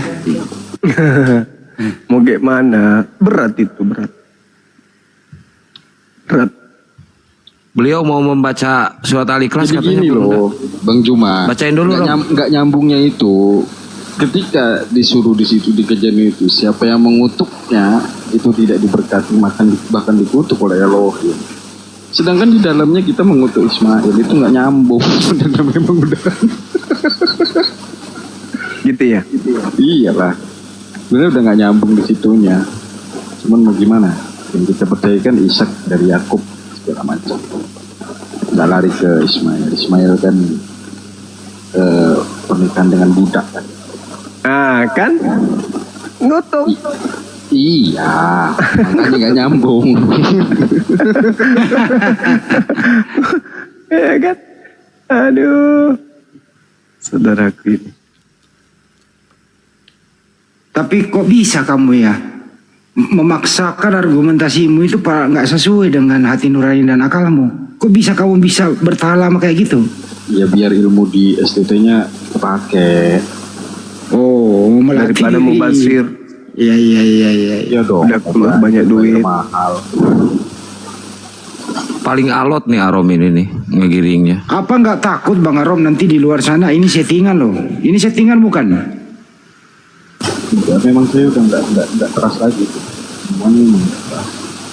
Ini bukan settingan ya, benar-benar lu serius tadi ya diskusinya ya. Iya. Suaranya kok palas begini sih? Halo. Ya. Jadi ini bukan settingan, murni bener-bener lu pakai apa yang telah kau dapat di STT ya. Oh iya, memang pengajarannya begitu. Cuman Oke. nggak make sense ketika sesuai dengan Alkitabiah bahwa kita harus mengikuti menyetujui atau mengetahui bahwa Ismail juga anaknya kan. Cuman itu yang dibuang kan. Nah pertanyaannya adalah ilmu yang kau dapat di STT ini selama ini gitu, ya? Ya sebenarnya itu untuk memperkuat iman sebenarnya Bang. Cuman kan memang lari dari data yang ada gitu.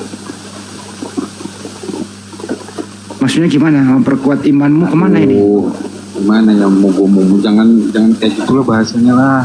Masa menjatuhkan yang lain, gue nggak mau menjatuhkan gitulah. Enggak, saya ini pribadi lu gue nanya, bukan yang lain. Kalau gue ya bilang ya salah, memang itu udah salah. Nah, ya itu. Ya kalau udah salah begini gitu, kenapa masih bertahan?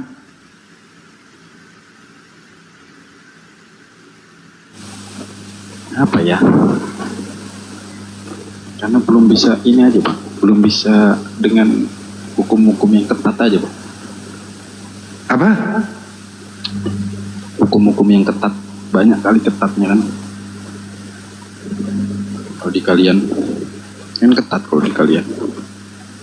Masa coba apa kira-kira yang mengganggu lu sehingga belum memutuskan mengucapkan 2 kalimat syahadat? Banyak larangannya di kalian. Contoh? Banyak pun. Minum nggak boleh.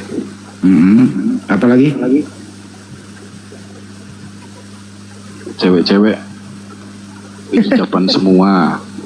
Ada yang Minum, seksi, cewek, apalagi? seksi. Hai. Nah, pokoknya ada yang dipertanggungjawabkan lah, karena mencari pahala dan dosa di kalian. Ini duniawi Kita kan- banget ini Banyuwangi ini. Kita kan memang nggak ada dosa Iya. dan pahala. Kita kan sudah diselamatkan.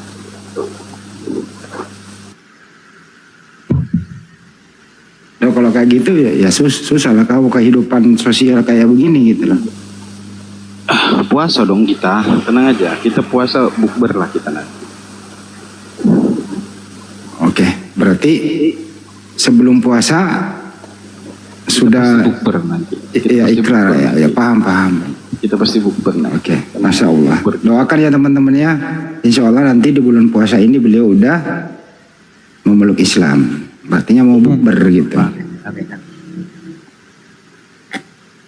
Jadi kira-kira tanggal 12, 13, 14 ya. Bukber masa saya nggak boleh puasa Bang Andi? Puasa. Kalau lu puasa terus bukber terus lu belum ikrar itu kayaknya sia-sia deh. Nggak ada yang sia-sia dalam hidup. Udah tenang gitu Bang Andi. Nah, 9 kita ketemu ya Rom. Tanggal 9 ini hari kok. Udah jangan mewek terus lu. Mau ke epicentrum ayo. Ada Bang Haji nungguin. Epicentrum itu di mana sih? Golgota. Hah? Di Golgota. Epicentrum sih. Epicentrum. Udah pindah di Torutung.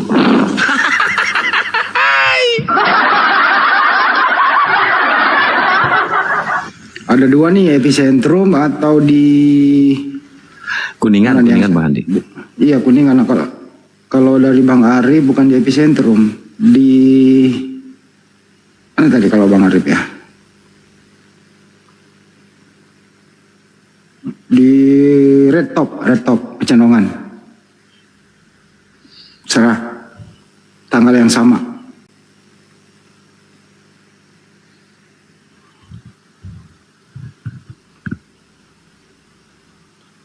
Ada yang ngomong aja ke Istiqlal. Bang Arum udah pernah ke Istiqlal kan? Enggak nanti di itu aja di tempat Pak Haji. Pernah lah. Iya. Masuk pun udah pernah saya. Cuman nggak masuk. Enggak, dalam. jangan. Masuk gerbangnya. Nanti di tempat Pak Haji. Ya, makanan di sana Bang Andi. Kalau puasa apalagi banyak makanan. Lu otaknya makanan terus kasih luga. Kalau nggak makan matilah.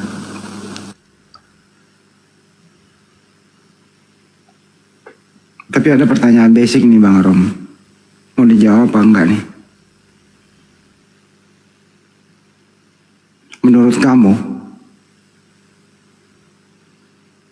ada beberapa agama yang diakui di Indonesia ini. Kalau kamu disuruh dipaksa memilih di akhir hidupmu, kau memilih agama yang mana? Agama itu cuma satu, Bang, Islam. Yang lain Nah, Masya Allah. Tepuk tangan guys. Tepuk tangan, takbir. kalau ada yang bilang selain Islam ada agama itu botolnya kelewatan, mana ada. Ya, saya berbicara kenegaraan. Nah, kan gitu. Negara ada 5 ya, Om Mas. Ya. Nah, kalau dalam yang diakui negara ini, kalau kau dipaksa nih misalnya mengakhiri hidupmu, kamu di agama mana itu loh. Kan jelas ayatnya bahwa janganlah kau mati, Suaranya kecil banget tuh Rom. janganlah kau mati dalam keadaan kafir, melainkan harus memeluk Islam, gitu kan. Ini Bang Andi nggak peka dari tadi aja. Iya, paham, Kang. Kan diisi, Kang, daripada nggak ada yang ngomong.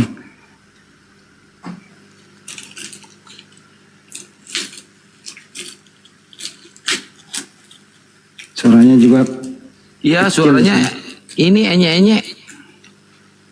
Apa enye-enye apa? Menye-menye.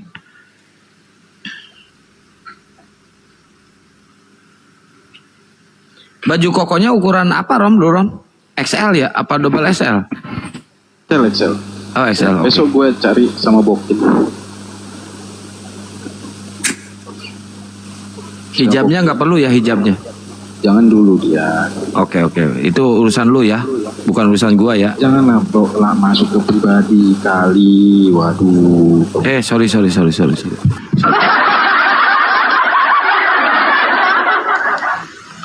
Oh, ini gara-gara Bang Juma ini. Gara-gara Jangan guru lupa. nih.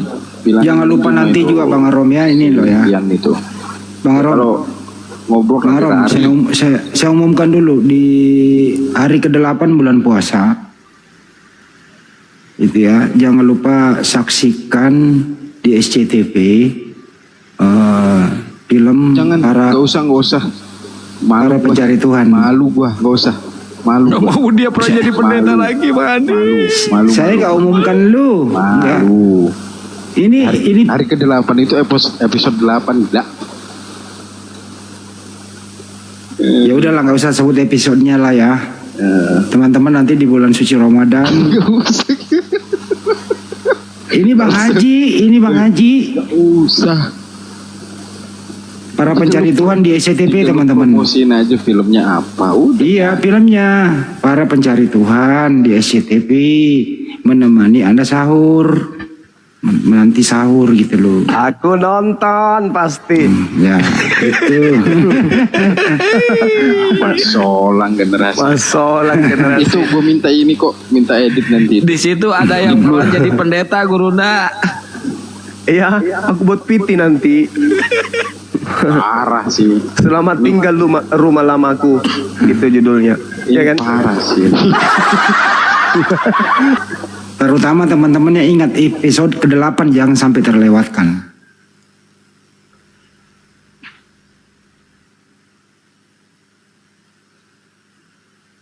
Serius ini. Tapi gue sekali juga langsung bisa ya kan. Ya kan gue siapa dulu guru lu? Oh iya. Itu saya sampai hujan-hujan nanya Bang Andi ngantar saya Arom. Oh Biar nggak ada jadi yang nyuruh lu dateng, gue sama Goldie. bener lu nggak tahu terima kasih lu ya. Iya makasih, tapi kan nggak ada yang nyuruh lu dateng. Pasti udah ada Bang Andi soalnya.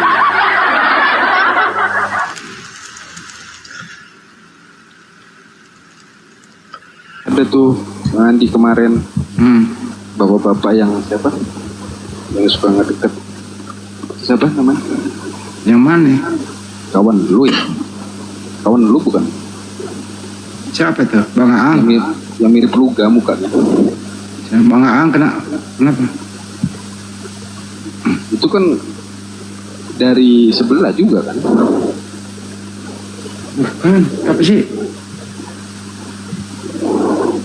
Siapa sih? Ada yang mirip Ruga itu nah, muka sama badannya. Bisa lihat nggak gue? Siapa? Om. Bukan, itu kegedean badannya.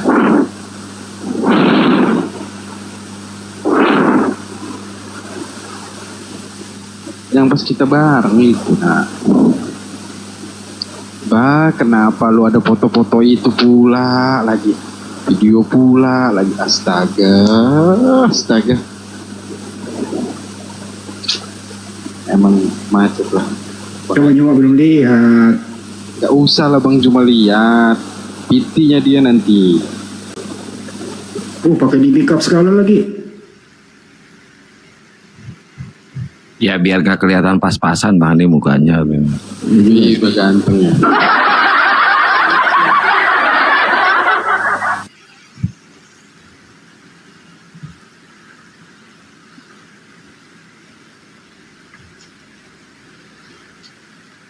Ngapain baca? Kan isi Bible-nya dihafal. Bukan. Itu teks zaman anak aja. Itu teks nggak ada Bang. Itu teks nggak ada percuma. Itu teks di luar dari itu. Itu teksnya Bang Handi ya. Itu dia yang buat itu. Mas ada. Nanti kalau Bang Haji buat film baru, kita main sama ya. Jadi begini, ada jadi begini, jadi begini di teksnya. Kan aneh. Ya.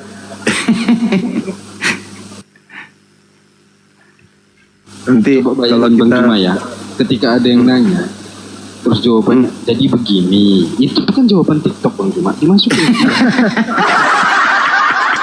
jadi begini, jadi begitu. Iya kan? Bang Haji udah tidur nggak sih? Ini lagi WA-an sama saya. Ada di bawah itu Pak Haji. Biar Alhamdulillah. Suaranya dikit lah. Bang Haji, assalamualaikum. Masih hidup Bang. Waalaikumsalam warahmatullahi wabarakatuh. Masya Allah, masih hidup. Ada yang mau disampaikan Bang Haji ke Bang Arom? Ya Bang Arom, saya undang besok dengan beberapa teman dari Apologet untuk hadir di gala primer film Rumah Tanpa Cahaya. Masya Allah. Khusus nih, undangan khusus. Besok nggak bisa Pak Haji, besok ada kegiatan. Saya harus sama saya pegang. Bukan besok tanggal 9. Siap Bang Haji, disampaikan. Makasih Bang Haji. Assalamualaikum. Ya, sama-sama. Waalaikumsalam warahmatullahi wabarakatuh. Assalamualaikum warahmatullahi wabarakatuh.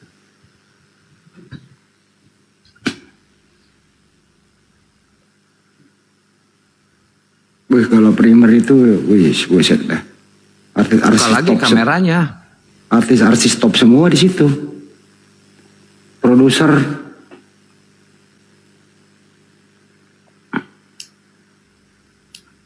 Berarti otomatis ada gua dong. Iyalah, makanya besok ketemu kita bareng berangkat.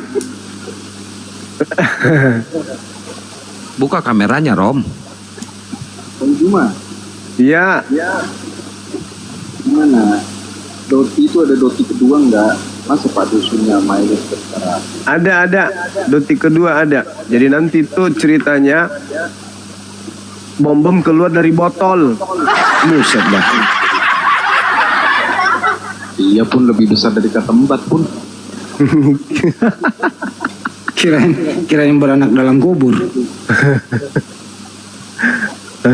Itu bagus sebenarnya. Tapi itu cerita tentang Makassar ya Bang. Iya betul. Asli dari ininya Makassar ya. Iya, cerita rakyat. Tapi itu memang pernah kejadian benar.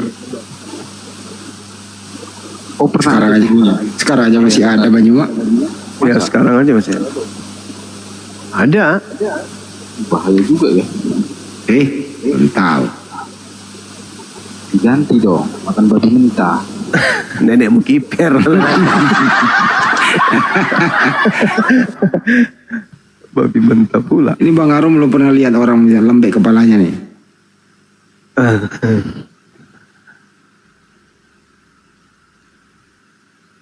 Ilmu hitam itu nggak boleh dipakai.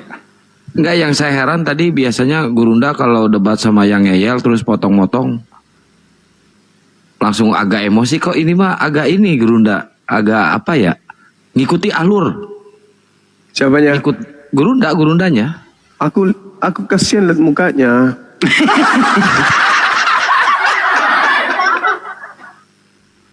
muka menghibah.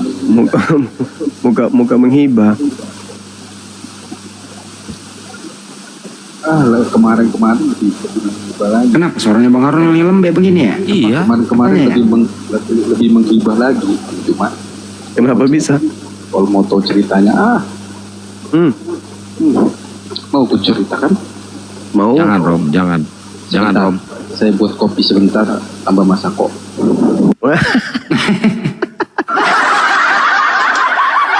Itu yang saya tunjukin WA-nya itu Gurunda yang kemarin. Oh gitu. Iya, yang gara-gara viral debat sama Gurunda dan sama Kodondi, ya itu yang itu. Masya Allah. Kurang ajar. Disita semuanya udah. Itulah kulihat mukanya memelas. Kasihan juga aku lihat kan.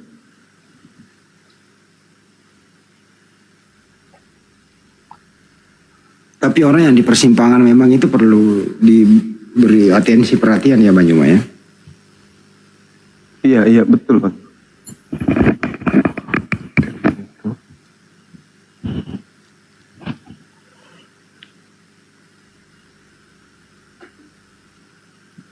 Besok jam berapa ya Bang Arom?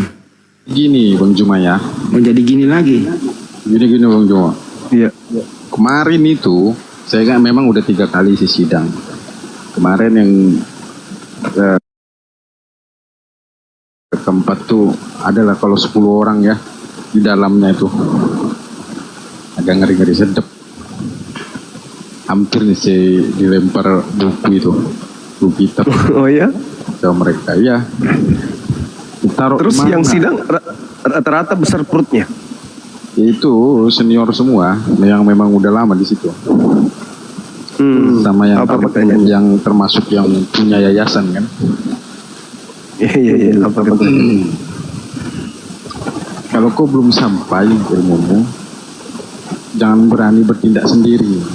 Kau ada izin nggak mengatasnamakan itu? Aku bilang, mau izin gimana? Melangkah diskusi pun kalian cegahnya. Iya. Terima uangnya, kata dia. Terima. Cuman diskusi ngobrol aja nya. Terima. Emang itu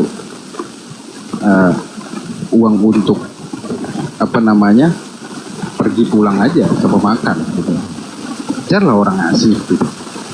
Kalau kita juga dibuat nyaman juga di sana. Saya nggak tahu kalau viral itu terus banyak yang nonton. Itu jadi terpengaruh gitu, buat yang lain. Tinggal dilurusin kalau salah. Kalau nggak dilurusin berarti samanya otak kalian sama saya. Wah, Betul. langsung cuma Apa katanya? ketika saya ngomong begitu, kalau kalian tahu itu salah harus dilurusin tapi kalian nggak bisa ngelurusin, ya berarti otak kalian sama saya yang baru. Oh langsung rame langsung. Bisa dibayangkan itu. Iya. Betul. Aku bisa bayangkan. Benar. Kayak orang di sekolah militer dihantam sama senior. Gara-gara seniornya tersinggung dengan pertanyaan junior. Waduh. Oleh besok dicabut haknya sampai masa penangguhan itu terbukti bahwa tidak mengulangi hal yang sama. Gitu. Tapi ini ulangi. Tanpa diberikan tunjangan dan gaji. Ya ampun. Anggaplah itu ujian. Bahkan ada yang WA minta datang ke rumah pun nggak dibolehin. Saya udah nggak boleh lagi bantu. Biasanya kan ada yang minta dikasih duit sih bang kalau datang ke rumah. Selesai itu. Cuman nggak dibolehin. Ketahuan pidana dilaporin. Parah kali ya.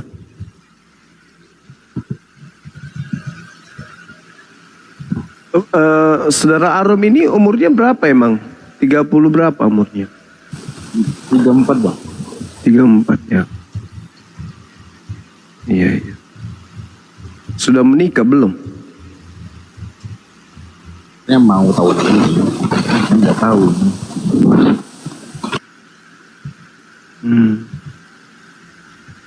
Iyalah. Bang Arom, sebelumnya saya minta maaf dari hati kecil saya. Minta maaf yang sebesar-besarnya buat Bang Arom karena ya sering kali ditelepon di sini saya sering bercanda ke Bang Arom ya. Mohon maaf ya Bang Arom ya, dimaafkan ya. Enggak. Dimaafin, jangan. Dimaafin dong Bang Juma. Kan saya duda. Kalau kita ngomong-ngomong, jaket gua yang di mobil Ada di mobil, itu, ada di mobil, ada di kapan mobil. dikirim? Besok ketemu kan, ada di mobil. Orang punya Bisa. orang jaketnya cuman itu kok satu-satunya. Ada 4 gue. Itu pun dari SMA.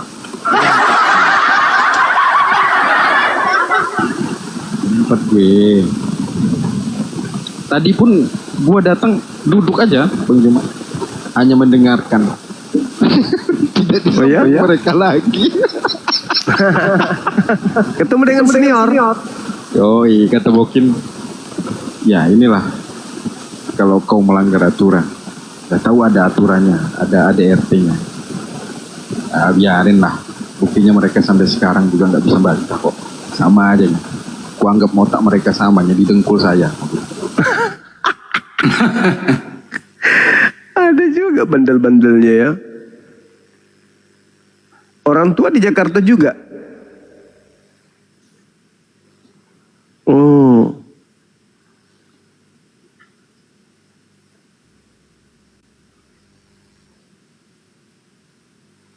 Betul.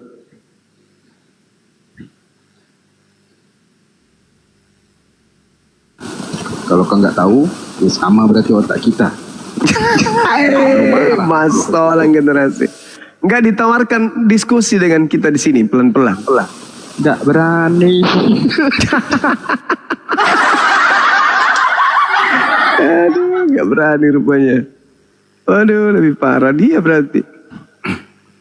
Tapi bocoran Banyuma, orang-orang itu kenal Banyuma loh, sering menyimak Banyuma loh. Benar. Masa sih? Betul, Iya, betul. Contohnya Oh gini. ya? Iya. Anaknya yang punya yayasan itu, Bang Juma, Siap. dia juga sering kan bawain di depan kan tujuan baru. Lebih baik menonton Edis. Saya ketawa ngakak. Goblok nonton Edis. Apa fungsinya? Orang dia aja bedanya sama kita. Iya. Iya. Aneh malah sarannya nonton Edis. Iya sih, rata-rata jemaat-jemaat itu kenal Bang Zuma loh. Kenal justru mereka itu gimana caranya gitu bahwa si Juma ini bisa diam karena Bang Juma lah macet bayar. Waduh. Itu pengaruh betulan terhadap pembayaran. Betul. Oh, keren, Jadi keren. yang tadinya nggak pernah bertanya tentang bangsa Lewi, jadi ditanyakan. Jadi banyak saya datangi rumahnya itu karena biasanya lancar bayar, jadi nggak bayar. Ya itu akibat itu minta penjelasan itu. Ya saya yakin itu dari TikTok ilmunya. Dan bukan aku loh, bukan aku. Aku angkat kaki kalau itu, bukan aku. Bukan aku apa orang Bang Juma sering bawa itu, makanya Gurunda lempar batu sembunyi tangan, Rom. hal terjahat manusia itu diambil sama Bang Juma. Selamat pagi, Bang Juma. Iya, pagi Bang. Apa kabar, Bang? Baik. Oh ya. Kemarin kok masa bisa kick saya gimana, Bang? Anda tidak bisa diskusi, Anda cuma menghujat, menista. Jangan kan kemarin, sekarang aja saya kick. Apalagi kemarin. Nah, terusin. Oh, jadi itu kalau mau diskusi baik-baik ya naiklah, Bang. Kemarin saya minta maaf, kita diskusi baik-baik malam ini. Udah, yuk. Tuh, ini datang-datang semua hujat. Yang kayak gitulah.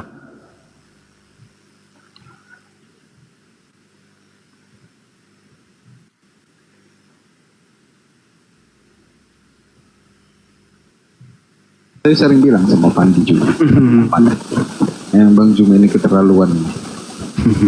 Jahat ya.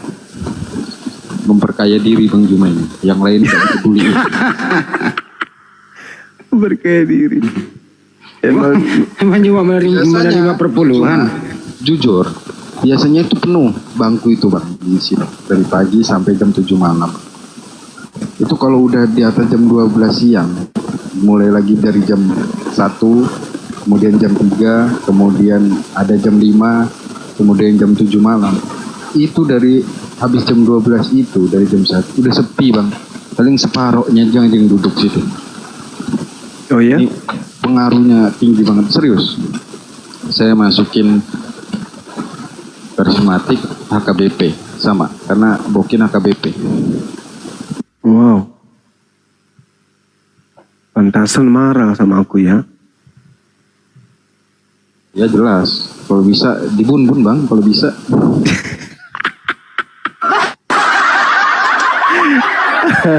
Separah itu. Serius, saya Ini yang ngomong langsung Bang Arom ya. Saya nggak nyampein ke Gurunda loh kemarin. bukan kasar yang ngomongnya, tapi memang internal ada yang berbicara seperti itu. Kalau nggak bisa didiamkan mulutnya ya dibun-bun. Oh, kodo. Kasiannya itu.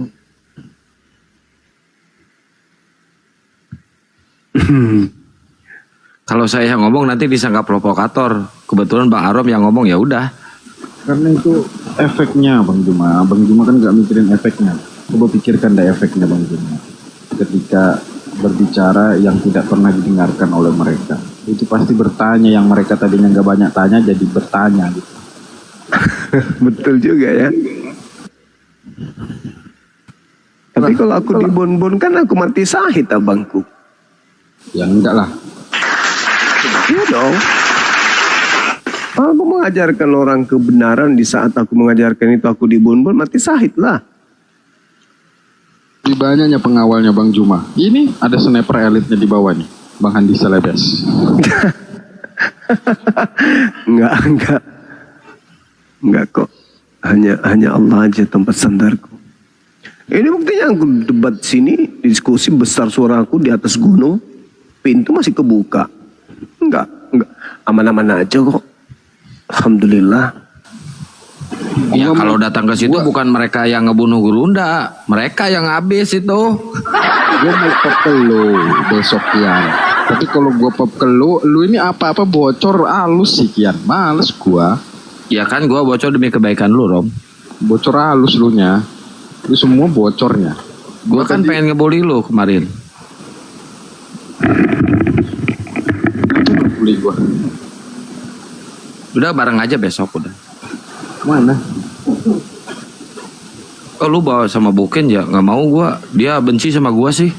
Emang. Apalagi sama Bang Handi. Benci kali dia. Jangan kan Bang Juma, Bang Arom. Saya udah berapa kali didatangin orang. Makanya jangan bawa itu lagi. Apa itu Bang Juma? Kirim dulu sarung mama Bang Juma ke gua. Gelap.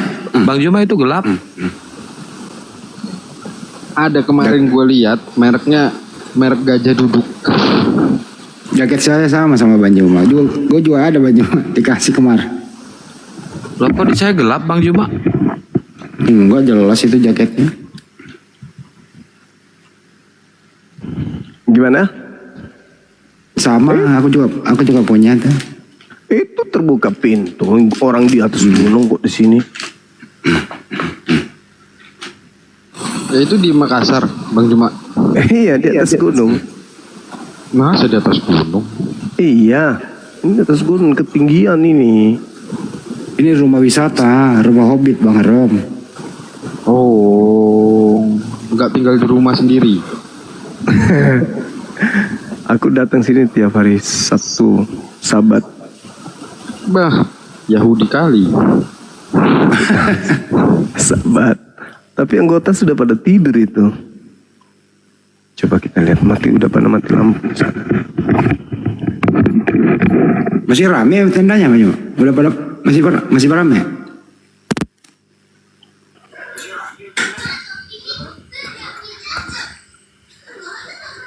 Itu ada anak depan tuh ngobrol. Siapa tuh bocah tuh? Nenek mau kiper tuh.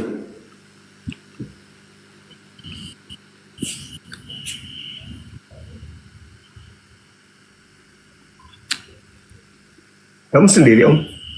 Ya. Temenmu udah pada tidur? Iya. Hah? Iya.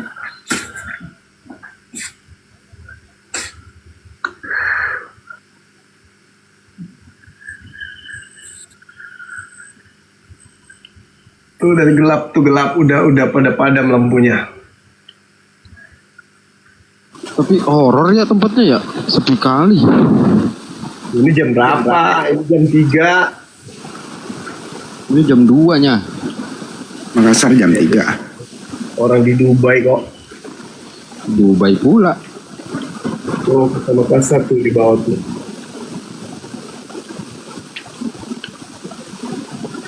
Ini di puncak ini Rom, dingin.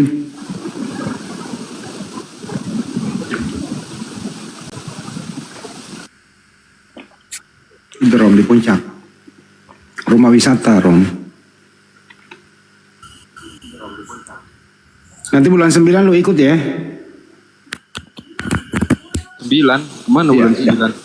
Bulan 9. Bulan September. Iya 2026. Kemana? Ya kita ngumpul di situ.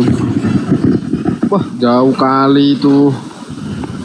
Cuman 2 jam pun dari Jakarta kok jauh. Ya naik pesawatnya.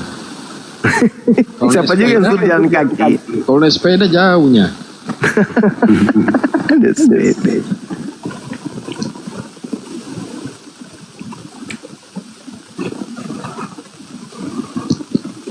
Gue jadi freelance.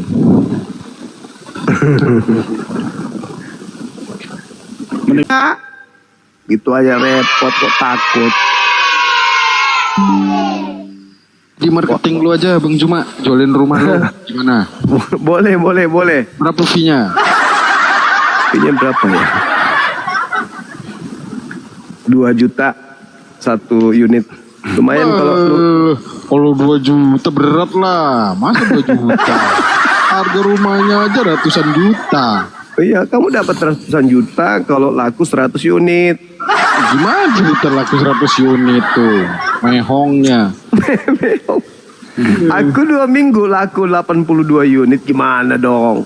Ya, beda namanya owner sama marketing. Kan harus Iya. pelajari dulu. Aku marketing juga nya, aku jual juga. Lah, Bukannya bukannya aku tinggal punya- diam. Bukan punya Bang Juma itu? Punya Bang Juma. Andi. Punya Banyuma. Allahu Akbar. Insyaallah. Iya, 2 juta. 2 juta. Kalau dia minat, belum deal ya. Minat itu. Belum. Boleh, katalognya Bang Andi. Ya, Minat doang. Iya, minat doang dibayar kan? Ya udah, nanti bokin gua suruh bilang lo minat aja pura-pura.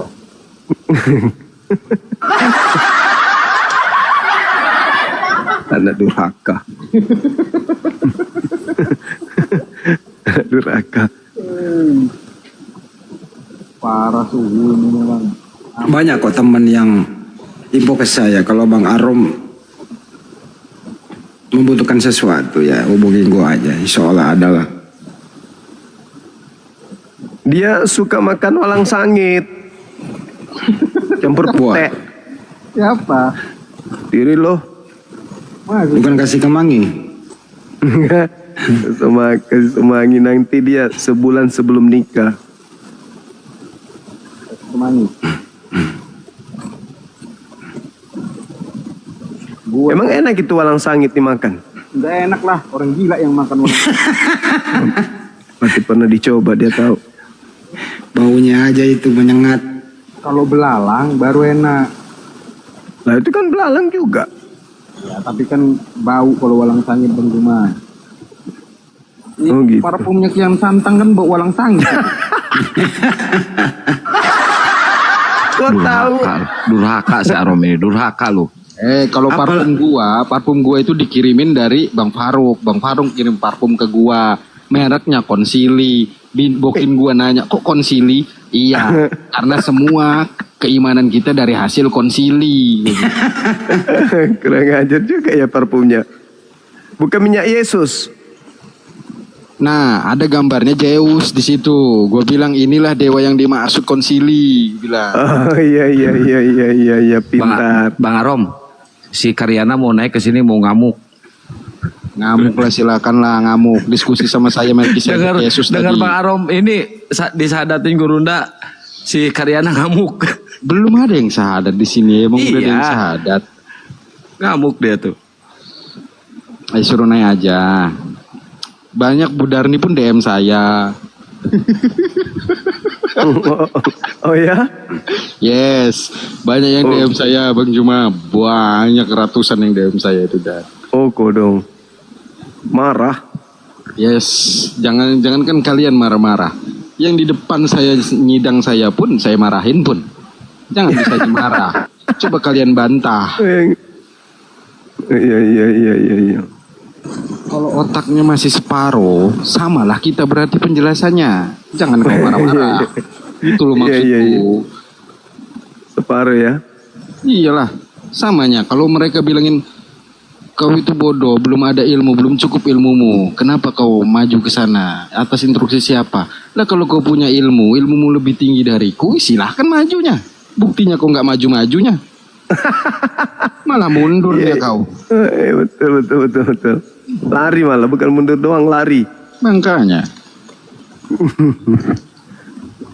Pendeta Arom, Woi, benarkah sudah syahadat? belum? Alhamdulillah.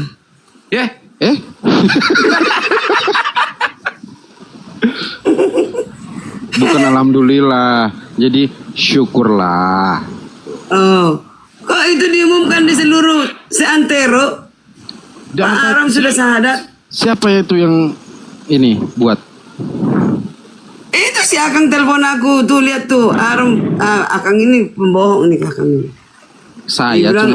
Saya cuman gini, Bu Karyanas. Ini kan mau bulan puasa. Saya mau beli sarung sama baju koko. Terus Ya puasa lah. cuma casing doang. Casing maksudnya? Lah itu perintah puasa kok. Kok ketawa? Casing serius lah, jangan casing aja. Lah serius? Kenapa rupanya? Kalau mau mualaf aja. Lah kenapa ibu yang paksa saya? Udah diumumkan di seluruh antero. Lah itu kan pengumuman dari mereka, bukan dari saya, Bu. Jangan pernah percaya sama omongan orang.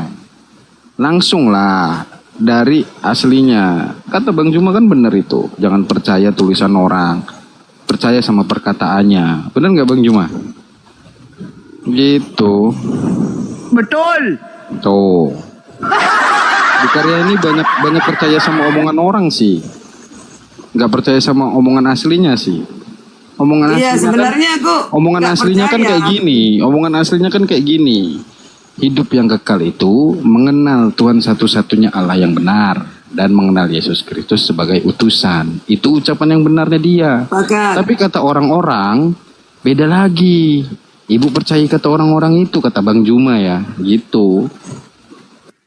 Beda bos, masalah firman dengan Nah, masalah manusia yang jadi mualaf, beda. Oh, Jadi beda. gini, Akang ini Iya, bertanggung iya. jawab loh. Bertanggung jawab loh, Kang. Kang, bertanggung jawab. Mulai ini aku nggak percaya lagi padamu. Bilang pendeta Arom sudah syahadat, Bu Karyana. Terus aku permisi dulu ya, Papi.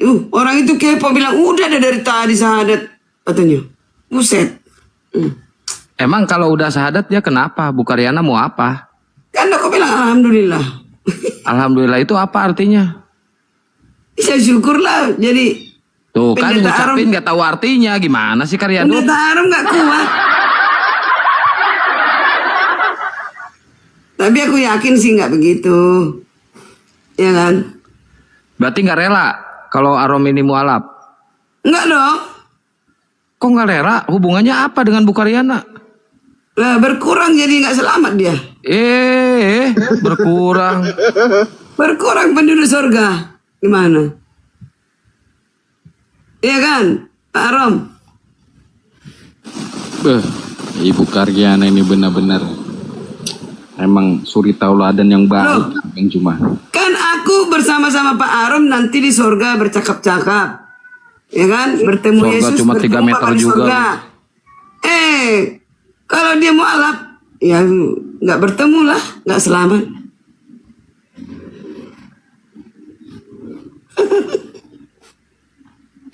Besok ngeliat saya kalau buka komal udah pakai sarung aja. Nah kan, mampus lu. Kirim salam Nabi Luga. Tadi bertemu dengan Api Medan. Luga ini bahaya ya. Gawat. Luga Tambunan. Oh, mati dia bentar lagi itu mah. Iya. Iya lagi, didoain mati iya lagi. Wah, dasar longor. Katanya dia udah dapat wahyu dia. Jadi ukuran keselamatan itu dari orang terkaya. Nanti dia masuk daftar terkaya di dunia. Nih, dengerin Bu Karyana, dengerin. Coba Bang Arom bacain surat Al-Ikhlas untuk Bu Karyana sama terjemahannya. Qul huwallahu ahad, Allahus samad, lam yalid walam yulad walam yakul lahu kufuwan ahad. Artinya, Tuhan itu satu, Tuhan itu esa. Dia tidak beranak dan tidak pula diperanakan. mampus Karyadut. Mampus lu.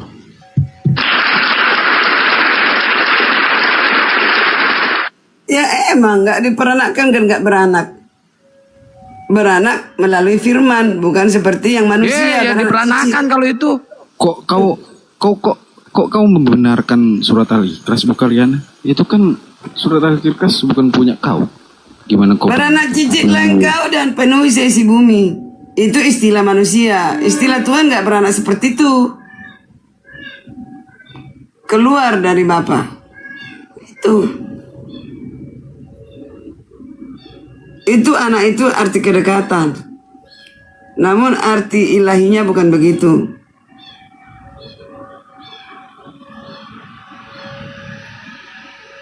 Jadi saudara-saudara, Coba jawab dulu. Yesus anak siapa?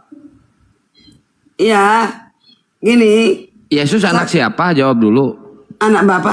Anak Bapa. Berarti Bapa Bukan keturunan yang dimaksud secara lain. Iya, berarti Bapa Bacalah Yohanes 1 ayat 13. berarti Bapa Melalui firman beranak. Beranak udah titik di situ Bang Arom. Bapa beranak. Sedangkan kalau di Islam tidak beranak dan tidak Kan aku bilang diciptakan, diperanakkan, ya kan? Ya nggak? Keluar dari Bapa. Itu loh, banyak. Ketika dikatakan aku dan Bapa adalah satu tujuan, satu hakikat, bukan. Hajarom, satu tujuan Tidak. katanya. Yesus dan Bapa satu katanya, satu tujuan Rom, satu keluarga. Iya. Keluarga? Emang Iya. satu keluarga, Bu Karyana? Dua entitas. Satu keluarga sama duga dong, punya keluarga. Maksudnya gimana? Itu keluarga ilahi ya, Bukar. Ini si Akang ini udah agak stres dikit ini, udah bilang tadi. Kok jadi stres ke saya sih? Kok jadi nyalahin saya, Bukar? Ya, agak stres dikit. Aku pikir tak apa telepon karena tuh pendeta Aram udah syahadat. Gua panik kan tahu. Panik gua mau lihat saksikan. Berkurang sudah. Ada rasa cinta juga kau sama aku, Bu Karyana ya? Ya iyalah, bukan cinta apa ya, cinta ilahi. Bukan cinta manusia. Kak Darmi itu ada di bawah. Nah, Darni mau nyerang Bu juga. Darni kok marah juga ini. Apa sih? Kenapa sih Bu Darni? Salah apa kalian ini sama saya? Naik Kak Darni yuk. Ya, Kak Darni yuk.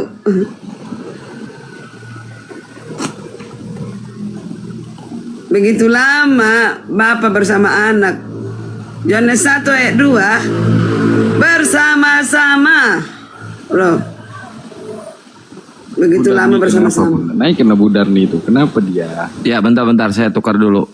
Saya Kenapa naikkan marah? si Dardut. Kenapa marah-marah Bu Darni? Janganlah marah-marah Bu Darni.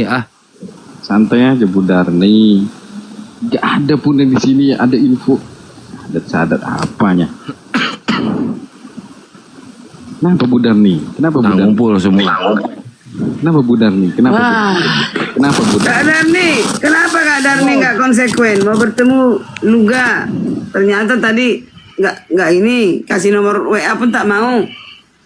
Anakku datang dua-duanya sayang. Anakku datang dua-duanya. Mana lebih penting, Luga atau anakku? Luga itu sampah bagiku. Ngapain aku datangi dia? Enggak, kenapa Ada kau typing sedengnya. marah itu? Kenapa kau typing marah-marah itu Bu Darni? Kenapa? Iyalah. Kenapa? Pendeta sudah sekian lama. Sedangkan aku hanya tamat SMA aja mengerti aku Mengerti apa? keberadaan Elohim itu. Pendeta sudah 6 tahun ya kan? Tamatan teologi ya. Terus? Lalu sekelas Juma pun kau udah keok. Apa Dari yang tadi aku kau- di bawah dengarkan Pak Pendeta itu bicara sama Juma. Nggak ada perlawananmu. Apa yang mau dilawan coba? Tunjuk. Masa nggak bisa kau terangkan dari tadi? Kenapa Yesus berdoa? Emang nggak ada bisa pertanyaan diterangkan. itu? Nggak ada pertanyaan itu dia? Nggak ada pertanyaan itu. Serius ada pertanyaan itu? Kenapa jadi kau disyaratkan gara-gara pertanyaan siapa? Bang Juma? Ada dari rupanya. tadi. Ada rupanya yang menyadarkan. Dari cara salah bicaramu dari tadi, kau Kok itu salah sudah memang Muslim. Gimana maksudnya? Ada pertanyaan itu Kian. Kasih dulu. Takutnya gue kelewat ini.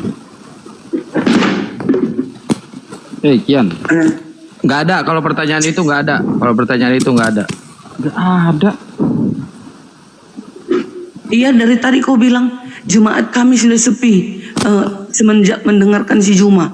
Jemaat kalau terpengaruh oleh perkataan Bang Juma itu botol. Bu Darni bahasanya yang sopan dong. Bahasanya yang sopan Bu Darni. 4 tahun aku mendengarkan Bang Juma, tapi terpengaruh aku. Karena tahu aku bagaimana Yesus. Kalau kau nggak berpengaruh, kita juga nggak terpengaruh. Tapi kau mainlah ke sini. Nggak mau Bang Juma berdebat sama aku, nggak mau. Kau main ke sini, ngobrol sama aku bawa kau ke tempatnya. Gimana sepinya? Ayo. Kemana aku ke bawah?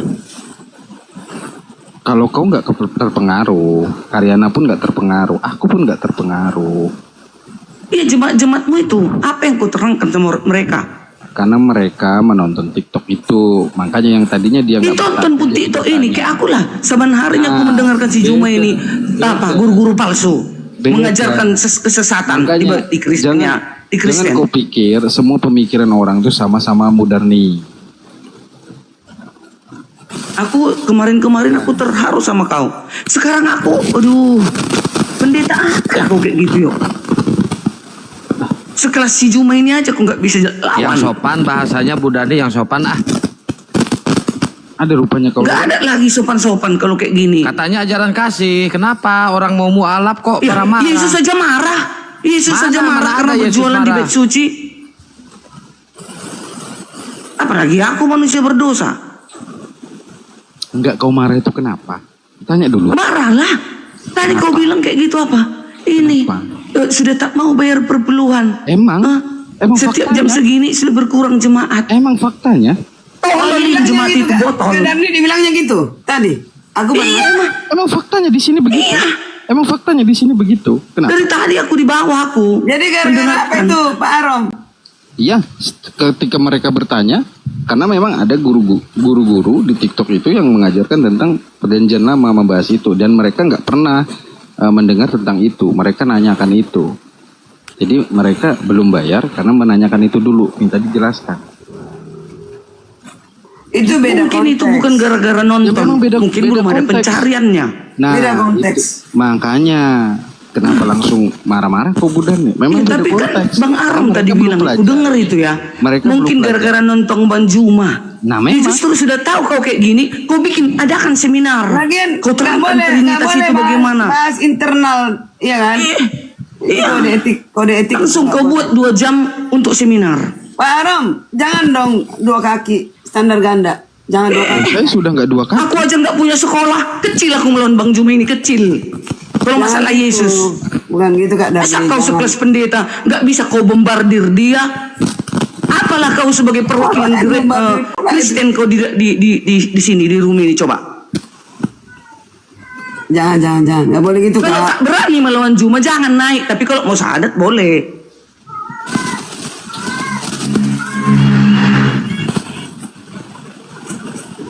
Coba tanya sama kami tentang siapa Tuhan kami. Pasti kami jawab. Itu jawab aja lah. Harus berani. Masa kau masih ragu Tuhan Yesus itu yang Maha Kuasa? Dia yang akan datang menghakimi dunia. Seluruh manusia akan dihadapkan ke tahta pengadilan Yesus. Dan Temanya Yesus akan bukan- menyuruh para temanya bukan malaikatnya itu tadi. untuk mengumpulkan segala bangsa di hadapannya. Masa kau ragu lagi? Apanya kau ini? Enggak, temanya apa sih, Kian? Temanya siapa yang memberkati Abraham? Enggak. Elohim. Udahlah, kalian berantem aja. Saya makin senang kalau kalian makin berantem. Saya bahagia kok. Bukan berantem. Karena Bang Arom sudah hampir kulihat kalau dari tadi aku di sini nonton. Dia ini 85% Karyana udah mau apa ini bersahadat. Sedikit lagi. Bukan. Apa? Mengulur-ulur, mengalun-alun. Iya, masih mengulur. Tapi aku sebenarnya kalau bersahadat dia ya nggak marah, aku ngapain aku gila. Dia kan dia nggak Nggak, selamat. gini Nggak jumpa loh. Yesus lagi dia. Nggak jumpa Yesus. Gini. Mungkin dia hatinya macam-macam manusia ini. Ada kayak Paulus, ya kan, Tendesius. Dia belak-belakan. Kalau lagi Saulus, dia orangnya jahat banget. Kalau lagi pas baik, prinsipnya baik, terus mengikut Tuhan terus, gitu. Ada tipenya beda-beda Kak, kayak murid-murid Yesus. Pak Arom ini membuat yang lain nggak bagus. Ya terus ini- kenapa tadi naik-naik langsung marah-marah rambut pirang? Aku marah-marah bukan sama orang teman-teman Muslim. Enggak, sama Bang Arom, Itu marah kan sama rezeki Bang Arom. kalian. Teknik kalian itu mendapatkan Bang Arom. Arom Enggak. yang sekarang mau kubal-bali. Bal-balin lah sekarang, sok ayo silakan. Udah dari tadi kubal-bali. Belum tadi mah cuma Udah apa? mau kayak mana? Mau lebih parah? Enggak lah. Parah lah, lebih parah lah, marahin lah. Enggak juga. Aku hanya mengingatkan sebagai teman seiman. Berarti nanti dia enggak melihat Yesus lagi. Kalau dia meninggalkan Tuhan Yesus. Gini Kak Darni, cara Pak Arom ini tidak mengedukasi Kristen yang lain, membuat Iya, oleng, maunya dia penyemangat. oleng. Buktinya aku, tadinya banyak umat Kristen itu benci sama aku gara-gara beda denom. Tapi gara-gara dilihat aku selalu mengandalkan Tuhan Yesus. Karena Tuhan Yesus kita kan itu yang kita puja-puja. Itu makanya gue bilang Dan tadi aja sudah dibilang sama kau Karyana. sekalian sahadat. Yohanes 17 ayat 13 kan itu tadi diantamnya kau. Kan udah mulai dia goyang, nggak tahu di ayat itu. Mengenal Allah satu-satunya. Yesus yang diutus. Kenapa Yesus diutus? Dia datang daripada Bapa. Dia keluar daripada Nggak, Elohim Allah. itu. Kalian Dirinya tuh sama- Elohim itu, Yesus. Kalian dua sama-sama Tritunggal kok kalian bertengkar. Aku beda dengan kalian dua. Yang penting Karyana kan tetap mengandalkan Tuhan Yesus kan. Betul. Ayo udah. Ya tapi Roh Kudus bukan Tuhan. Roh Kudus itu rohnya Terbalik Elohim. dia, kayak. Nah, Roh Kudus bukan Tuhan Roh tapi Kudus itu rohnya Elohim. Tuhan bukan. Ya sama, itu dirinya. Coba saya Pribadinya tanya ke itu. Bu Karyana, Roh Kudus Tuhan Pribadinya bukan. itu, Roh Kudus itu, pribadi Elohim Roh itu. Kudus Tuhan bukan, Bu Karyana. Ya, Roh Kudus bisa nggak memerintah? Siapa yang memerintah Roh Kudus?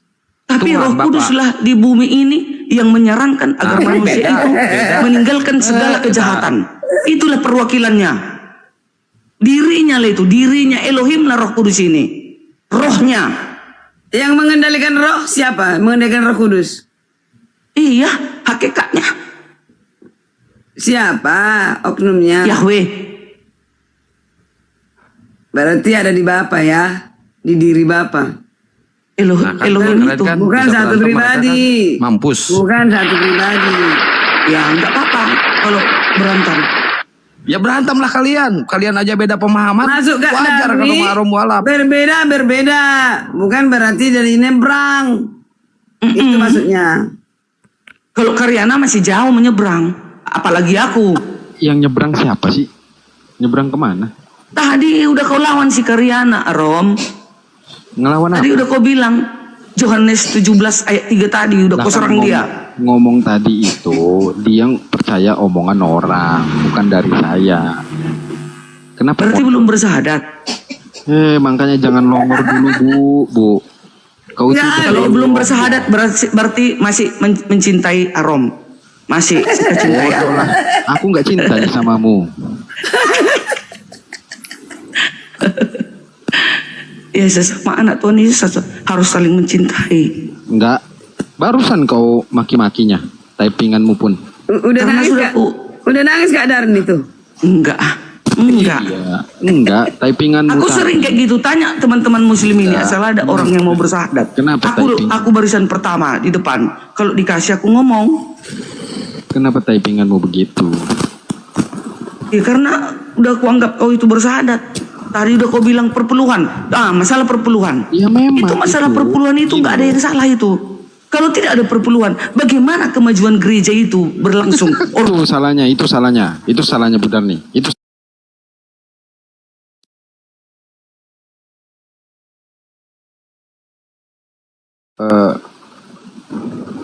agar harta itu diberkati oleh Tuhan, sisihkan sedikit hartamu untuk Tuhan, kan begitu kan, Mbak?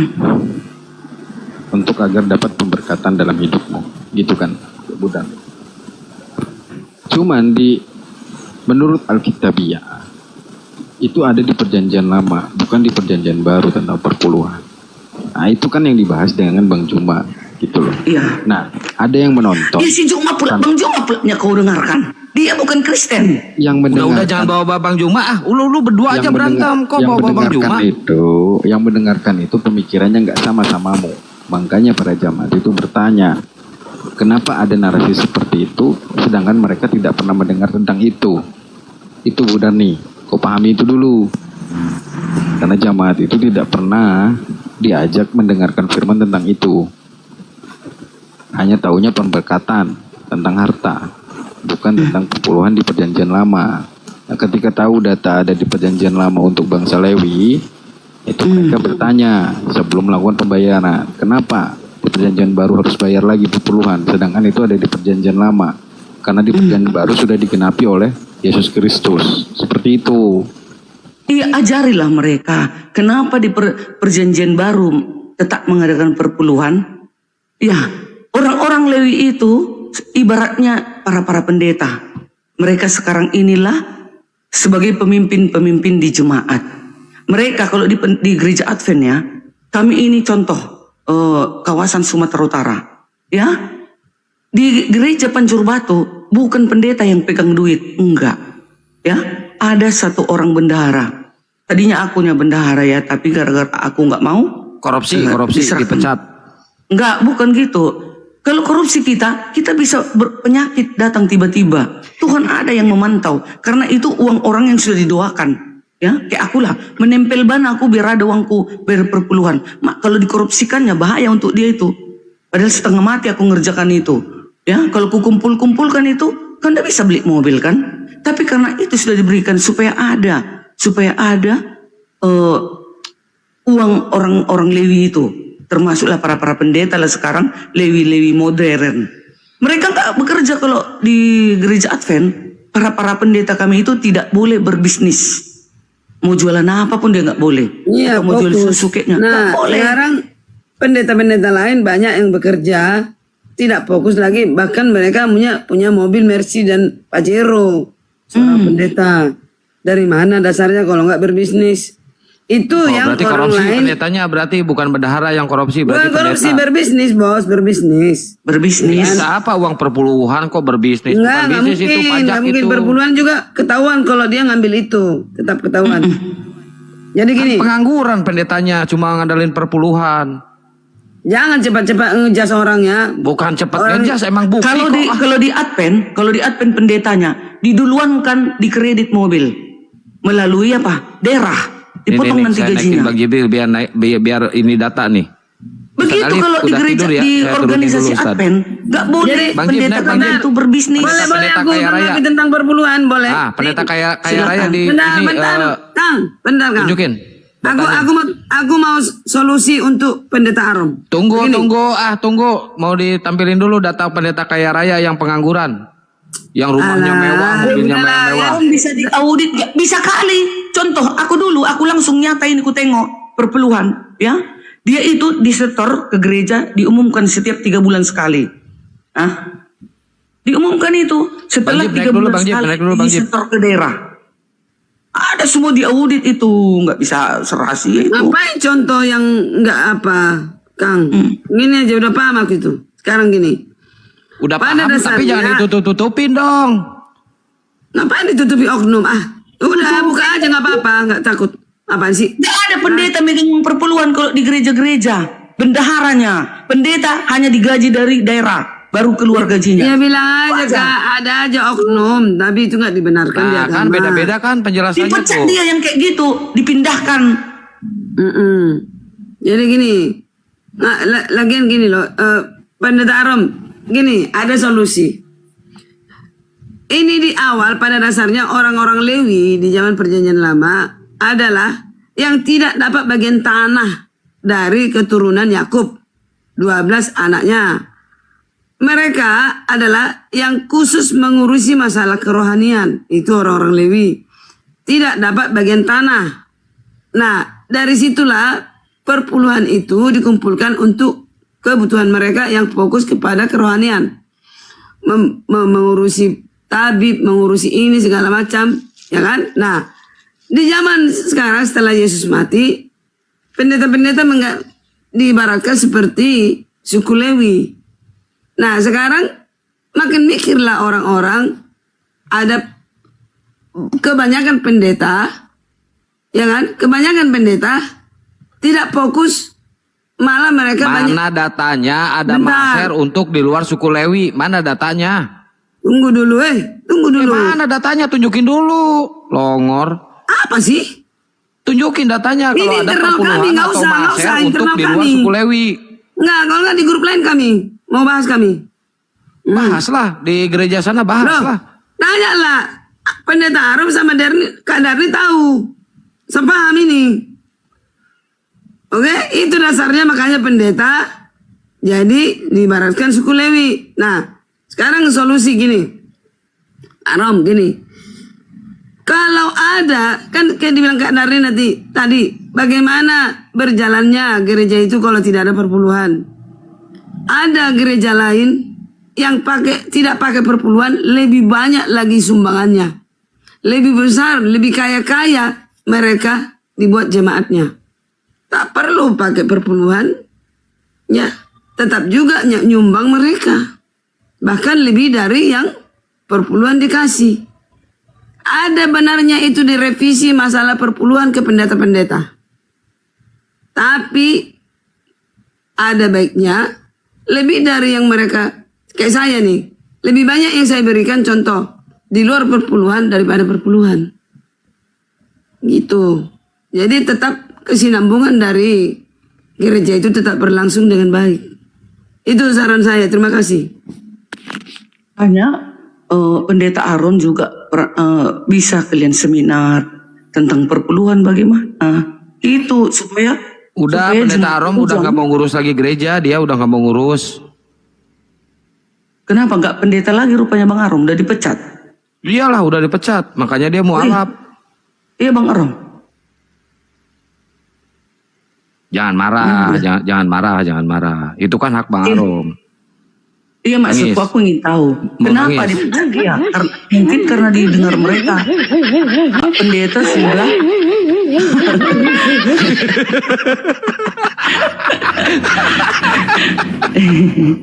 kasihan kali Pak Pendeta dipecat. Iya, nggak kasihan dong. Justru bagus. Kayak pendeta membomnya, semua menyelidiki kependetaannya. Pusing. Iya, aneh kadang manusia ini iya. Kurang-kurang kerjaan. Aku dibilang orang pendeta, sedikit pun aku nggak berniat jadi pendeta. Maaf, tidak berniat. Yang mana ada orang yang mau nunjuk, orang yang nggak punya ilmu dijadikan pendeta. Enak aja kalian. Dengar Akang, jangan telepon aku lagi ya. Dengar. Yang buat saya Gua pendeta itu nelfon tuh mau ngasih kalian. tahu ada kabar gembira. Udah dibilangin jangan buat Karyana pendeta, dibuat juga sama orang-orang Bandung. Dibuat juga sama si dengerin. Coba Akang. saya nanya ke si Rambut Pirang. Rambut Pirang setuju nggak kalau si Karyana jadi pendeta? Sedangkan dia nggak menuhankan Roh Kudus. Kok nanya orang? Saya mau nanya ke si Rambut Pirang. Jadi pendeta itu nggak main-main, dia harus nggak main-main. Masa orang Emang mau jadi gampang? pendeta?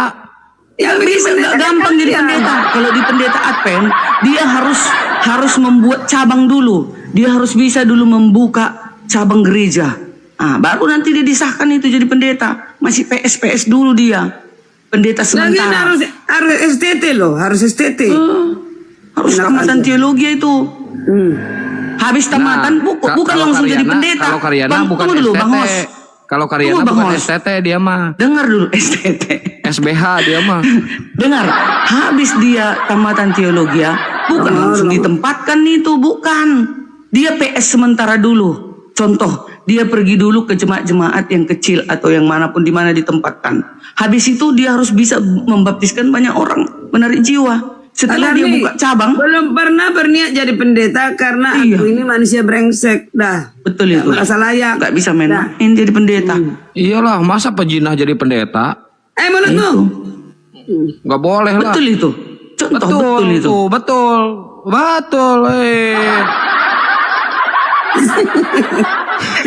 Harus sekolah tamatan teologi ya. Bukan langsung ditempatkan. Aku Enggak. musuh bebuyutan nih sama si Akang ini. Bayangkan saking sayangnya kami sama si Ada Arom. nih, dibilang aku Setengah ketiga. tiga. Gimana Biarlah nih? suka hatinya lah itu. Suka hatinya lah, biarkan aja. Gak usah kita jawab-jawab. Yang penting Tuhan melihat kita tidak berzina, itu aja. Luga tanpa sekolah dia mengaku. Si Ya, Edis jangan tanpa ikuti sekolah si loh, Luga. si Edis.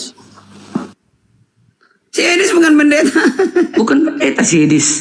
Tapi pendeta kalah semua sama si Edis. Luga. Si Luga juga, dia juga bukan tamatan teologi itu. Ya, tapi kan dia Yang tamatan teologi ya, nggak mungkin berani ngomong bibirnya, Roh Kudus itu istri daripada Yahweh. Nggak mungkin.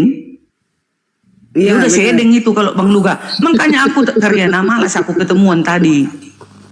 Kau telepon aku, tenang-tenang aku di sini. Debat kami tadi, debatku sendiri. Itulah, malas lah aku.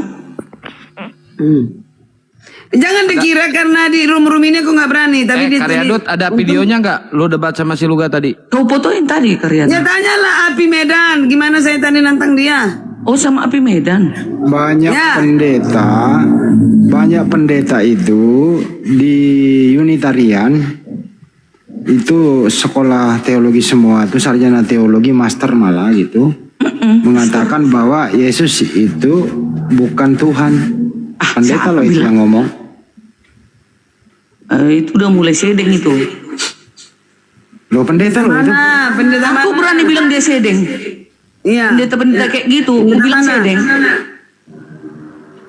Anda boleh Ya. ke kependetaan Unitariannya saja atau SSJ-nya saja. Seperti SSJ Edis iya. itu. SSJ iya. Unitarian juga, Bu. Ya, sesat semua itu. Seperti Edis mengatakan Yesus itu bertuhan. Bukan.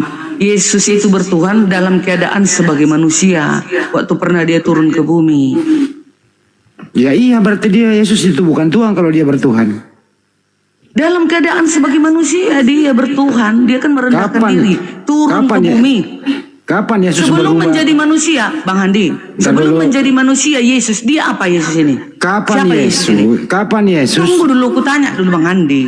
Sebelum Yesus menjadi manusia, siapa Yesus ini? Tidak ada Yesus sebelum menjadi manusia, tidak ada dia. Itulah. Sebelum menjadi manusia, Yesus adalah firman Elohim.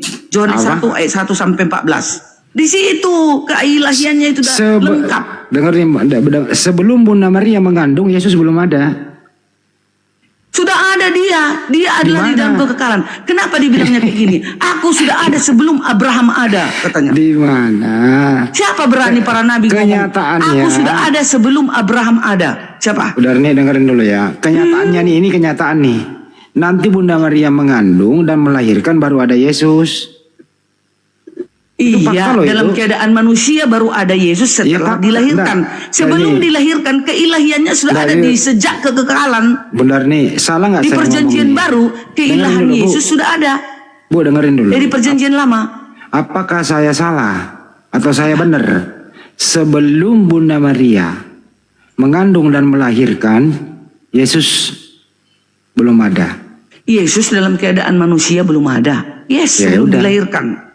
Pertanyaannya, apakah Yesus itu manusia? Datang sebagai manusia. Datang.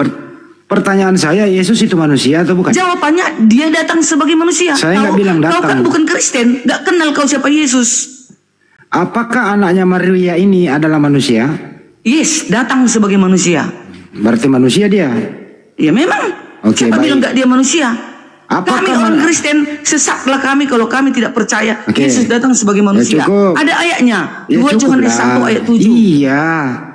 Apakah manusia Yesus adalah Tuhan? Gelarnya Tuhan. Saya nggak nanya lah. Saya Ya, ini aku dengerin jawabnya, dulu, Pak. gelar Yesus Tuhan. Dengerin loh. Apakah manusia Yesus adalah Tuhan? Gelarnya Yesus Tuhan. Oke. Datang sebagai manusia. Apakah manusia Yesus bertuhan? Yes, manusianya sewaktu di bumi bertuhan. Bertuhan kepada siapakah manusianya Yesus? Bertuhan kepada keilahiannya, yaitu Yahweh Elohim, hakikatnya. Oke. Ketika dokter itu, gelar dokter itu, enggak kan, orangnya aja yang mati. Oke. Saya tanya Begitulah orangnya aja deh. Yesus. Saya tanya orangnya aja kalau begitu. Orangnya Yesus ini, apakah dia Bukan bertuhan? gitu, dalam keadaannya sebagai manusia, Yesus Ya, ini. saya gitu. ikuti bahasa Ibu Darni loh. Mm-mm. Yesus yang orang ini apakah bertuhan? Dalam keadaan manusia dia bertuhan. Bertuhan. Orang Yesus ini waktu dia bertuhan, apakah gelarnya Tuhan? Ya, tetap gelarnya Tuhan. Jadi Sandarnya orang tetap Tuhan. Oke, jadi orang Yesus ini gelarnya Tuhan bertuhan gitu ya. Ya, dalam keadaannya sebagai manusia itu dia bertuhan, membuat teladan kepada manusia ulang kembali agar ya. berdoa kepada Bapa Ya di udah. surga. Orang yang namanya Yesus ini yang bergelar Tuhan tapi bertuhan juga, betul? Ya, Ya udah cukup. dalam keadaan manusia. Masa kita bingung itu? Iya, ini udah jelas nih. Orang yang namanya Yesus Iya. bergelar Tuhan. Dalam keadaan manusia, Iya. dia bertuhan. Saya ikuti bahasa Pak Darni tadi, orang. Iya. Bertuhan kepada siapa? Dengerin Kepada dulu. hakikatnya. Dengerin dulu. Yaitu Orang Elohim. Orang yang namanya Yesus ini bergelar Tuhan. Oke. Dan bertuhan, betul? Iya. Oke. Jadi orang yang bergelar Tuhan bertuhan. Ada berapa Tuhan? Ada berapa Tuhan? Iya, Tuhan dikatakan kepada Yesus karena dia Mesias yang lahir, yang Saya nggak diurapi. nanya itu. Sekarang, ada berapakah yang apakah bergelar Tuhan? Tunggu dulu, ku jawab biar kalian tahu. Kenapa dikatakan Yesus sembahlah Tuhan, Saya nggak nanya Elohimmu. itu loh. Saya Kenapa nggak nanya dibilangnya itu. Tuhan, Elohim? Saya nggak nanya itu, Bu Dari. Ya, Saya makanya ulang ku ya. jawab. Saya ulang Kenapa ya. Yesus mengatakan sembahlah Tuhan, Saya nggak Elohim? nanya itu. Saya nggak nanya Aku itu. menanya itu. Aku menanya itu. Kau bertanya Kenapa? sendiri baru jawab sendiri. Iya, biar tahu kau kenapa Yesus mengajarkan sembahlah Tuhan, Elohimmu. Saya ulang ya, Bu Darni. Secara, tunggu ku jawab, aku yang jawab. Secara tidak langsung, Yesus mengatakan Ibu Darni ini sembahlah aku. membuat pertanyaan sendiri terus dia jawab sendiri loh. Karena aku Kristen, tahu aku jawabannya. Saya nggak nanya itu, makanya dengerin dulu bahasa Indonesianya. Orang Jangan yang jangan kau ludahin aku Bang Handi ya. enggak. Udah. Orang Bukannya yang enak diludahin. orang yang bergerak Tuhan ini adalah Yesus. Bertuhan. Ya, Oke. dalam keadaan manusia. Pertanyaan saya, ada berapa oknumkah yang bergelar Tuhan? Ya, dia itu tetap satu. Aku dan Elohim satu, kata Yesus. Oke, baik. Itu. Bapak bergelar Tuhan, Yesus bergelar Tuhan. Ya, Ada berapa yang oknum yang bergelar Tuhan? itu tetap satu. Yesus Satu. bergelar Tuhan karena dia diurapi turun ke bumi. Dia Mesias. Elohim bergelar Tuhan karena dia hakikatnya, ilahinya. Lalu, waktu Yesus di bumi bergelar Tuhan, apakah ada oknum lain di luar bumi bergelar Tuhan? Di luar bumi, di Iya. luar bumi, hakikatnya Saya tanya lagi. yang mengutus Saya- dia. Waktu Hakikatnya Yesus, itu. dengerin dulu Bu Dari. Waktu Yesus di bumi ini bergelar Tuhan, apakah ada oknum di surga yang bergelar Tuhan? Itulah hakikatnya itu lagi, Tuhan itu. Siapa itu? Hakikatnya Elohim. Oh, Elohim. Jadi Elohim bergelar Tuhan ada di surga. Yesus di bumi juga bergelar Tuhan. Ya, diutus Yesus ini ke Ada bumi. berapakah oknum yang bergelar Tuhan? 1 kali 1, 1. Yang manakah itu kalau satu? Itulah Yahweh di dalam wujudnya Yesus. Satu di bumi, satu di surga. Elohim nggak kau lihat Bang Handi, tetapi wujudnya di dalam Yesus. Waktu Yesus di bumi, Elohim ada di mana? Elohim ada di tahta kerajaannya. Berarti nggak ada di bumi.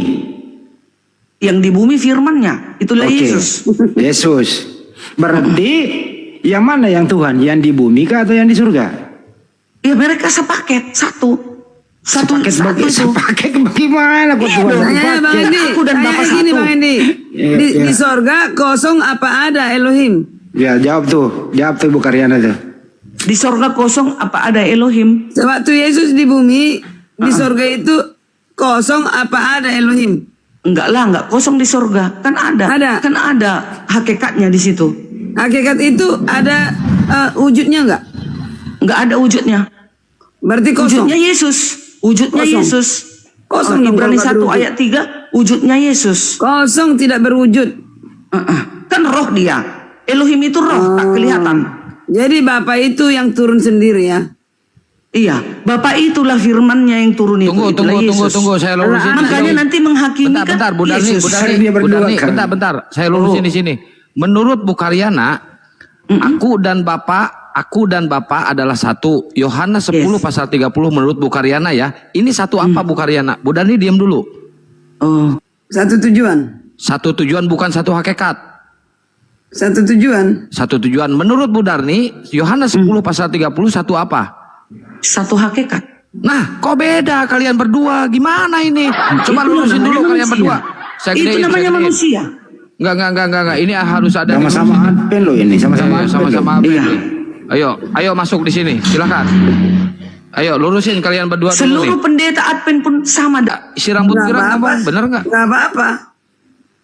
Tenang aja Memang Bu Karyana. dikatakan kamu suam.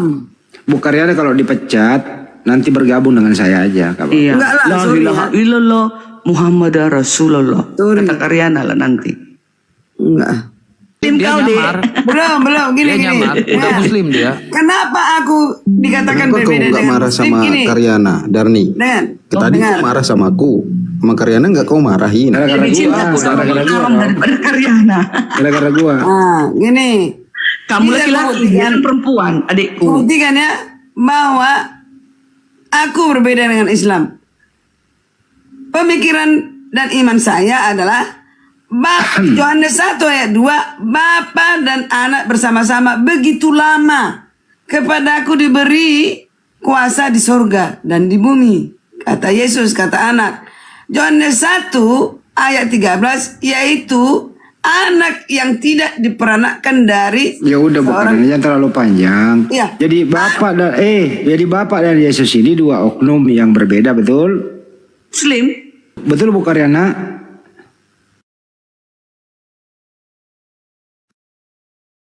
Kalau dua Dengar oknum tadi yang dikit lagi udah berbeda, selesai. dengerin. Dengar dikit Kalau lagi udah dua selesai. oknum yang berbeda, Nah, bukan dengar dulu. ini Itulah. belum selesai. Belum selesai Nah, di sini aku, nanti Bos. bukan yang ngomong. Kalau dua oknum yang berbeda, yang manakah yang Tuhan, Bapa atau Yesus?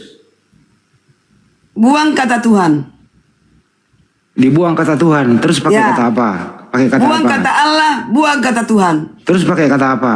Bapa di surga, pemilik sang sumber, pemilik semesta alam, yang berkuasa di semesta alam, ya, berfirman, inilah anakku yang kukasih kepadanya laku berkenan. Anakku yang kau ini kuperanakan. Dia bersama-sama di surga bersama Bapa. Begitu lama. Oke, kalau Bapa dan Yesus yang mana yang maha kuasa? Yang maha kuasa, ya pasti Bapa lah. Anak Jadi Yesus tidak maha kuasa. Nah, sebentar. Anak itu turun ke bumi untuk memberikan merinding budar pemahaman. nih, dengerin, merinding budar Dengar. nih ini. Benar. Muslim, Riana kayak Anak gitu turun ya, ke Muslim bumi. kayak gitu.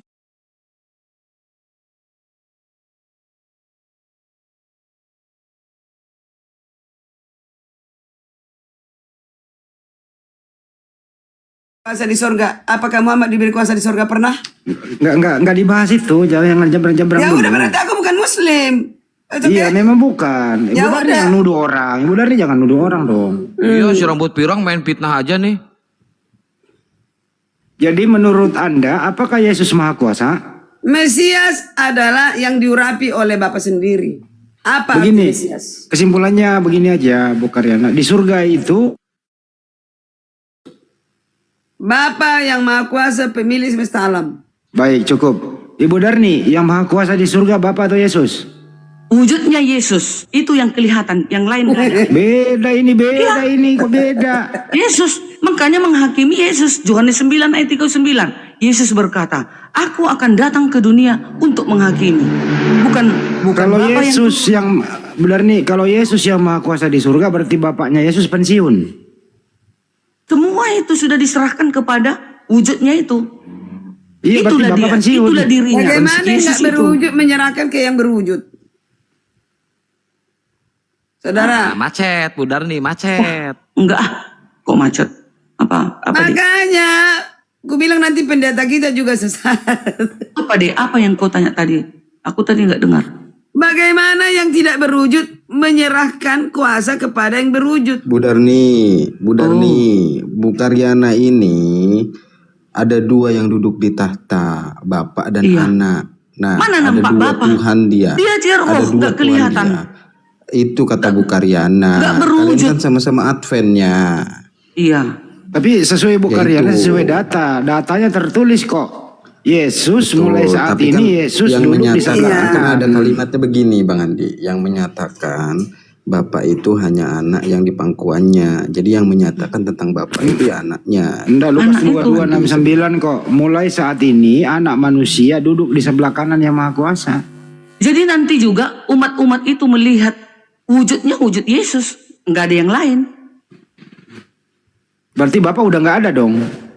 Semua sudah berada di dalam Yesus, udah Oh, bersatu. berarti Bapak masuk ke dalam diri Yesus. Ah, itulah dia, itulah yang kita lihat. Oh, berarti sekarang yang berkuasa di surga anaknya Maria.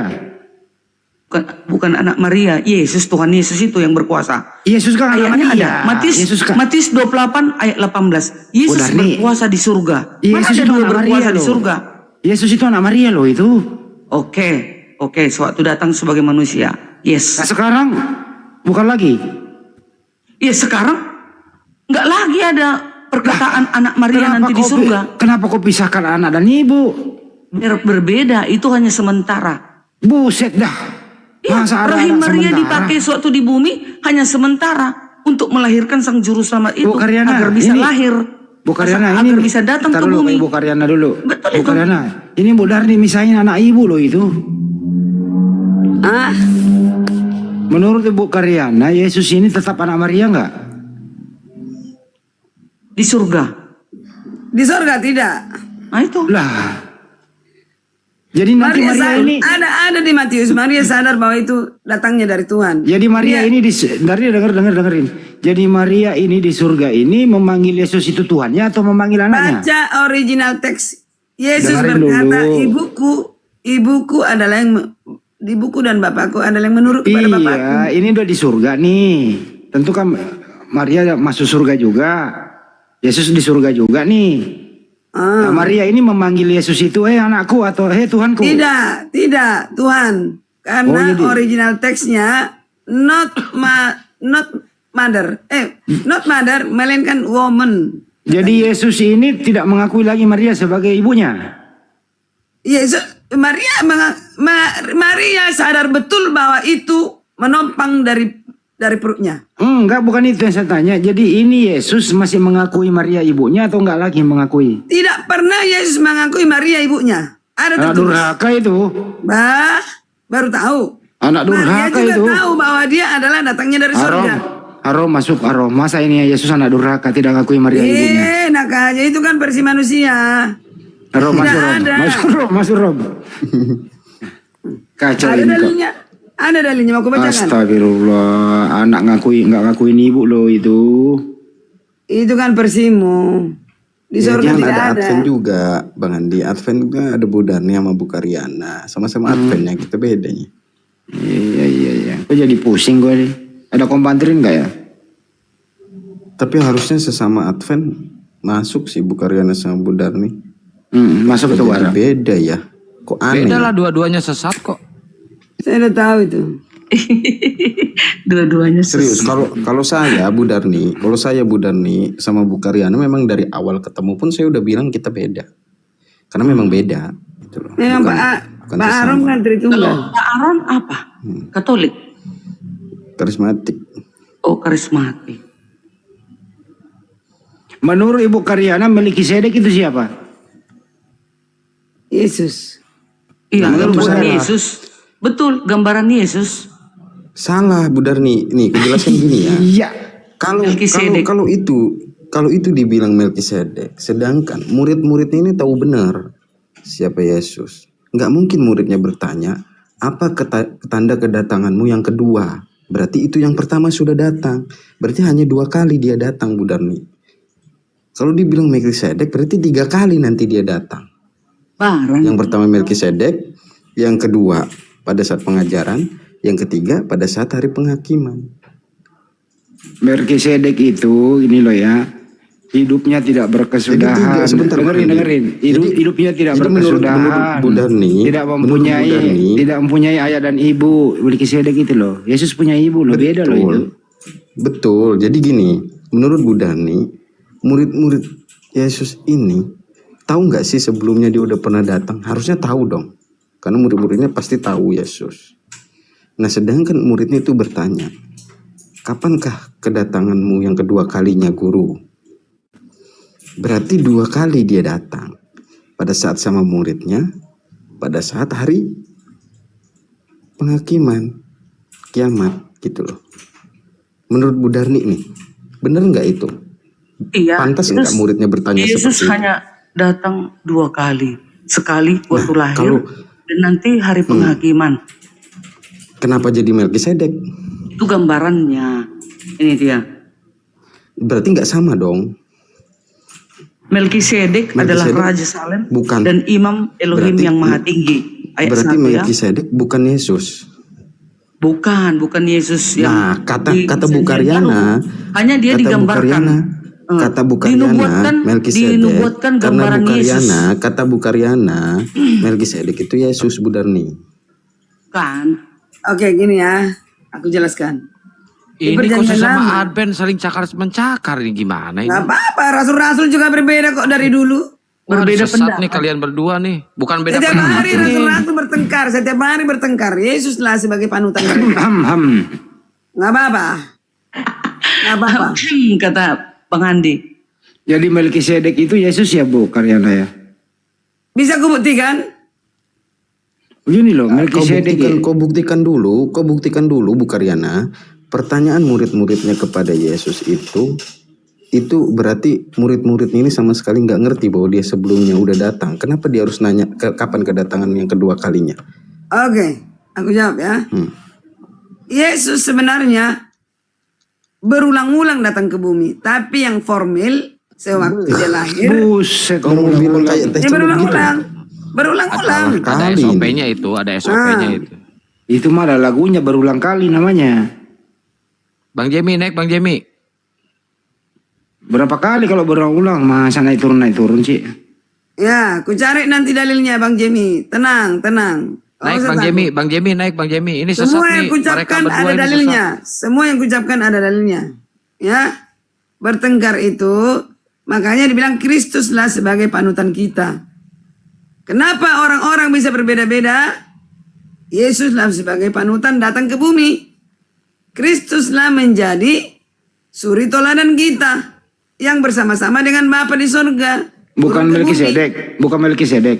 Nah, siapa Melkisedek adalah Raja Salem, yaitu adalah raja di atas segala raja yang kekal selama-lamanya. Nah, mana dalilnya bahwa Yesus sering ke bumi, yaitu tiang api di malam hari, tiang awan di bukan malaikat itu, saudara. Melkisedek sekarang ada di Bukariana. Riana mengaku dong Elohim itu adalah Yesus. Buktinya tiang api. Kau bilang tadi Yesus. Waduh, ribut lagi deh. Iya, gini kakak. beda lagi kan? Beda lagi. Kalau kau bawa Melkisedek Bukariana. Sebenarnya berarti kau sakit tenggorokanku ngomong lah. Ngaku Ini tunggu. bahwa Nih ada ayatnya nih. Yesus dan Melkisedek tidak sama secara harfiah. Open cam Sebagai dibuka datanya. pribadi yang satu dan sama. Nggak usah, biar. Itu. Lalu ini perbedaannya, perbandingan Melkisedek dengan Yesus. Melkisedek manusia, merupakan raja dan imam nyata pada zaman Abraham yang tidak dicatat silsilahnya, menjadikannya simbol keimaman yang tidak berdasarkan keturunan melainkan oleh ketetapan Elohim. Ya, Yesus Ketetapan Elohim adalah- mana? Yaitu ketetapan Yesus Elohim itu adalah imam besar agung yang sesungguhnya. Yesus adalah penggenapan dari apa yang digambarkan oleh Melkisedek, bukan penjelmaan fisik Melkisedek. Gitu dia. Jadi waktu datang Melkisedek ke bumi, bukan Yesus itu, bukan. Oke, pertanyaannya Bu Darni. Apakah Melkisedek dan Melki Guslo sama atau beda? Bedalah, apapun Melki beda Gus, ya. penyanyi itu kan. Iya, beda ya. Baik, kasih. Kok tahu Melki Guslo penyanyi?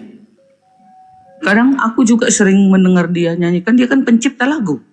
Lagunya apa yang terkenal? Bukan yang cewek itu kan. judulnya Bukan. ada, judulnya ini, judulnya Jika. Holy Forever. Jika la la la la la la la la. Dayanti pun mau juga dia menciptakan lagu. Oke. Ya kan? Yang cewek yang berjilbab, yang Oke. suaminya pemain bass itu kan. Apaan sih dibahas itu? Jangan dibandingkan Tuhan dengan itu ya. Dosa Nah, loh, menghujat. ini enggak Itu ya, menghujat. Melkisedek bukan Tuhan. Ini di perjanjian baru Melkisedek siapa? Ibrani 7 ayat 1. Sebab Melkisedek adalah tidak ada ini selain Yesus, Raja Salem dan Imam Tuhan yang maha tinggi. Imam Elohim, Imam Yahweh yang maha tinggi. Ia pergi menyongsong Abraham ketika Abraham kembali dari mengalahkan raja-raja dan memberkati dia. Melkisedek adalah, nih banyak ini. Jadi Melkisedek Tuhan ya? Ini Nah, itu di mana dulu. Yesus telah Bukariana. masuk sebagai perintis bagi kita ketika ia menurut peraturan Melkisedek menjadi imam besar sampai selama-lamanya. Yesus Bukariana imam ditanya besar. baik-baik loh, Melkisedek itu Tuhan atau bukan? Melkisedek Yesus Tuhan ya benar. Oh, Melkisedek Tuhan Bu Melkisedek Darni. Tuhan. Iya. Oh, tambah lagi Tuhannya. Di mana kau Riana? Apapun. Dengar Kenapa ya. jadi ngaco Nah, begini? ini buktinya. Budani. Ibrani 6 Budani. Ibrani 6 ayat Izin, 20. Apa Bang Arom? Budani, daripada kau ceramain aku, kau ceramain sebelahmu yang sesama Advent. Kalian dua Ibrani lah. 6 ayat 20. Botol semua kalian sesat. Nih. Buset, dah sesat semua. Botol emang, aduh benar-benar. Ibrani 6 ayat 20. Yesus Ini isi rambut pirang malah ketawa disebut botol. Yesus perintis bagi kita. Ini gila aku kan gak Ya. mungkin. Melkisedek menjadi imam besar sampai selama-lamanya. Siapa yang sampai selama-lamanya? Adakah manusia selama-lamanya? Oh, berarti Melkisedek Tuhan. Jelas. Terus ada berapa Tuhan itu? Bapak Tuhan, Melkisedek Tuhan, Yesus Tuhan. Berapa Tuhan? Nah, dia hamba Tuhan. Nah, Bu Dia Darni, manusia Tuhan. Dia nabi sebelum kau Tuhan. serang aku, sebelum Banyak kau serang kali aku, Tuhan. seranglah sesamamu dulu. Nggak, orang kamu botol, nggak Sama ngerti. Alven. Udah capek aku. Capek dia, banyak kali Tuhan.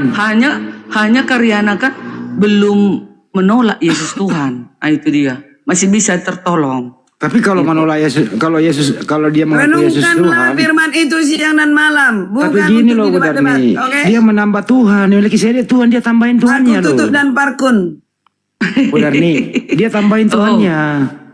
Nah, Melkisedek adalah model manusia yang melambangkan Yesus, melambangkan Yesus. Namun Yesus adalah yang asli dan abadi. Nggak sama.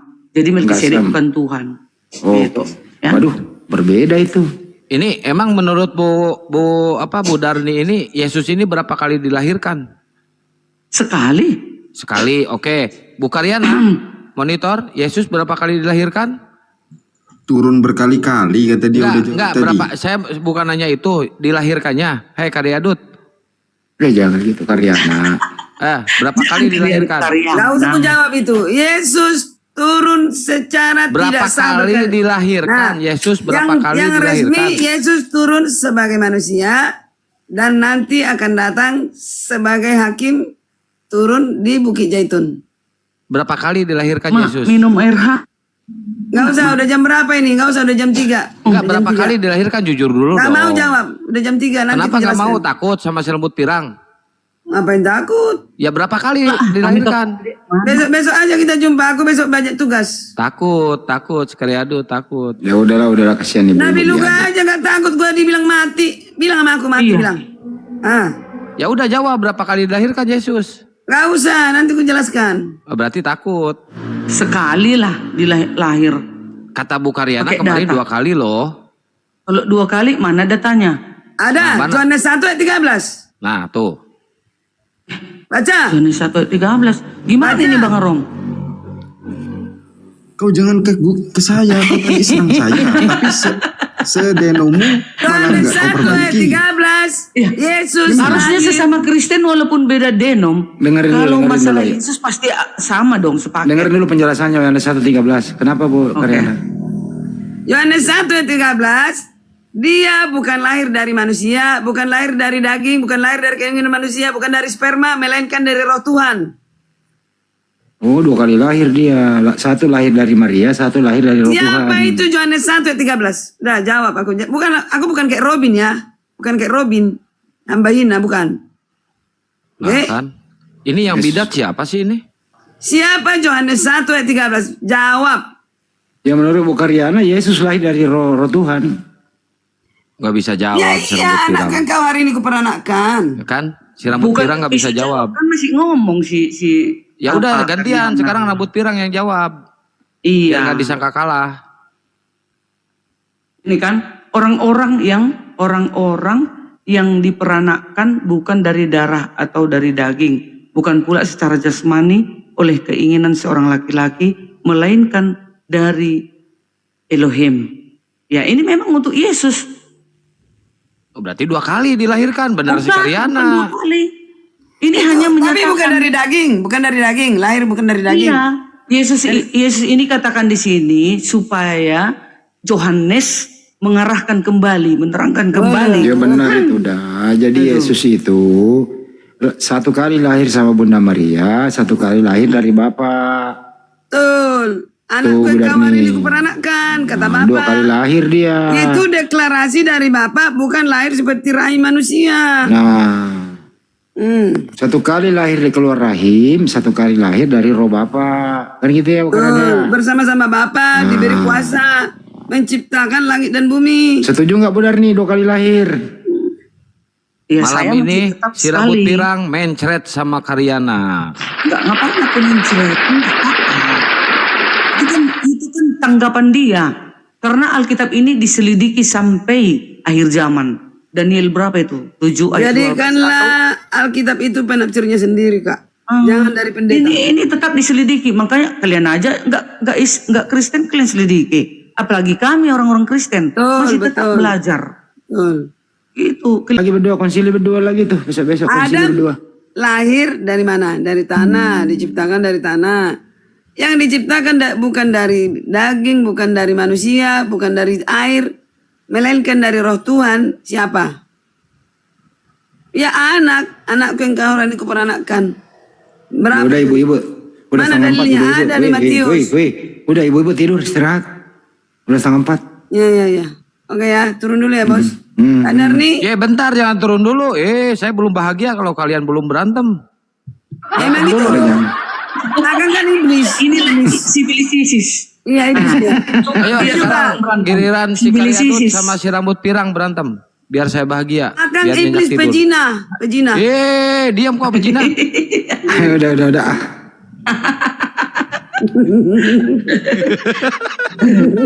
Mani biarin, Mani udah biasa ini sama si Karyadut mah. Pejina dia. Kak Makanya Darni. dia nggak dilatih Kak jadi Darni. pendeta, dia pejina. Ya. dia. Waktu di Bandung offline ada abangku situ bilang Karyana pejina. Bingung abangku. Kok dibilang adikku gitu? Jangan bilang gitu Akang. Abangku nggak terima gitu. Aku bilang senyum abangku. Emang botol sama-sama botol. Iya katanya. Karyana, di mananya tadi kalian ketemuan sama si Luga? Di nuansa. Di Amir Hamzah. Gitu ya. Rame kalian tadi? Rame.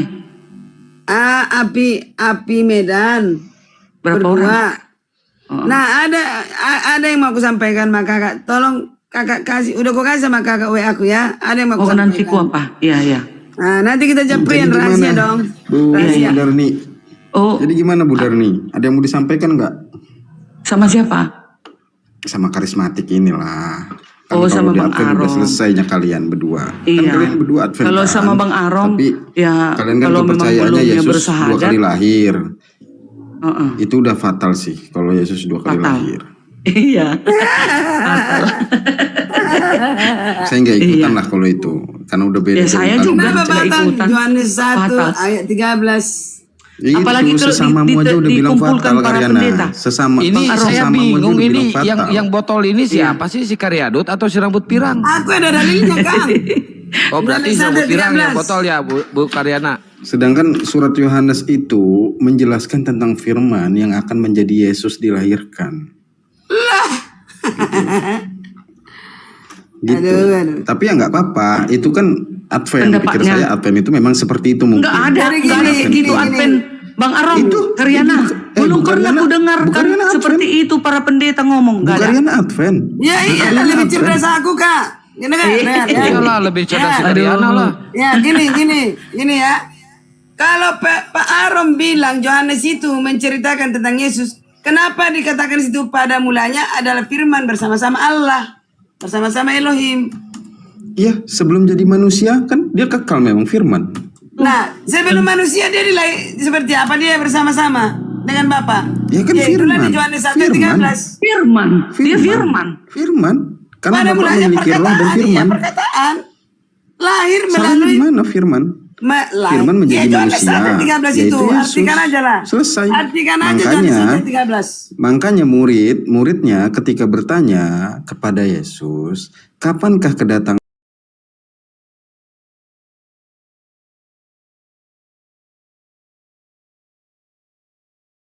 Ya memang 2 kali datang. Kalau 2 kali lahir berarti 3 kali datang dong.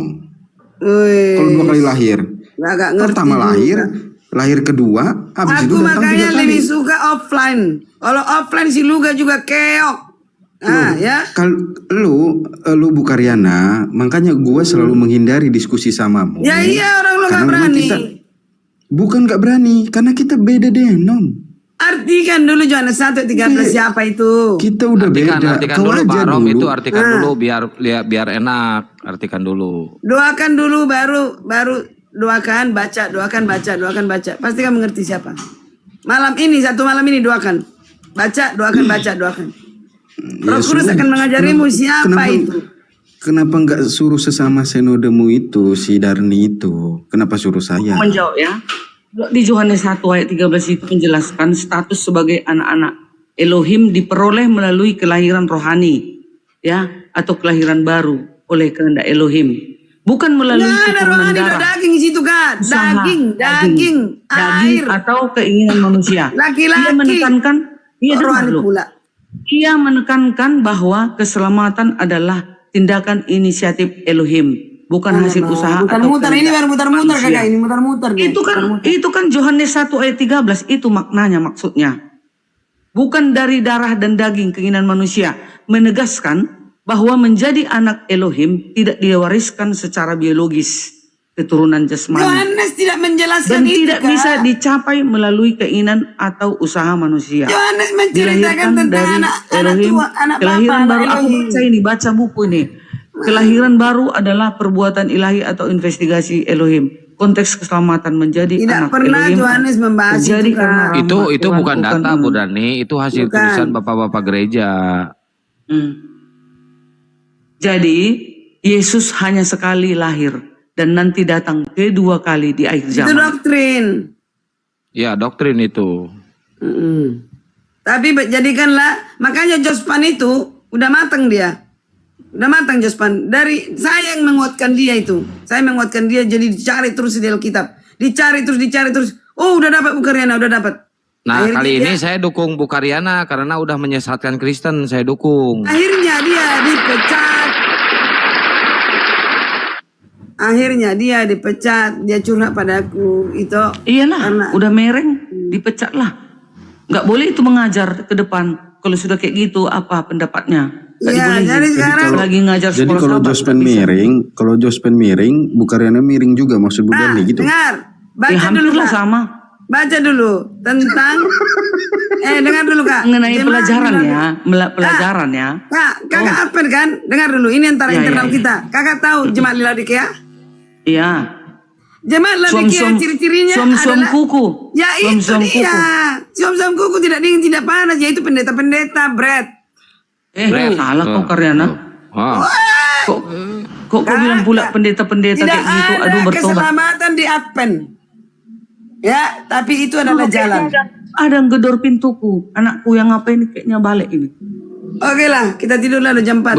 Bentar Bu Karyana bentar, ini ada rahasia paling penting ya. Bang Arom, saya mau nanya ke Bang Arom nih. Saya nggak mau ngebenturin di sini ya. Kita berdamai sekarang di sini ya. Bang Arom, ketika yang 3 orang itu, pendeta Yohanes, siapa, Rahmat, sama Diman, Pak Diman, Bu Karyana, sama satu lagi orang itu, mereka mewakili Kristen bukan Bang Arom? Enggak, kami mewakili dari Bible. Iya, mewakili sinodenya sendiri lah. Dari Bible. Enggak Kok dong. itu mewakili Bible mewakili tuh. sinodenya. Enggak, sinodenya sendiri lah. Karena enggak semuanya sepaham sama dia kan. Enggak apa-apa kalau mewakili berarti salah ya Bu sinodenya Karyana ya, bikin malu Kristen ya. Bukan, Iya. dia kan mewakili sinodenya sendiri, bukan Loh, kata Bu semua. Karyana mewakili Kristen, mewakili Bible. Udahlah. Nah, itu kamu urusan tukang dia ini, lagi. kamu akan tukang pelintir. Enggak, bukan tukang pelintir. Saya kalau urat leher Bu Karyana belum putus, saya belum beresin nih. Ya udah nilailah di hatimu, nggak usah umum-umumkan. Bukan biar tahu semuanya kalau Bu Karyana itu kemarin nggak Gua mewakili nggak Kristen. takut, gua nggak takut sama siapapun, hanya takut sama Tuhan. Nah, Siapa Tuhannya? bukan kayak Robin gua, hamba hina. Udah ya, aku mau turun dulu nggak siap-siap nanti. Oke, dadah. Enggak, jangan turun dulu, bentar. Tapi seriuslah teman-teman. Kalau semua orang pendeta-pendeta Advent nggak ada seperti pendapat yang dibilang Karyana, yes itu lahir di dalam Yohanes 1 ayat 13 itu. Itu kan hanya menerangkan kembali Yesus itu berasal dari mana gitu. Tapi lahirnya itu secara kalau kemanusiaan itu ya kalau cukup itu- sekali itulah. Sepemahaman sama karismatik kalau itu. Iya. Enggak, saya mau nanya ke Bu ini rambut pirang. Rambut pirang di luar Advent ini mereka akan selamat nggak? Di luar Advent, aku nggak berani ngomong kayak gitu loh. Jujur aja.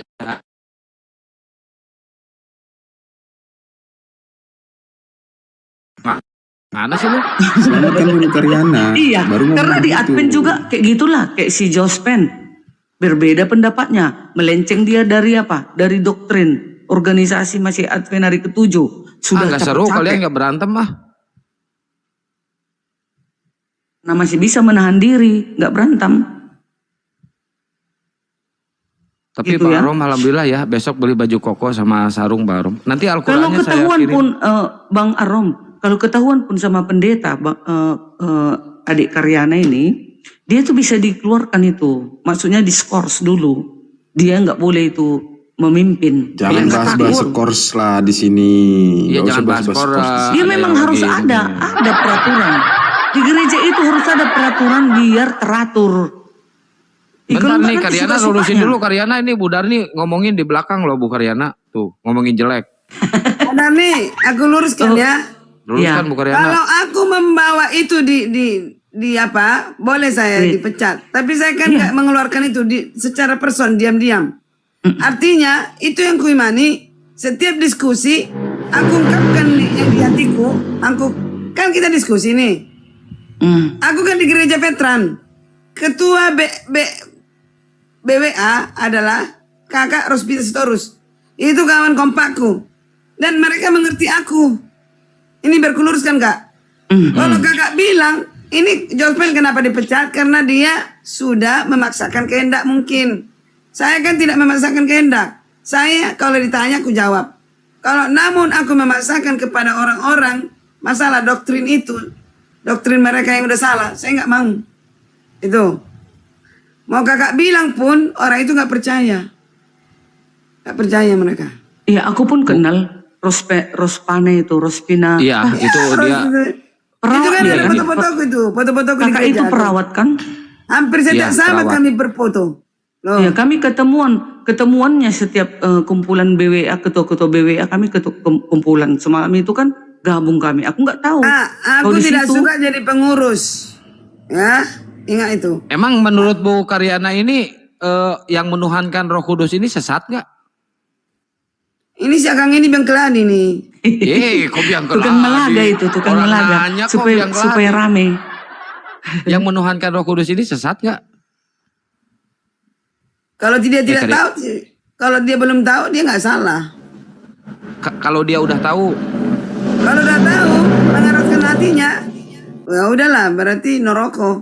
oh neraka, berarti Bu Darni neraka, si rambut pirang. Budarni, Neraka lu. Budarni. Aduh. Berarti si rambut pirang neraka nih. Ini provokator ini. Bukan provokator, saya biar rame aja kalian berantem. Jadi bukan di luar dari Advent Budarni, tapi di dalam Advent terlebih dahulu pelajari dulu biar sesama dulu. Biar sama, ya.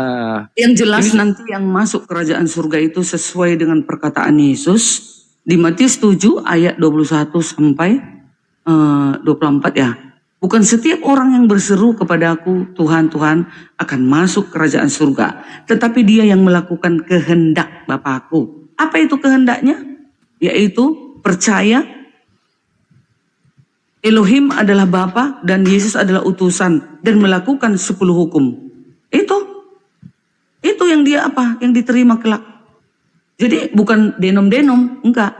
Siapapun denom ini, kalau dia sesuai dengan perkataan Yesus, itu yang dibawanya ke kerajaannya. Mau dia HKBP, mau dia Kalau yang karismatik. nggak sesuai kan harus diluruskan, Bu. Iya. Kalau nggak sesuai harus diluruskan. Nah, siapa yang mau meluruskan ini? Budarni atau bukan? Iya, sebenarnya harus Iya, Bu meluruskannya Karyana para dong. pendeta. Bu Karyana kan anak pendeta. Kalau Bu Darni bukan anak pendeta. Aku hanya jemaat biasa doang. Iya, kalau Bu Karyana kan anak pendeta dia. Lulusan STT. Sekolah tipu-tipu dia. Ya jangan, nggak boleh gitu. Nggak bisa gitu Bang Forum debat. Udah, nggak boleh udah. gitu. Emang si Karyana tukang nipu kok. Udah makin lari. Udah ya, terserah. Coba lurusin dulu advennya yang bener yang mana? Bu Karyana udah atau Kang. Bu Darni? Besok Akang ini bangun jam 12 ini udah tahu aku. Sebenarnya kan mulai dari awal juga nggak ada seperti itu pemahaman. Tapi kan dibuat konsili ya supaya seragamnya semua umat itu. Makanya Bang Jemi naik, diatur. Bang Jemi. Gitu. Trinitas pun kan nggak ada. Tritunggal kan nggak ada di Alkitab. Tapi dibuat itu supaya mengenal. Oh beginilah keberadaan Elohim kita itu. Loh, kalau makanya nggak, rapat. berarti kalau kayak gitu Tritunggal bukan firman Tuhan dong. Bukan firman Tuhan Tritunggal, tapi itu kan dikanonkan, Iya. dikonsilikan, Bukan. gitu. Bukan firman Tuhan. Supaya umat itu seragam, supaya mereka mengenal keberadaan Elohim itu. Begini loh keberadaan Elohim kita itu, dia itu menyatakan diri di dalam Bapa, di dalam Yesus dan Roh Kudus. Hakikat yang ketiga ini satu, yaitu Elohim. Begitu, jadi seragamlah semua. Oke. Dipalulah meja. Tok, Oke, tok, tok, kan teken. Teken, tunggu Tritunggal dulu. kan nggak ada tertulis. Tunggu dulu, bukan tekenlah firman semua Tuhan. gereja, semua gereja-gereja Kristen, yang jelas Kristen ya. Nah, setelah sudah diteken, kalau ada yang keluar dari pelajaran ini, berarti dia sudah melenceng, gitu. Oke, Tritunggal kan bukan firman Tuhan dan bukan yang diajarkan oleh Yesus. Itu kan konsep. Iya konsep. Menurut Bu Karyana, yang benar itu, yang tertulis di dalam Bible itu Tritunggal atau Dwi Tunggal? Aku menolak Tritunggal. Menolak Tritunggal, udah benar tuh, ditolak Tritunggal. Tidak apa-apa kalau dia Tritunggal, biarlah hakim yang adil Kak menentukan, bukan Bu Darni. Tapi kita kalau diskusi, ya begini, kenapa dikatakan Tritunggal? Nah, itu supaya mengenal keberadaan Elohim itu. Bukan menghitung keberapaan jumlah Elohim itu, bukan begitu ya. Ini Tapi yang akan agar dihakimi umat ini nanti Bu Darni atau Bu Karyana ini? nanti kita tunggu kedatangan Tuhan Yesus. Kan dia hakim yang adil. Oke. Bu Karyana yakin nggak kalau Bu Karyana ini bakal lolos dari penghakiman? Yakinlah, karena yakin. Yakin, masih berarti Bu bertahan. Darni yang akan dihakimi.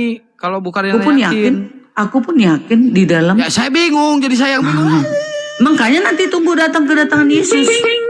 Dia yang menentukan, bukan aku, bukan Bu Karyana, bukan Bang Arom, enggak. Iya, Tuhan kami sama. Yang tiga ini Tuhan kami sama. ikutan loh, Bu Darni. Saya nggak ikut-ikutan. Silahkan. Udahlah Bang Arom, kamu memang dua kaki kamu. Dua kaki gimana sih maksudnya? Kakimu satu di Islam, satu di Kristen. Udah paham aku. Nggak boleh menghakimi orang, kata Tuhan Yesus. Benar nggak Bu Darni?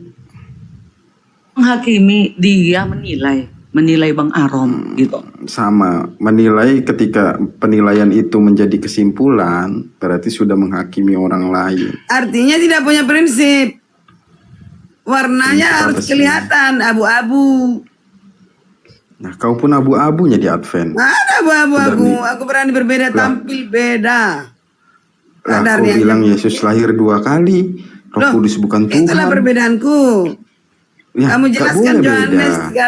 13, Yohanes 1 ayat 13. Nggak boleh beda, harus sama dulu coba. Nanti Yang benar sekali-sekali itu Bang cap Forum, kaki 3. undang dulu siapa yang Adventis itu kan tamatan teologi itu, S2 itu. Yang Bu Darni ya, yang undang Bu Darni, undang ke sini nanti naikin ke sini besok.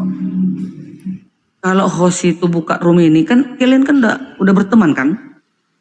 Udah, mending Bu Darni sama-sama Adventis. Nanti Biar ke si DM Karyana ya, diobrak-abrik, supaya- biar dikasih pelajaran nih si Karyana congor. Dia itu udah S2 itu. Ayo, Bang Adventis kalau nggak itu. gini, kalau mau saya buka room, biar Bu Karyana juga kulindungi. Bu Karyana ini teman saya sebenarnya. Jadi kalau mau dibenturkan sama pendeta Advent, Sekarang biar di room teman saya kemarin ngewa ke saya, dia bukan mewakili Kristen ya Kang ya. Ya memang bukan, dia nggak mewakili, Bukan. dia mewakili Tapi kata denomnya. Bu Karyana, saya mewakili Kristen loh, saya mewakili Bible. Lo nggak bisa gitu, pemahamannya kan beda. Nggak semua dibenturkan dianggap Ini sama. sama. menyisakan ini kapan ku bilang? Nggak boleh lah. Gue masa S3. Barusan lu bilang. Gue masa S3. Nah, gue masak tuh. Nah, Masa itu juga kok ada Advent katanya ilmu tuh. mabuk dia, ilmu mabuk. Advent juga dia katanya. Advent? Enggak, AKBP itu. Bukan. AKBP. Nih Pak Arom, kalau saya mau curhat, mau saya jadi kompor saya di sini, Bu Karyana pernah ngomong ke saya, apa itu si Arom botol nggak ada ilmunya? Coba ngomong kayak gitu loh. Tapi saya nggak nyampein tuh Bang Arom. Katanya adikku yang bilang.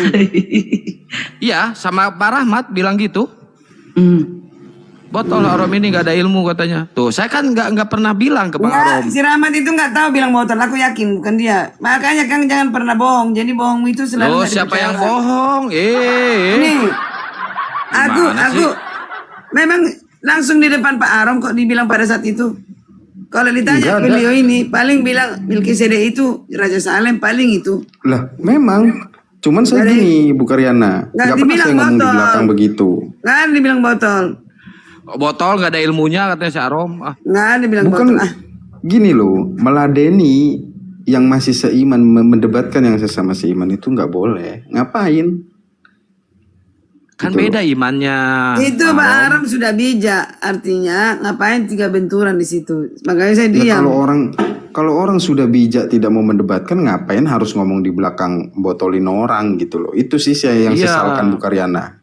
Bukan. Jangan kurang ajar lo. Ini kok percaya? Dari bilang jangan percaya. Mulut dia Kang ini tengok tuh. Mana ada bilang botol? Ya, Nggak iya tahu, adikku ada. nggak tahu.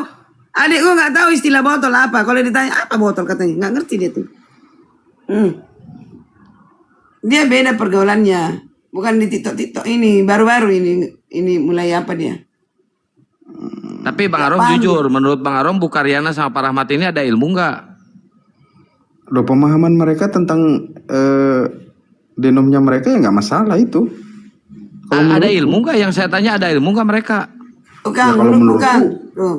Menurutku gini, menurutku bukan gak ada ilmu, tapi menurutku udah lari dari pemahaman yang kita ketahui, semua Kristen ketahui gitu. Oh berarti sesat kalau kayak gitu bidat. Bahwa Yesus itu nggak pernah lahir 2 kali Ariana gitu. bilang bakar gereja. Ini Ariana bilang bakar gereja. Tahu nggak ceritanya itu? Maksudnya bakar gereja gimana? Pernah aku bilang gitu Kak. Tahu nggak kenapa aku bilang gitu? Kenapa? Gini, ada Pak Dehe lagi wawancara di room dengan ada laki-laki ber3 istri. Lalu dibilang Pak Dehe, bicara dulu Bu Karyana sama beliau ini, tanggapanmu bagaimana? Lalu saya tanya kepada yang punya istri 3 itu. Dia itu dipajangin istrinya yang 3. Aku bilang gini, Pak, aku mau tanya, Bapak Kristen? Iya. Apakah Bapak diberkati 3-tiganya di gereja yang sama? Lalu dia ngayal-ngayal, Pak, kalau ada yang memberkati kalian ber3 sama-sama bakar gereja itu, benar nggak Kak? Iya betul. Jangan salahin gerejanya. Iya itu dong. benar. Jangan salahin gerejanya dong. Nggak ada gereja memberkati 3. Ada aja. Iyalah nggak ada lah. Jangan Gereja disalahin mana itu? gerejanya. Perlu itu dibakar. Betul itu. Kak Dani nomor 1 bilang bakar kan? Iya. Betul.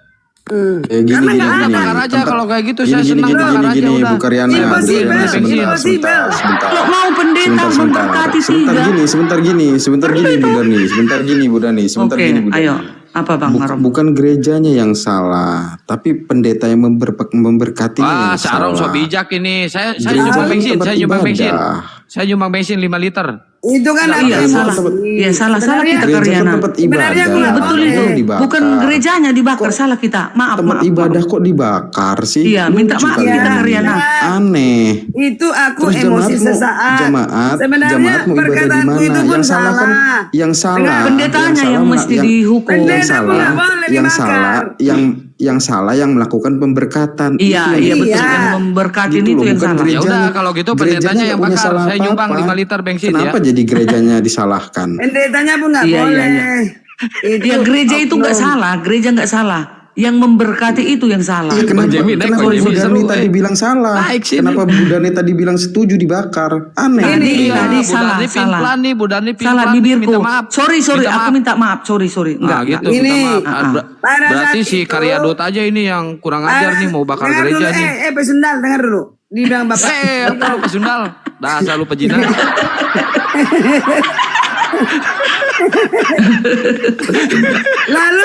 Lalu kakakku marah-marahin aku. Nggak boleh gitu. Oh iya salah ya. Itu saking emosinya Kak. Aku bilang, kamu salah-salah terus ngomong. Nggak boleh bilang-bilang gitu. Katanya, biarpun salah, ya hargai kesalahan orang lain. Oh iya benar. Itu. Ya udah lu minta maaf, tahu minta lah. maaf sama orang Kristen, Kalian lu harus minta tahu maaf. lah, membuka gereja itu sulit. Iya, sulit. biayanya besar. Masa main bakar-bakar itu. Oh iya betul. Gini loh. Hari Saking nggak ucapan kita mungkinnya. Karyana nggak boleh gitu. Tidak ada gereja memberkati 3 orang. Di mana sejak kapan? Tapi jangan gerejanya Bukan dibakar. gerejanya, Orangnya yang bukan dikeluarkan. gerejanya.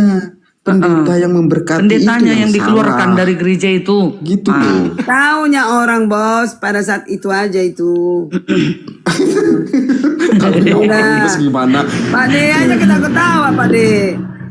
Oh itu. Itu Pak Dehe itu Kristen kan dulunya? Oh itu sama dengan Pak Arom 2 kaki. Enggak, dulu dia jamaat di kekristenan. Cuman ketika beribadah, dia tuh sering ngopi aja, mampir, nggak pernah masuk gitu loh. Aku udah jumpa kok sama dia. Jangan kau sama-samakan karyanya, kau samakan terus apa sih? emang kalau pejinah ini gaulnya sama laki-laki terus jumpanya dia. Terus sekarang si Pak Dehe-nya udah apa? Mualaf? Enggak lah. Dong. Udah jumpa aku Kak. Dia bilang itu kayak aku aja. Dia, Oh gitu? dia mati pun siap untuk itu kok, untuk Yesus. Gimana sih? Ah, gimana sih? Aku tengok enggaknya. Udah menyerang Kristen dia. Udah kok, iya. Dia menyerang kekristenan kok malah. Gini dia itu dia satu benci kepada pendeta-pendeta yang pendetanya nggak fokus pelayanan. Yang kedua dia nggak ngerti Paulus. Saya udah jelaskan berulang-ulang. Aku bilang kalau kamu menolkan Paulus berarti kamu Kristen itu tidak ada pelopor Kristen karena Paulus lah pelopor dari Kristen. Oh iya kata dia. Loh itu blunder, itu baru blunder namanya. Iya. Blunder. Enggak satu pendirian. Iya, dia blunder itu. Mendua hati namanya. Mendua hati ini kacau. Itu. Di mana-mana pun kalau mendua hati, baik di iman, baik di keluarga, kalau udah mendua hati, berantakan. Ya ini kayak si Akang ini, host ini, host. Nih. Apa lu? Bawa gua. Itu. Jadi berarti Pak Dehe masih Kristen, tapi sering dia bersama dengan Pak Usuk PI. Enggak, dia itu udah nggak percaya kalau Yesus itu Tuhan, setahu saya ya. Udah nggak percaya, tapi dia masih Kristen. Oh masih Kristen? Enggak kok. Masih Kristen, belum Tahu nggak sahabat bos? dia. Gini, bilang sama dia ya. Dia udah rahasia yang paling dalam sudah jelaskan kepada aku. Jangan Dia- gitu Bu Karyadut. Yang Dengar. ada harusnya diselamatkan. Karena dia Diselamatkan Pak berdoa Dehenya. kepada Tuhan, dia aturannya udah mati, sakit dia, sakit keras. Gulanya udah tinggi, 600.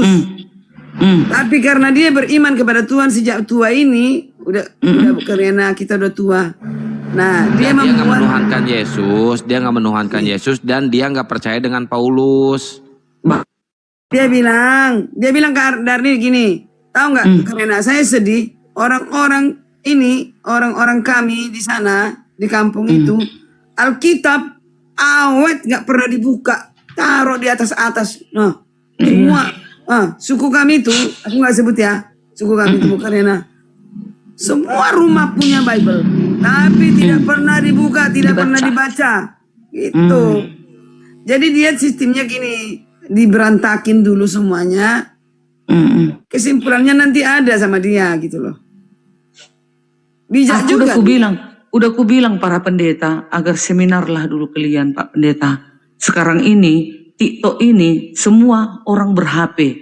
Jadi kadang orang nonton-nonton di bawah didengarkanlah nanti Bang Juma ngomong. Bersemangat. Taulah Kristen ada yang masih separuh-separuh imannya. Akhirnya meninggalkan Kristen. Bahaya itu. Ada berita bagus. Apa? Bu Darni tahu nggak si Yuli? Yuli mana? Yuli, misionaris. Kenapa dia? Yuli. Tahu? Iya, kenapa dia? Bu Karyana kan pernah ketemu sama si Yuli. Ya. Oke, saya puterin ya videonya ya. Coba, Saya buka dulu ininya nih. Videonya nih. Si Yuli nih. Apa lagi Akang ini menggosip lagi? Bentar. Kenapa ada Sampai si Yuli dulu. lagi? Ini si Yuli ini parah loh. Nih. Oh ini kan si Johannes. Iya, yang ngebongkarnya Rudi Yohanes. Kenapa dia? Bentar, Lama dengerin. kali. Kalau kalian tidak menyaring tiap ucapan, kalian anteng. Tapi orang yang namanya disebut setengah mati. Kayak saya kawan, sehebat apapun saya membela diri sekarang ini. Nama saya sudah jelek sekali. Betul. Gak bisa diobati lagi, tumpah pakai apa ngobatinya? Mau saya teriak-teriak, oh saya nggak begini. Ketemu dengan herder yang otaknya kan gue nggak ada. Nggak ada itu, pasti benar, pasti gitu. Sama dengan apa yang dikatakan Yuli. Kalian lihat komen di tempat lomba suci. Gak ada yang percaya main catur, ngapain di dalam kamar berdua. Main catur ya, main pingpong, main ini, kita nggak tahu juga. Apalagi, maaf dulu ya, saya belum pernah ditemukan orang satu kamar dengan perempuan, nggak ada itu. Kalau Juli masih digosipkan orang, kalau saya nggak. Hanya dibilang, wow, katanya begini, tapi pas disuruh pembuktian nggak ketemu kawan. Nah ini kawan ya, makanya aku bilang, fitnah itu lebih kejam dari pembunuhan. Makanya pasal yang dikenakan tidak bisa lagi pasal fitnah 310 itu. Oke, ya. Jadi gini ceritanya. Bentar, saya pasang lagi. Gini ceritanya. Si Yuli ya, kebongkar sama Rudy Yohanes dan sama semua orang Kristen. Malah makanya si Yuli sekarang dihujat sama sesama Kristen. Ternyata dia melakukan persudahan. Betul. Kita kan di depan ini, di room ini kan kita sebagai ibaratnya mewakili. Dia memang apologet. Orang di kamar kok dia. Loh, di kamar Dia sama laki-laki maksudnya- berdua apa itu? Aku nggak tahu sih tentang itu. Maksudku, aduh. Emang Yuli melakukan apa? Emang ada saksi? Ada saksi. Kan udah kebongkar, ketahuan. Videonya ada di Rudy Yohanes kalau si Yuli itu berduaan di dalam kamar dengan laki-laki. Kalau berduaan di kamar dengan laki-laki main catur apa main pingpong? Dia punya pacar loh bro. Dia punya pacar. Bodoh amat dia mau punya pacar mau enggak, yang penting kan dia bukan suaminya. Nonton Enggak khutbah lah. pendeta kan? Enggak lah, kalau berduaan sama lawan jenis ya enggak mungkin lah main catur. Ya nonton khutbah pendeta. Nah, Budani aja main kuda-kudaan. Bisa blam, dicurigai. blam. Ya udah, aku telepon Yuli. Dia tadi ucapin. Dia rajin itu ucapin. Kalau selamat omongan apa, si Rudy bukan. Yohanes ini fitnah, salah, tuntut Rudy Yohanes. Tuntut Rudy Yohanes.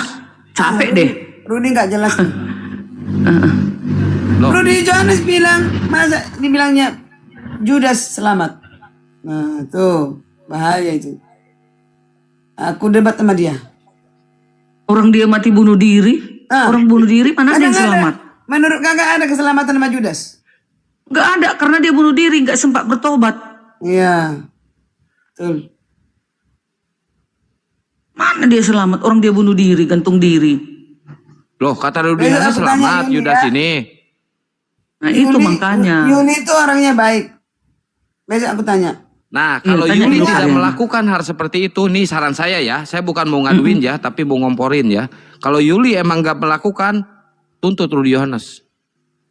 Tuntut. Yuli itu ya Kebohongan kan dibilang publik ini. mencatur, nggak ada ngapa-ngapain. Yuli itu orangnya sensitif, gampang nangis. Tapi Karyana di hotel mencatur ngapain yuk? Di kamar. Iya, ngapain sama laki-laki di kamar yang catur?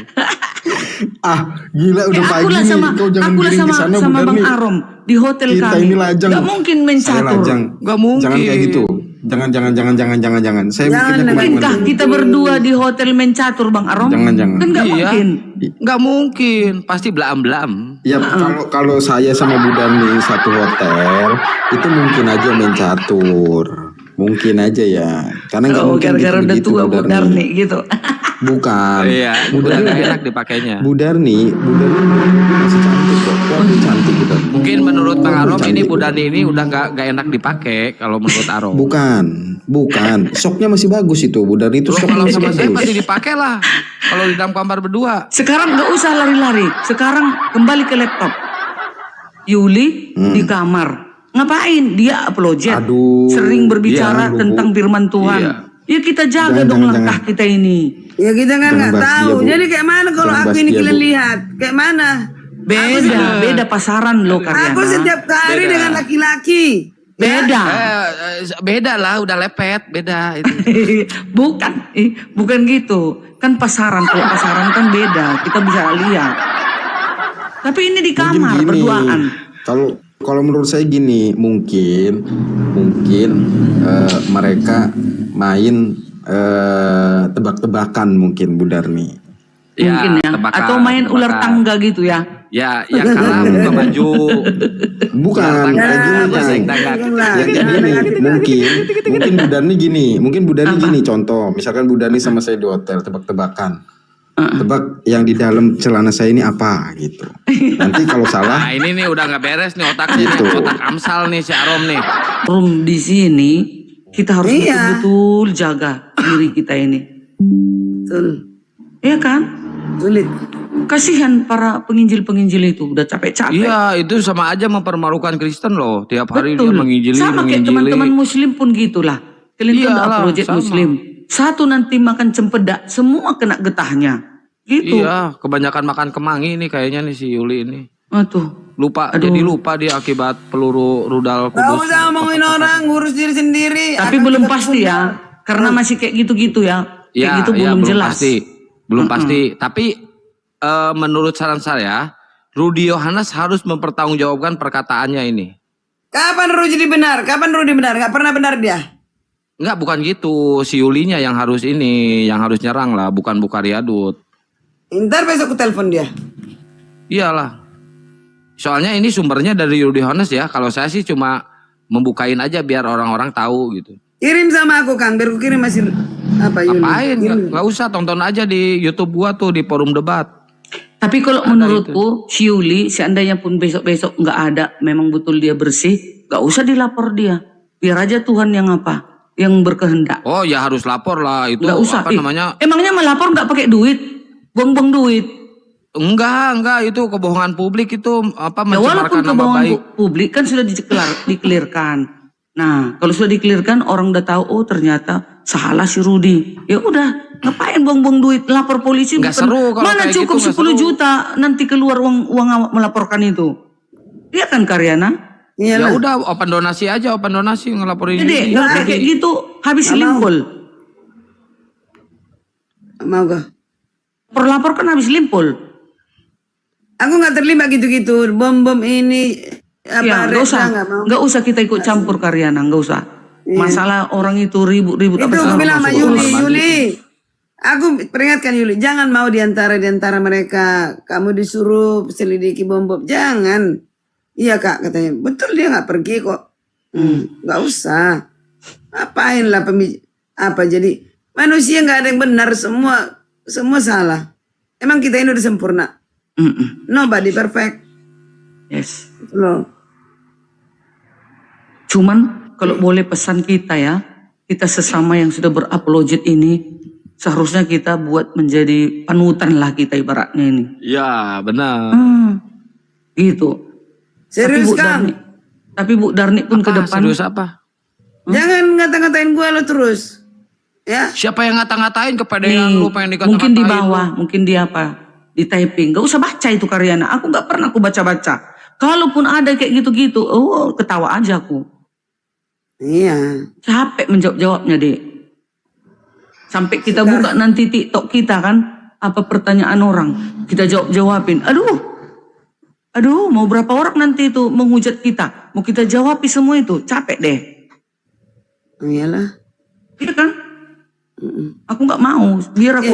Oh ini apanya siapanya ini? Ini sampahnya siapanya ini? Namanya juga netizen, udah biarin aja. Iya, nggak usah netizen. dijawabin, biarkan. Emang baperan ini si Karyadut ini? Capek sendiri dia nanti.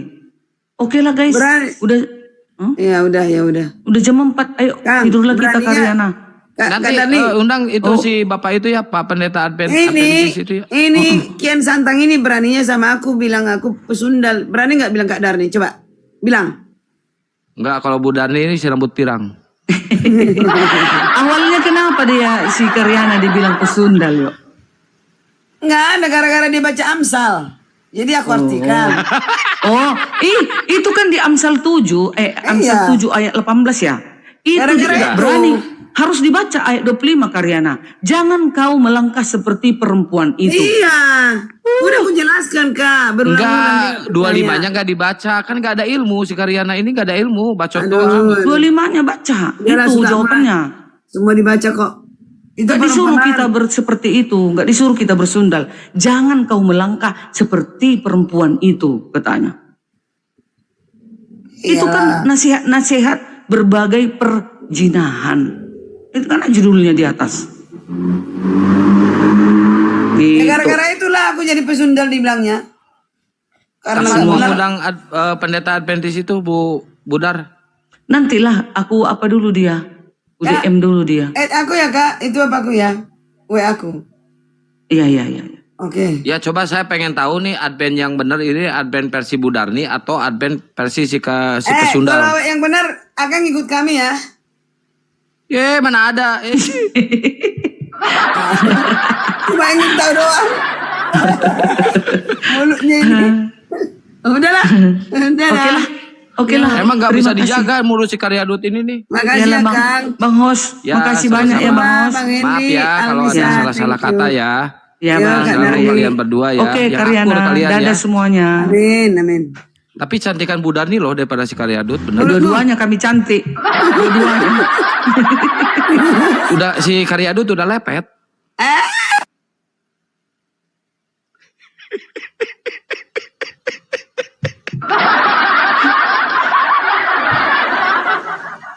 Ini Gus Miftah udah bangun belum Gus? Oh Gus Miftah.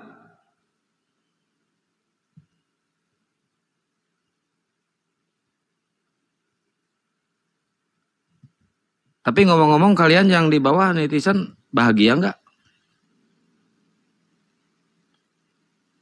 Maaf ya kalau ada salah-salah kata buat semuanya ya. Ini hanya hiburan aja. Kalau sama si rambut pirang sama Bu Karyadut, saya udah biasa bercanda gitu. Jadi nggak masuk ke hati gitu. Udah biasa aja. Yang penting kalian bahagia aja saya mah ya. Nggak apa-apa kalau saya mah. Nggak laku juga, senang saya mah udah bahagia. Gus Miftah, monitor.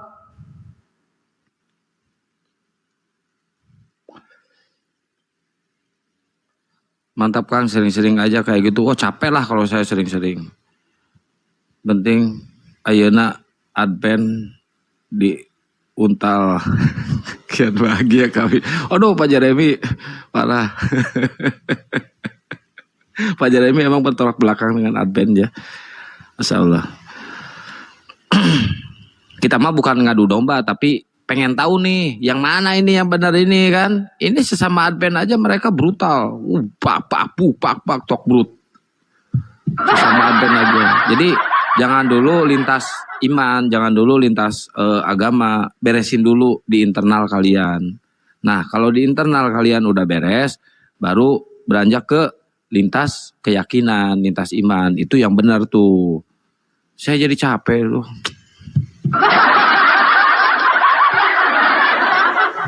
Nah, yang penting kalian bahagia aja. Besok kita gas lagi dengan mereka. Nanti saya naikin si Gumasak, Karyadut, si rambut pirang, sama siapa lagi tadi? Siapa lagi ya? Oh, Adventis itu, pendeta Adventis. Ya buat teman-teman yang di YouTube Zulkifli Mabas Official, Panglima Apologet Islam, Waalaikumsalam warahmatullahi wabarakatuh semuanya, Akang Santang Official. Sehat selalu kalian semuanya ya. Jangan lupa pura-pura bahagia. Asti, salam tauhid. Ijram. Siapa lagi nih? Waalaikumsalam warahmatullahi wabarakatuh. Yuk, dibantu gas laporannya guys. Laporannya digas dulu guys. Ayo laporannya digas. Ini berkurang nih laporannya nih yang bergabungnya. Bergabunglah kalian dengan tim. Ini Gus Miftah kayaknya udah tidur kayaknya ya. Ngedengerin dari tadi. Si Arom udah istirahat, udah rehat si Arom. Nah gitu, yang belum follow silakan follow dulu teman-teman ya. Yang belum ngeklik laporan silakan klik dulu. Biar nggak kelewatan notifikasi ketika live ya. Pokoknya yang muslim harus mendukung komal-komal muslim. Mau komal manapun yang penting muslim dukung. Digas.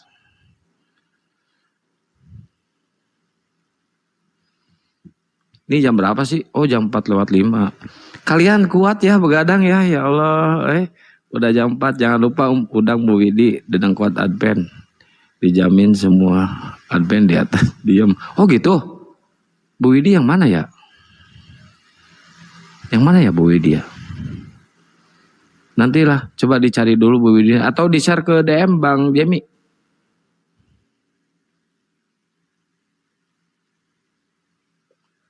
Advent saya banyak sebenarnya yang kenal dulu waktu di Zoom. Sekarang mah udah nggak ada weh. Bang Jemi, padahal Kristen Bang Jemi ya, tapi senang ngelihat Advent di obrak-abrik.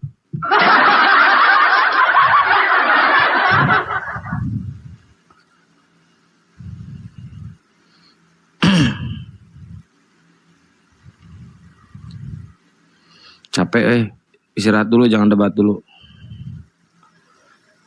Tuh Bang Eros tahu juga Bu Widi, oh gitu. Nantilah coba ya di-share. Aduh, alhamdulillah. Saya bahagia hari ini. Masya Allah ya. Bahagia banget hari ini. Langsung kejang-kejang itu dua cewek itu. Aduh. Namanya Widiati. Yanti. Oke, siap. Cari di ini aja. Ke DM aja. Sampai batuk saya. Lupa dari tadi belum minum-minum. Sibuk ngaduin si rambut pirang sama si Karyadut.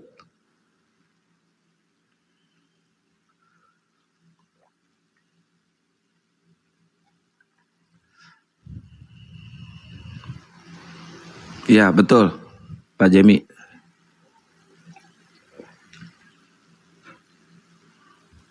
Soalnya kan saya nggak senang debat hujat-hujatan, mending kayak gitu aja biar mengedukasi.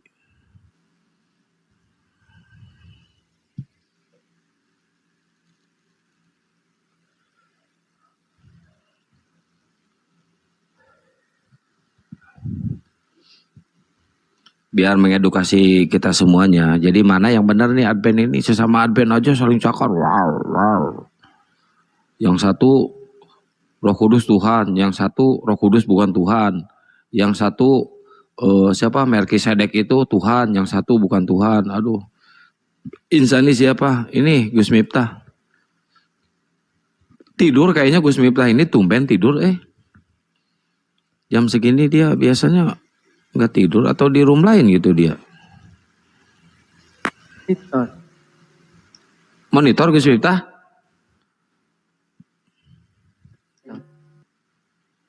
Suaranya nggak ada. Yuli undang. Enggak, saya nggak mau ikut campur masalah urusan mereka, biarin. Saya nggak mau ikut campur. Cuma saya tadi ngasih tahu aja kalau si Yuli ini sekarang lagi kena, ini nggak tahu framing, nggak tahu benar ya. Kalau saya kan nggak tahu. Yang munculin kabar ini kan Rudi Yohanes, harusnya klarifikasinya ke Rudi Yohanes. Kalau saya kan cuma ngerekam doang. Gus Miftah lagi apa? Habis ini sholat fajar dulu. Habis sholat fajar. Oh udah baru beres? Tadi ngedengerin gak perdebatan mereka?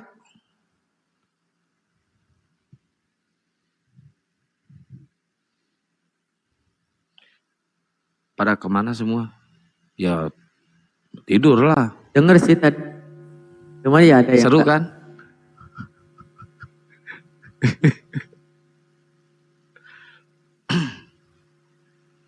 Itu tadinya mau saya goreng terus itu. Berarti ada rencana di ini Kodonti apa gimana? Enggak, di kita. Di kita. Kodondi mau ngasih sarung aja. Oh.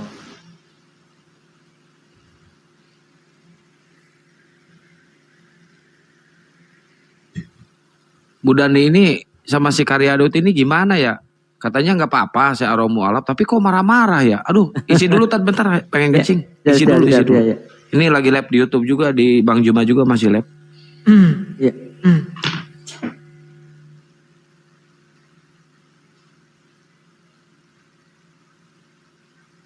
Iya. Oh, bukan ganti akun, ya maklum lah. Tahu sendiri kalau akun memang nggak saat. Ya insya Allah ya teman-teman, insya Allah kita doakan.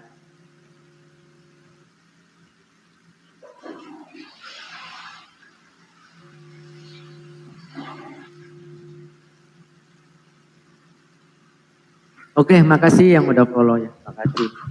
Semoga sehat-sehat selalu ya.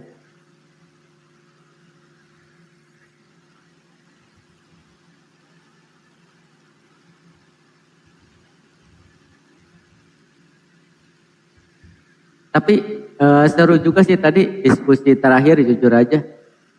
Saya menyimak betul diskusi yang terakhir itu. Ya, pola yang saya terapkan sebenarnya bukan untuk ngadu domba, bukan, tapi lebih ke pengen tahu nih, kan dia sama nih denomnya nih, Advent, pengen tahu nih yang mana Advent, yang mana yang benar, yang dianut oleh Karyana atau si rambut pirang, itu aja.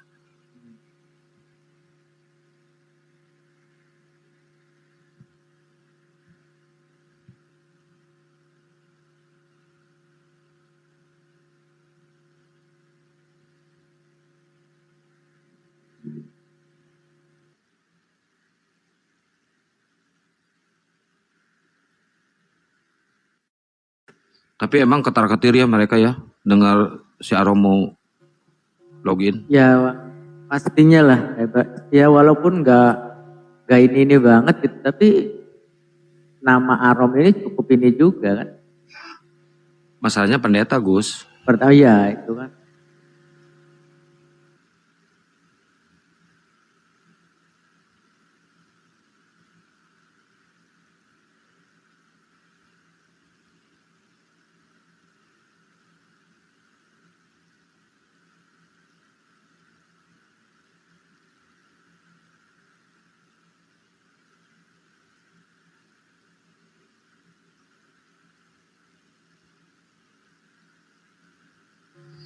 Tapi ada bocoran kapan ya? Ada bocoran kapan ya atau disembunyikan? Ada, ntar. Jangan di sini, nggak enak. Oh gitu. Dia pesan nggak mau ini. Ya.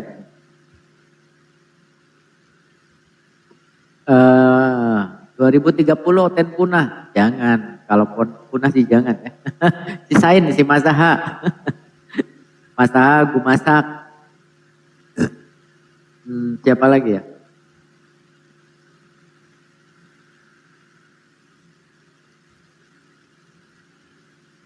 Waalaikumsalam warahmatullahi wabarakatuh.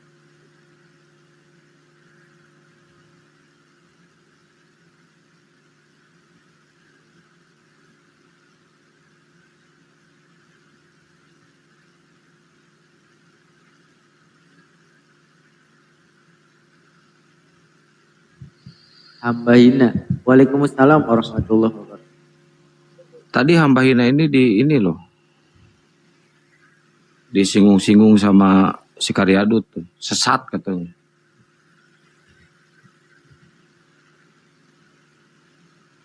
Udah sering itu mah. Cuman yang nggak tahu ya kita memang nggak tahu apa perputaran dunia ini termasuk juga ini. Tapi kayaknya lebih banyak pantosnya juga ya.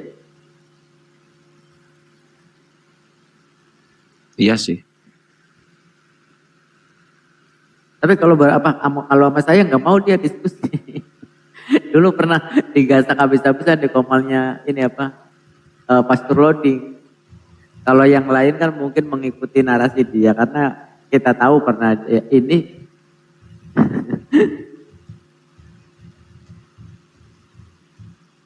Kayak di komalnya Ustadz Yusuf kan ini kan diberi ruang.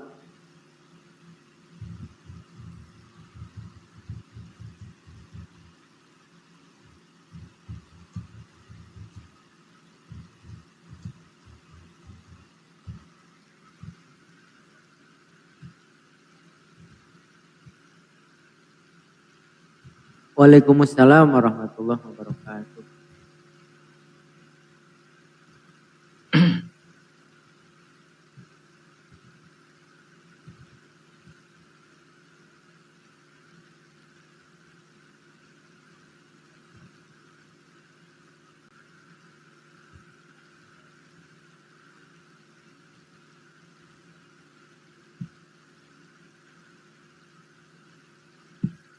Mungkin kata mereka yang ngasih sanksinya gimana itu?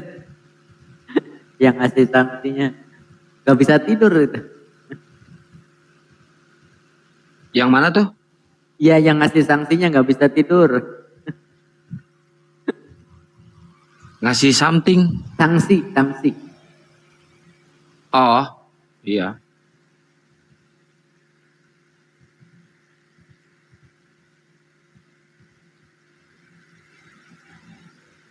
Kenapa? Al-Maidah ayat yang ke-14. Itu menerangkan tentang orang-orang Nasrani yang mereka itu sengaja untuk mengingkari ya.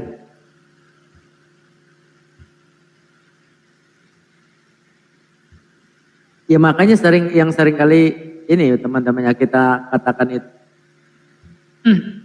Di Al-Quran itu kan yang banyak dinarasikan yaitu Yahudi dan Nasrani kan. Artinya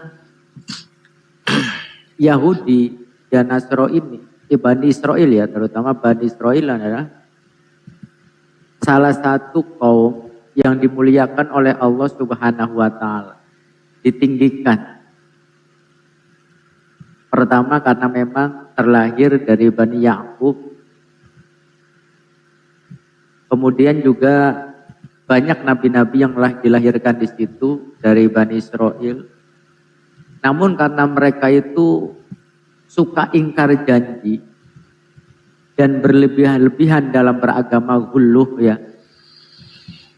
Dalam beragama ingkar janji dan juga banyak membun-bun putusan Allah sehingga dicabut kemuliaannya itu. Stempel legitimasi SK umat yang utama oleh Allah Subhanahu wa taala itu dicabut. Apalagi aliteng gitu. Yang dari awal memang mereka itu umat pembangkang. Bukan hanya pembangkang kepada Tuhan, bahkan Tuhan sendiri ya direndahkan. Apalagi aliteng yang memang merendahkan Tuhan serendah-rendahnya. Wa minal ladzina qalu inna nasara akhadna mithaqahum fanasu hawwam mimma dzukkiru bih fa'aghrayna bainahumul adawata wal baghdha'a ila yaumil qiyamah. Sehingga rasa kebencian, rasa permusuhan di antara mereka itu oleh Allah Subhanahu wa taala ditanamkan sampai yaumul qiyamah. Bahkan walaupun mereka terlihat seakan-akan rukun bersatu padahal tidak bersatu.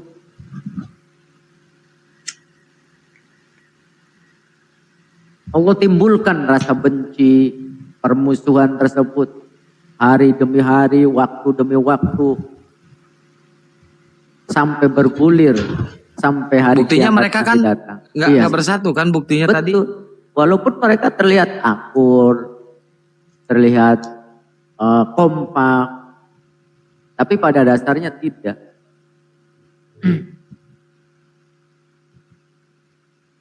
Wa sawfa yunabbi'uhumullahu bima kanu yasna'un. Dan kelak Allah Subhanahu wa taala memberikan kepada mereka apa yang telah mereka kerjakan. Ya, benar, jangankan yang berbeda denom ya. Satu denom mereka tadi yang sama-sama ini ya. Sama-sama protestannya. Satu denom aja mereka bercakar-cakaran, tidak sepaham, tidak sependapat.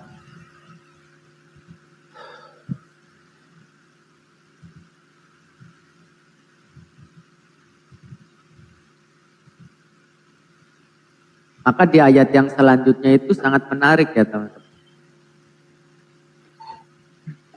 Apa yang mereka sembunyikan selama ini, apa yang mereka putar balikan selama ini. Maka kata Allah, ya ahlal kitab, qad ja'akum rasuluna yubayyinu lakum katsira mimma kuntum tukhfuna minal kitab. Kata Allah, wahai ahli kitab, qad ja'akum rasuluna, sungguh telah datang kepadamu utusan kami, yubayyinu lakum katsira, yang menjelaskan kepadamu banyak hal, mimma kuntum tukhfuna minal kitab, yang menjelaskan kepadamu banyak hal dari isi kitab yang selama ini kamu sembunyikan. Wa ya'funa an katsir, dan sebagiannya juga dibiarkan. Qad ja'akum minallahi nurun wa kitabun mubin. Sungguh telah datang kepadamu cahaya dari Allah dan kitab yang menjelaskan. Jadi dengan datangnya Al-Quranul Karim yang diemban oleh baginda Nabi Muhammad Sallallahu Alaihi Wasallam ini sebagai penyingkap takdir, sebagai pembuka rahasia yang selama ini misteri-misteri tertutup di mereka itu terbuka. Maka kenapa Allah biarkan mereka menulis, mencatat, memutarbalikan yang pada akhirnya oleh Al-Quranul Karim kemudian dibuka, disingkap tabir-tabirnya tersebut.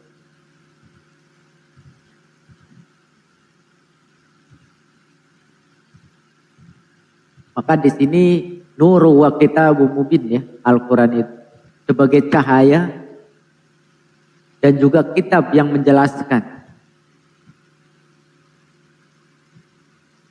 Yahdi bihillahu wa manittaba'a ridwanahu subulas salam. Dan kitab itulah Allah memberi petunjuk kepada orang yang mengikuti keridhaannya ke jalan keselamatan, subulus salam. Apa itu ke jalan keselamatan? Yaitu Islam. Karena apa Islam itu? Wa yukhrijuhum minadh dhulumati ilan nur.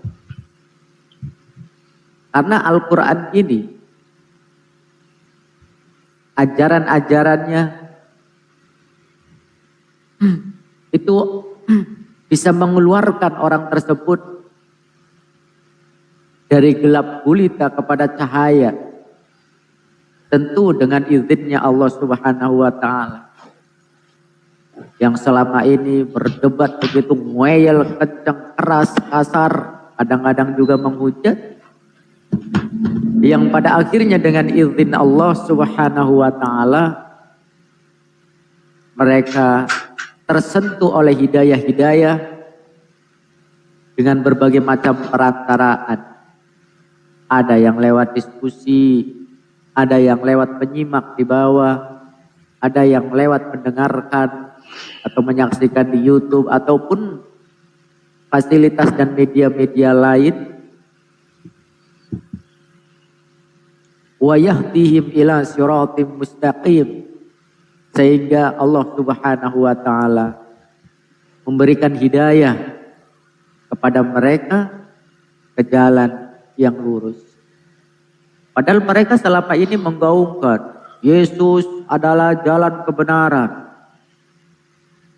Yesus adalah jalan keselamatan. Ajaran kasih yang dibungkus begitu rapi, dibingkai dengan bahasa-bahasa manis.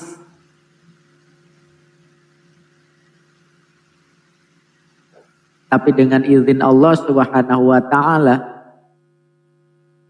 satu persatu, hari demi hari, semakin banyak saudara-saudara kita tercerahkan.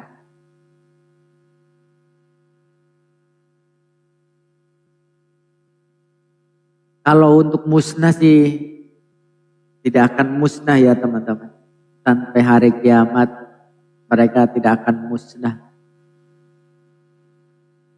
Karena kenapa Nabi Isa alaihissalam nanti akan diturunkan itu ya salah satunya untuk membuktikan fitnahan-fitnahan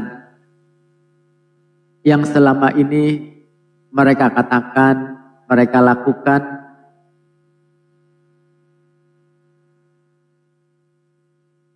Yang katanya Nabi Isa menggenapi hukum Taurat katanya. Sehingga membolehkan makan B2. Ya nanti pun Nabi Isa alaihissalam akan menjelaskan. Waalaikumsalam warahmatullahi wabarakatuh. Woi bom-bom, enak saja kau.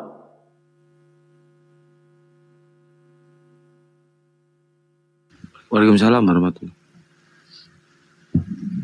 Naik sini Mel, naik Mel. Sambil kajian aja pagi-pagi subuh-subuh ini masih live juga di Zulkifli Babas Official di YouTube Bang Juma. Waalaikumsalam warahmatullahi, di Akang Santang Official Panglima Apologet Islam. Waalaikumsalam warahmatullahi wabarakatuh. Menjelang subuh kita buka sedikit wawasan mengenai keislaman ya dan kekristenan. Lanjut Tad. Iya. Maka sangat menarik banget tadi perdiskusian ini ya, Gurunda ya. Di awal Mantap. dengan Bang Arom, Masya Allah luar biasa ya. Luar biasa. Yang secara ini yang ini apa? Yang saya salutkan yang begitu mengalir ketika mendengar kata bahwasanya apa di Kejadian ya. Kalau nggak salah itu di Kejadian 12 nomor 3. Begitu mendengar bahwasanya kata berkah atau kata barokah, kemudian baginda Gurunda kemudian dijabarkan begitu rinci ya, dimana hanya Islam yang bisa melakukan itu, hanya Islam yang mempraktekkan semua itu. Karena apa? Berkat itu sendiri memang dari bahasa Arab. Berkat itu sendiri dari bahasa Arab, luar biasa ya. Hanya dengan satu tema Kejadian 12 nomor 3. Ini luar biasa.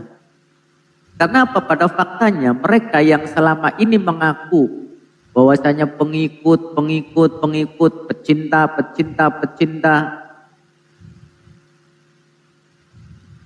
bahwasanya Kristen adalah pengikut Kristus.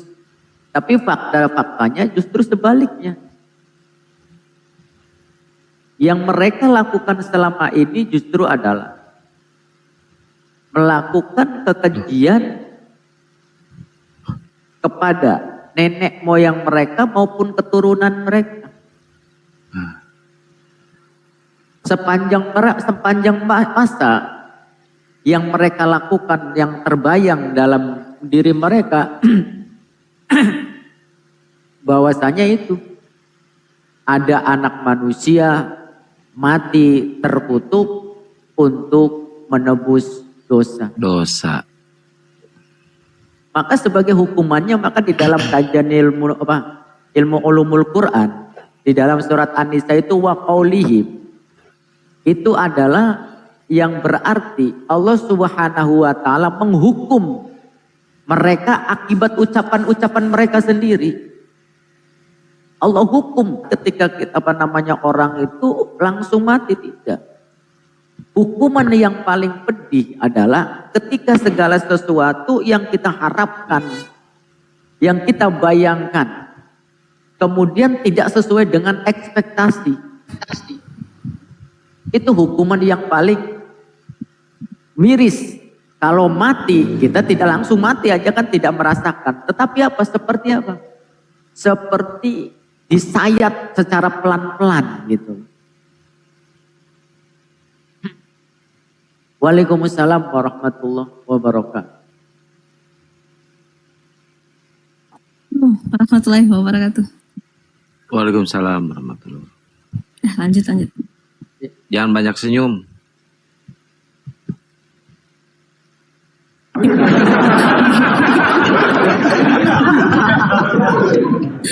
Oke. Lanjut Ustaz. Wani biru lanjut.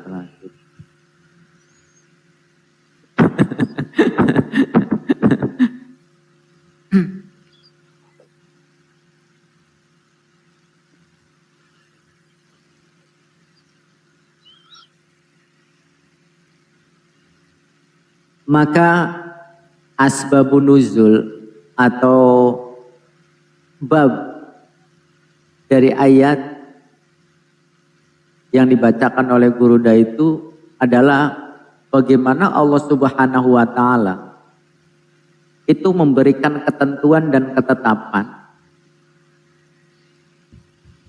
kepada suatu kaum. Apakah Allah Subhanahu wa taala itu akan menyempitkan ataukah justru akan memberikan kelapangan atau bahkan mungkin membinasakan?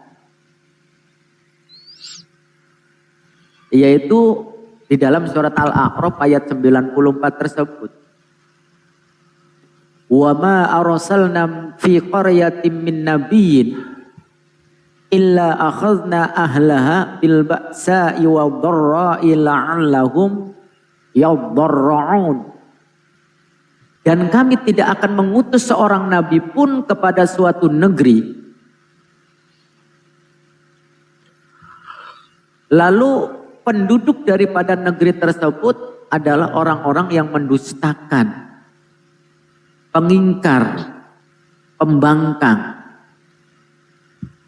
Maka itu kata Allah, melainkan kami timpakan kepada penduduknya tersebut suatu kesempitan, suatu penderitaan agar mereka tunduk dan merendahkan diri.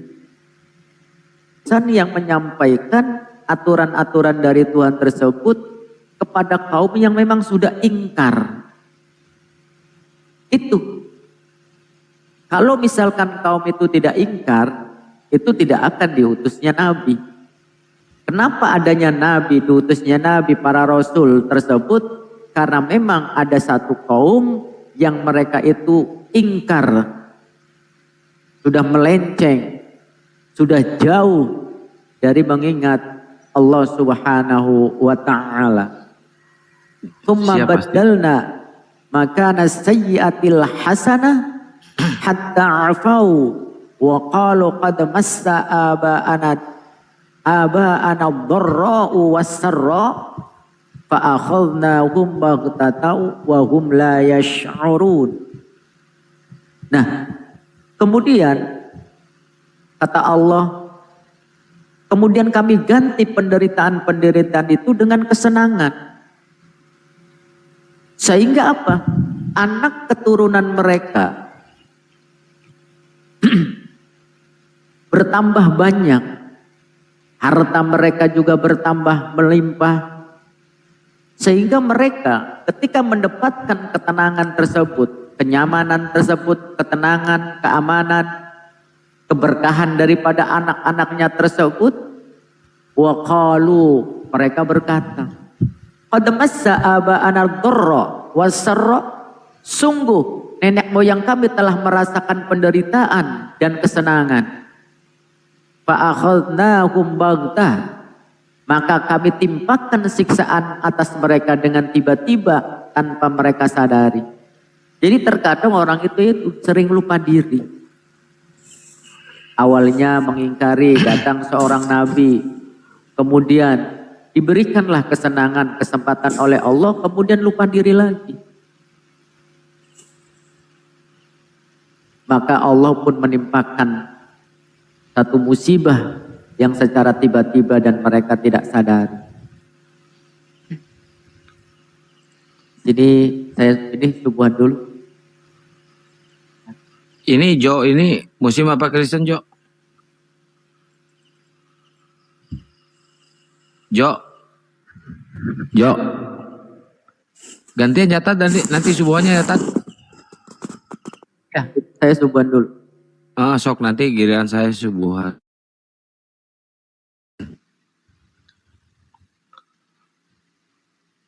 Uti Maulidi sehat? Alhamdulillah sehat. Gimana Kang Masya kabarnya? Allah. Gimana? Baik, tadi seru alhamdulillah debatnya. Iya. Masya Allah. Kasihan. Bang Juma Kasihan sama- yang pendeta. Mm-mm.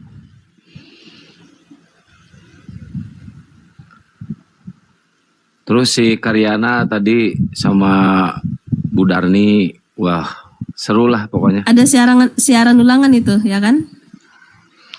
Ada di YouTube Panglima Apologet Islam, bisa Simak di YouTube Zulkifli M. Abbas Official, bisa tonton aja. Oke. Buat teman-teman yang Emang kemana tidak tadi nggak nonton? biasa. Oh ini ya gerilya. Apaan tuh? Gerilya. Buat teman-teman yang tidak melihat dan tidak menyaksikan perdebatan hebat antara Bang Zuma dan pendeta. Ya Asti, siap.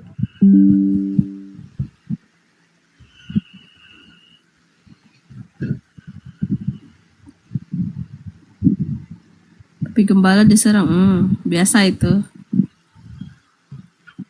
Uhuy, enggak.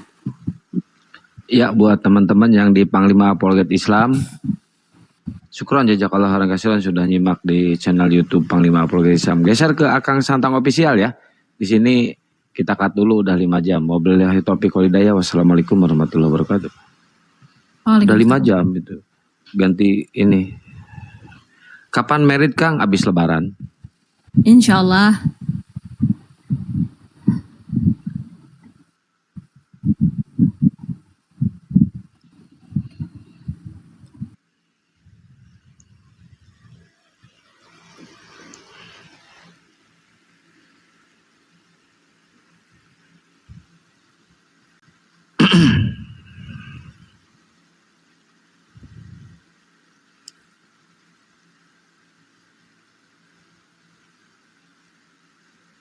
Ini oten-oten udah mulai pada rungkat dengar Arom mau syahadat langsung puah Emang benar? ribut.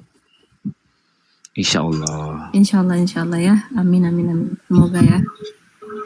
Ya. Mbak Tina. Halo. Waduh, nggak ada suara. Kayaknya ketiduran ya, Mbak.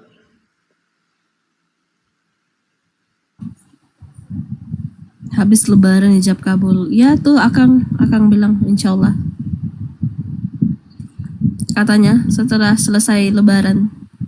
Assalamualaikum. Waalaikumsalam.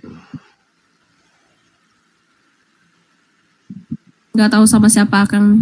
Ntar jemputannya Kang.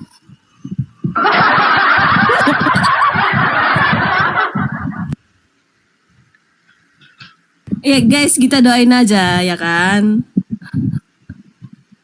Hal-hal yang sesuatu yang baik itu insya Allah kita doain.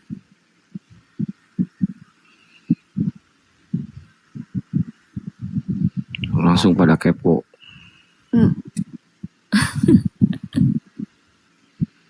Undangan. Ya, emang kenapa kalau sama Uti Melody kenapa?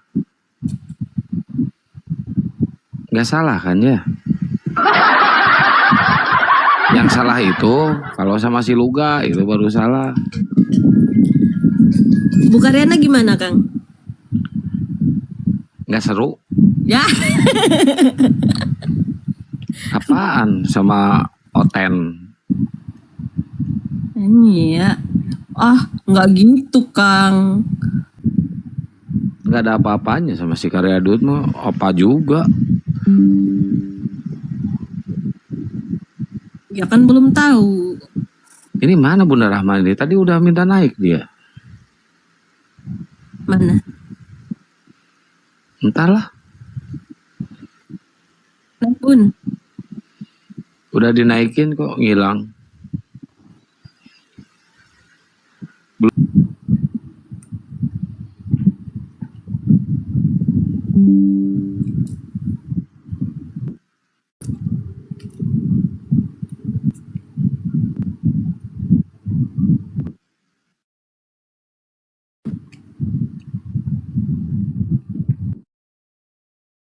nonton. Uma. Bunda Rahma.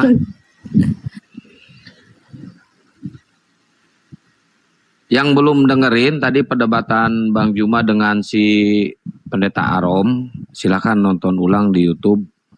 Zulkifli Mabas Official, Panglima Apologet Islam, Akang Santang Official. Itu seru itu, Bang Juma dengan Pendeta Arom yang berakhir dengan itulah pokoknya ya. Terus sesama Oten cakar-cakaran. Iya, seru. Wah, seru itu si Karyana, Darni, sama si Arom. Waalaikumsalam. Yang memberi salam teman-teman, waalaikumsalam warahmatullahi wabarakatuh. Seru dong. Aku juga nggak sempat nonton, nantilah Wah, geser seru ke banget. YouTube. Nonton aja di YouTube. Wah, seru itu. Jangan sampai terlewatkan aja, udah seru itu. Iya.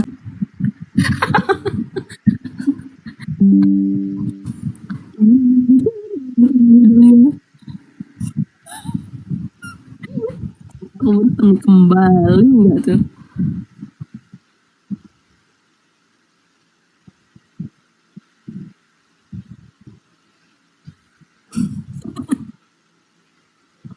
Oh, kira air mata jatuh tak kembali lagi Kang.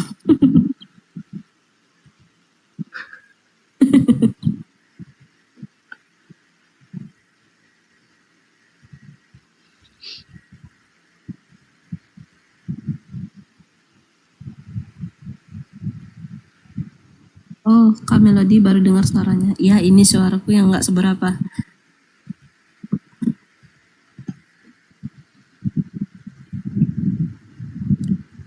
Apa dulu Kang judulnya di Panglima Apologet ya?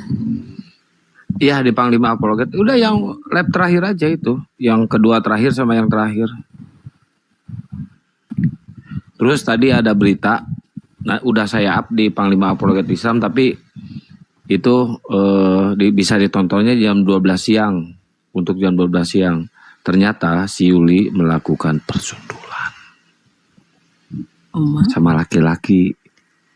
Dalam kamar berdua. Video lengkapnya di Panglima Apologet Islam. Wih, ngeri. Judulnya ngeri. Iya. Beneran nih. Nih ya, saya tunjukin nih. Saya tunjukin sepintas aja ya.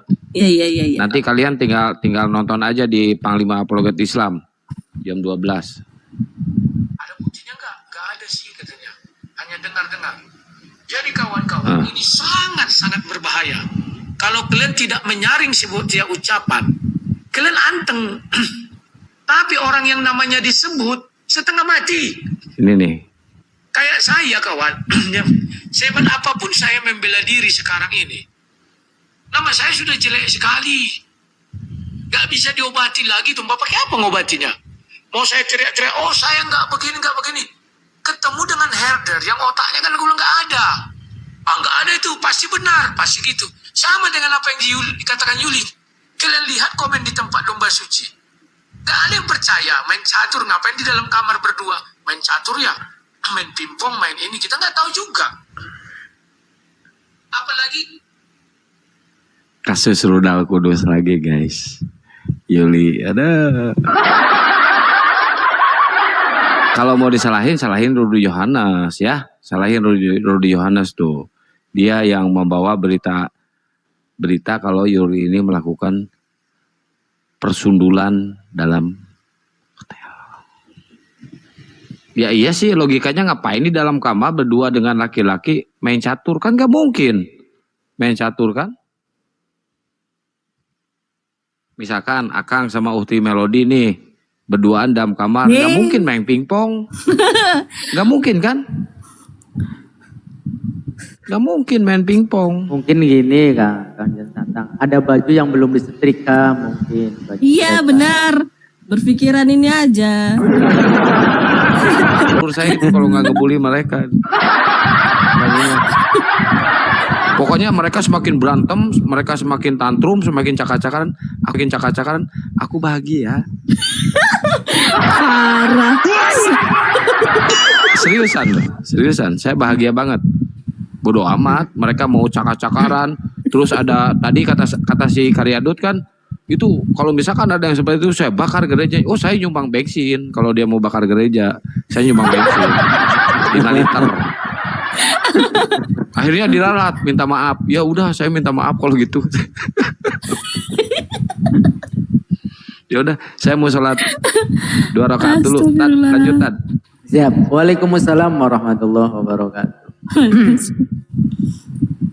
Lanjut Ustaz. Lagi mana itu? Lagi di helikopter. Siapa? Itu Ukti lagi di helikopter. Kedengaran ya? Provokator rupanya, iya. Ternyata. Pengakuan sendiri. Nyumbang bensin gak tuh?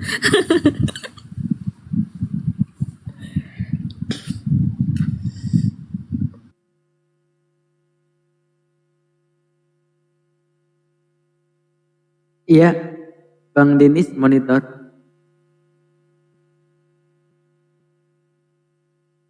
Bang Denis, cek 1 miliar, cek 2 miliar. Bang Denis Muslim,